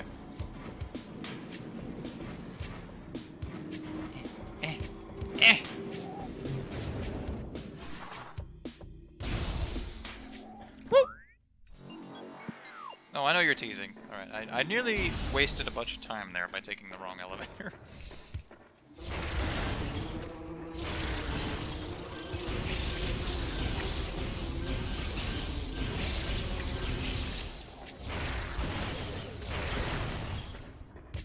Alright, so. Nope, we need a bit of... bigger. So guess what? We got a gate that we gotta unlock here. Excuse me. This decorative object is obstructing the path along magnetic track. 4 runic symbols adorn its surface. Matching symbols within this area must be scanned to gain access here. Recording to logbook. Oculus, wall crawler that generates electric pulses. The oculus exposes its single eye when active. The electrical field that covers it is enough to deter most predators. If the oculus detects anything capable of presenting a real threat, it retracts into its impermeable shell. Oops. Boing. Boing. Boing. Whoops. Doop, doop, doop, doop. Oh, thank you, everyone. I was just teasing.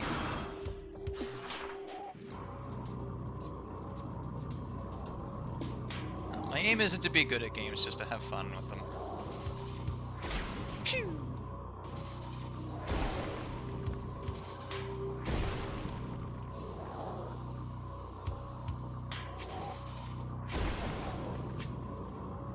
Huzzah. Alright, so, fun fact, in the speedrun of this game, you'll see people come from this direction, go about halfway down, and then, like, go right back up without spring ball. Because there's a flag halfway up that shaft that activates that.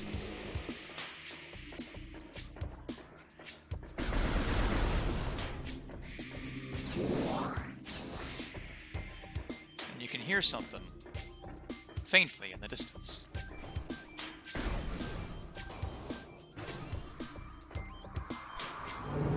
We got us a new enemy type.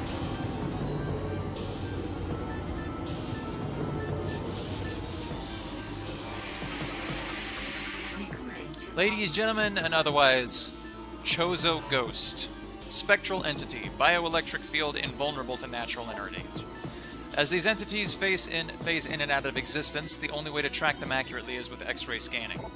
This partially phased nature makes them invulnerable to natural energy types, such as fire, ice, and electricity. Their aggressive and erratic behavior is most likely due to the corrupting effects of Phazon in the Talon 4 environment. They appear to be drawn to Chozo religious sites, where they wreak havoc upon anything that dares enter the area. So Chozo ghosts are a pain in the tuchus. They're a real pain.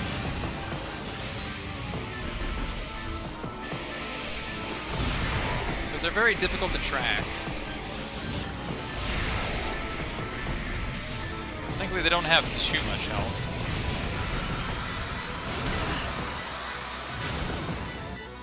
They're just a little annoying to fight.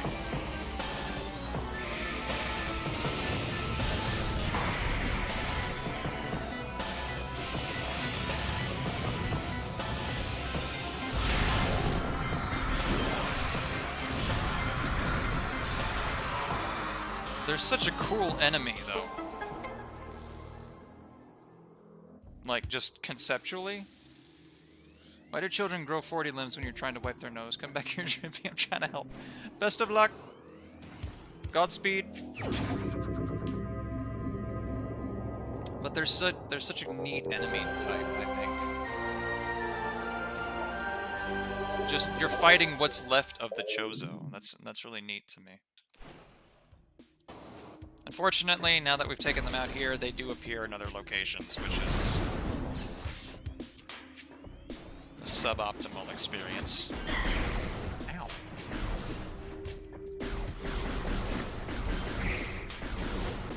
Get out of my way! Hey.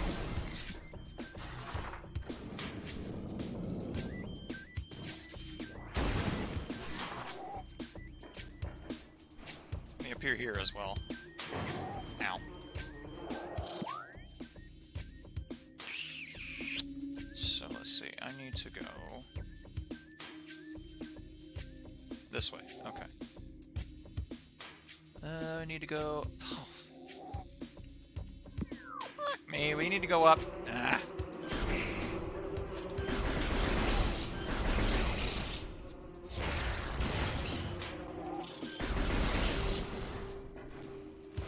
Holy shit, that scared the hell out of me, damn. Hey, hey, hey, hey, calm down there.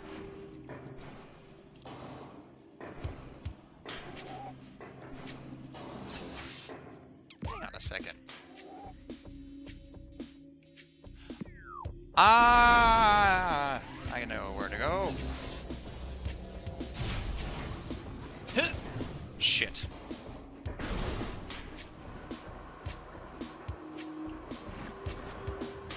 For whatever reason, it's easy to get stuck on that doorway. Also, just gonna let y'all know I am near the end of this session. All this talking has got me a little like... as much as I would love to continue going. Gotta end it at some point.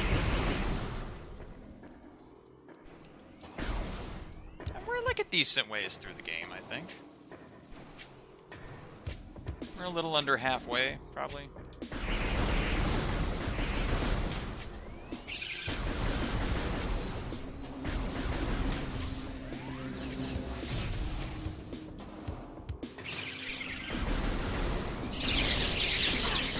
Shit. I actually meant to farm some materials off of them. Have I seen Hell of a Boss? Luna's the reason I'm a furry. I haven't seen the latest episodes of it, though. I'm very behind.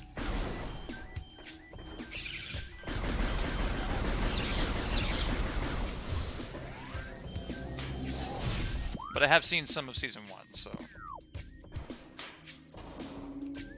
Oh, goodness. Goose talked her papa into buying one of those reversible sequin-type toys. It's a yellow-silver. She named it Chicken McNugget. Good for her.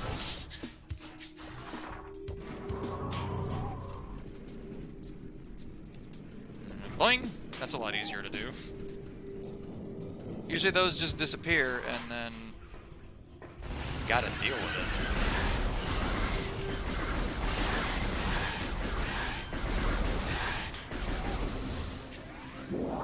So, fun fact, I don't think we can do the spider ball puzzle here yet. But I don't quite recall. But this is a new creature type. A new creature entry has been downloaded. Plated Parasite. Hardy member of the parasite family, invulnerable to most weaponry. A cousin to the parasite, these creatures are known for their amazing resilience. Field studies suggest a weakness to morph ball delivered weapon systems.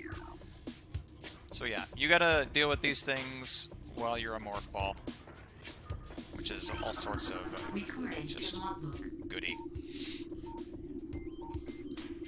And no, don't be sorry. It's a good show. But yeah, I haven't seen the later episodes. I'm just letting you know. Let's see, more Chozo lore.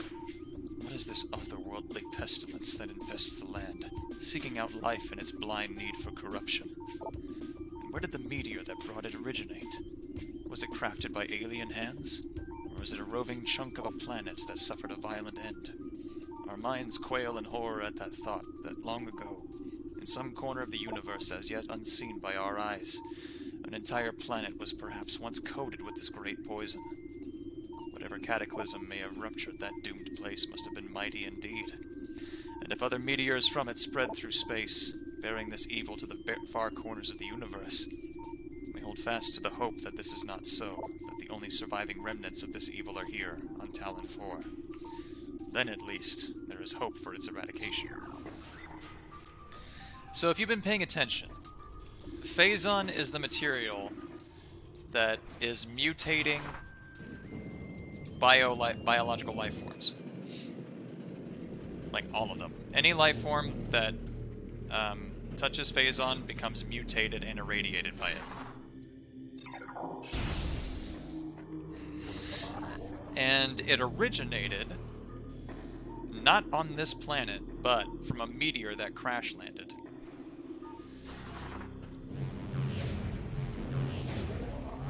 And so the Chozo are theorizing what happened to the planet that this shit came from. Right. There's a power conduit. I'll activate that in a minute. Recording to logbook. Which means that there's a planet out there that was completely covered in this shit. That's terrifying. Many Chozo are gifted with the distant sight, and even more begin to learn it as our harmonization with the universe becomes more and more complete. We peer forward, seeing prophecy in the ripples of the water, hearing rumors of coming days on the breath of the wind. Though we celebrate the distant sight, many of these visions are dark. The worst of the prophecies, and the most common, tells of the coming of the worm. Born from parasites, nurtured in a poisoned womb, the worm grows, devouring from within, until the world begins to rot. Not all prophecies come to pass, of course, but we cannot help but fear this dark portent. Recording to logbook.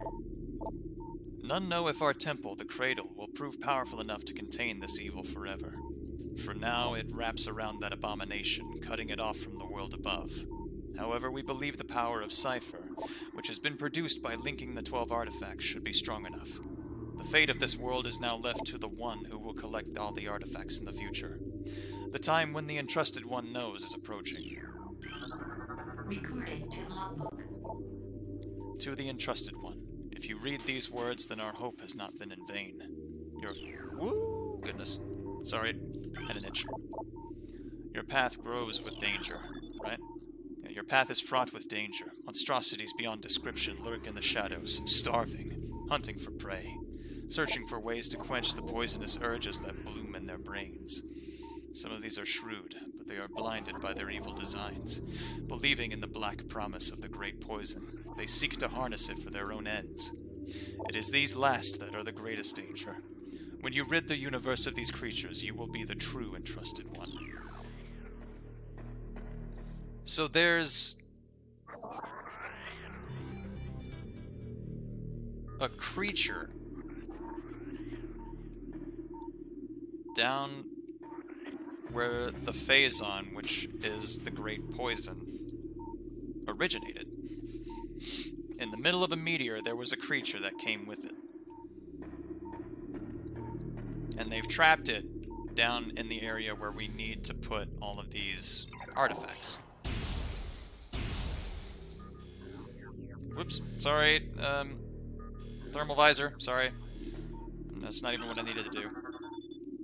Something behind the wall seems to have been activated. This is a fun one. Ooh. Which means this creature could be a survivor of the planet that had gotten covered in this Phazon shit, or it's also possibly the source.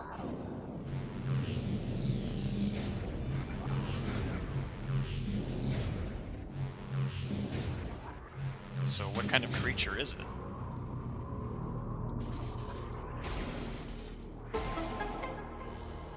And the Chozo are aware that it's growing stronger. Because it just sits deep within the crater, absorbing this Phazon and getting, or like bathing in it and getting stronger. I took damage from that. No, I didn't.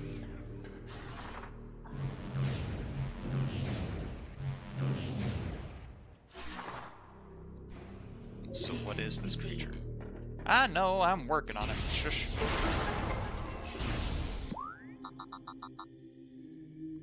Yeah, it's like literally right where I'm headed. Oh, these plants look different. I thought we could scan them.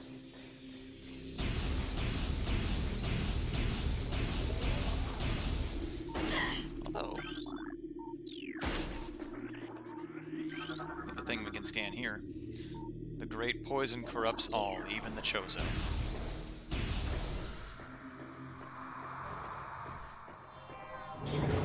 So yeah, the reason the Chozo ghosts exist in the first place is because they were infested by Phazon before they died.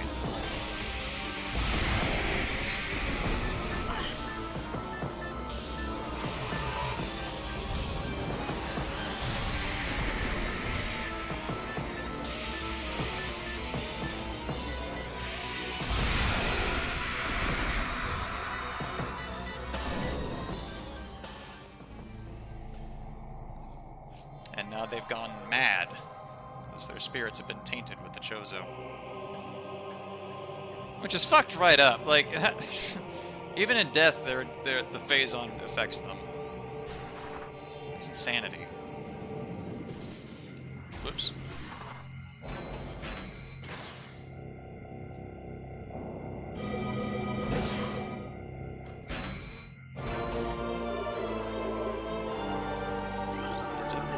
Station. You fully reload your missile launcher. Those are handy, and there's only like 2 of them. I think. I don't quite recall.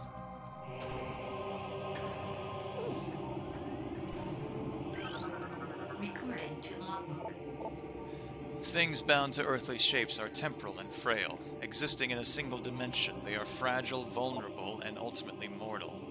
However, not all things obey this law. Shapeless, they wait beyond the realm of perception, emerging only when one arrives who can feel their presence. Such is the will of the Chozo. Our will is to defeat the evil seeping into this planet remains. We desire only to see the darkness meet its end. The will of the Chozo has no mind or reasoning of its own, though. This will be the Entrusted One's trial.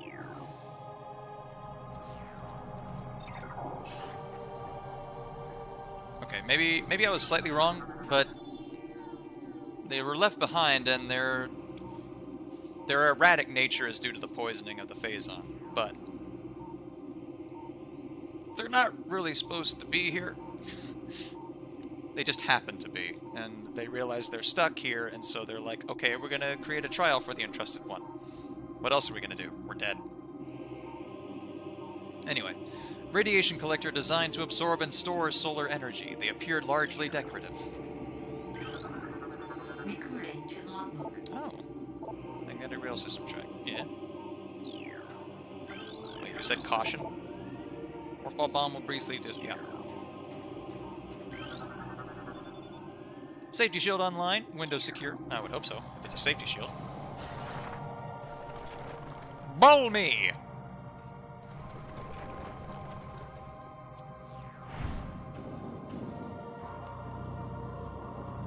Thanks. Done with the train tracks? Hey! Congrats! Good job. My headset's giving me a headache. We're gonna be ending soon.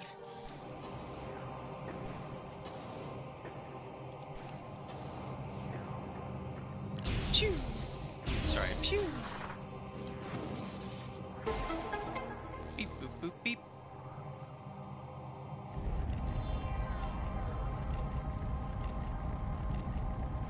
The structure of this place is just insanity.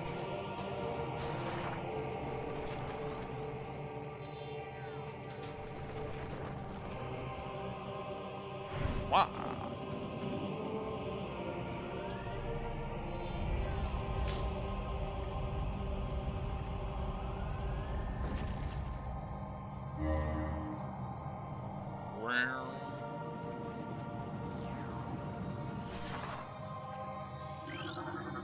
Be sure to scan this. Safety shield offline. Use caution near window. This enables you a bit of a shortcut, basically.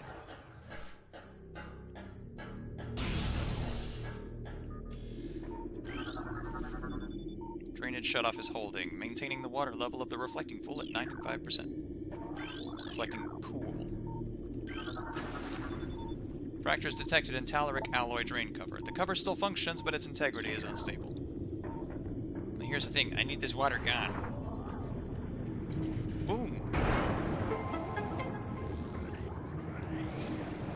And as Chibi pointed out, the fish do get sucked down. That's unfortunate. And these are stone toads. Whoa! Alright.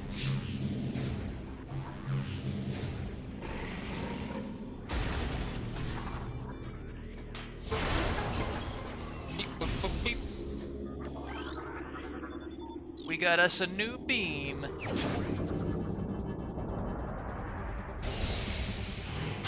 Poor fishies. I know!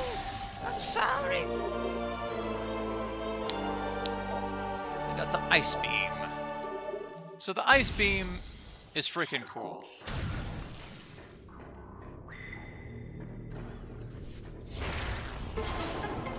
Hold up. Yeah.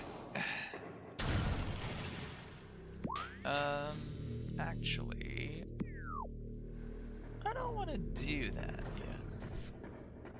So, this is where we're going to end the stream today.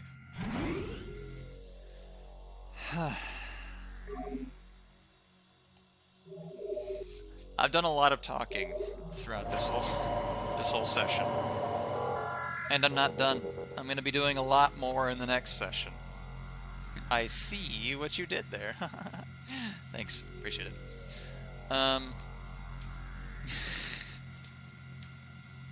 Good one, Chibi. Anyway, but I have done a lot of talking, but the lore in this game is so fascinating. And that's not the only reason I like these games. Like, I love exploration in games. I love progressively just getting stronger and finding shit. I love when a game encourages me to, like, experiment with my tools, and I love a cool protagonist like Samus. And she is cool, and, like, even, like this design of hers is iconic, and one of my favorite video game characters, like I said earlier. Even though personality-wise she's a bit of a wheat toast, we'll say that. Just a slice of wheat toast. She's very stoic, by the book, no nonsense, goal-oriented sort of person. But she's just really freaking cool. And god dang fearless, and I like characters like that. And so I feel like a superhero whenever I play this character. And I'm not exaggerating that at all. Anyway, I will... Let's see. Yes, I will be back next weekend with this game.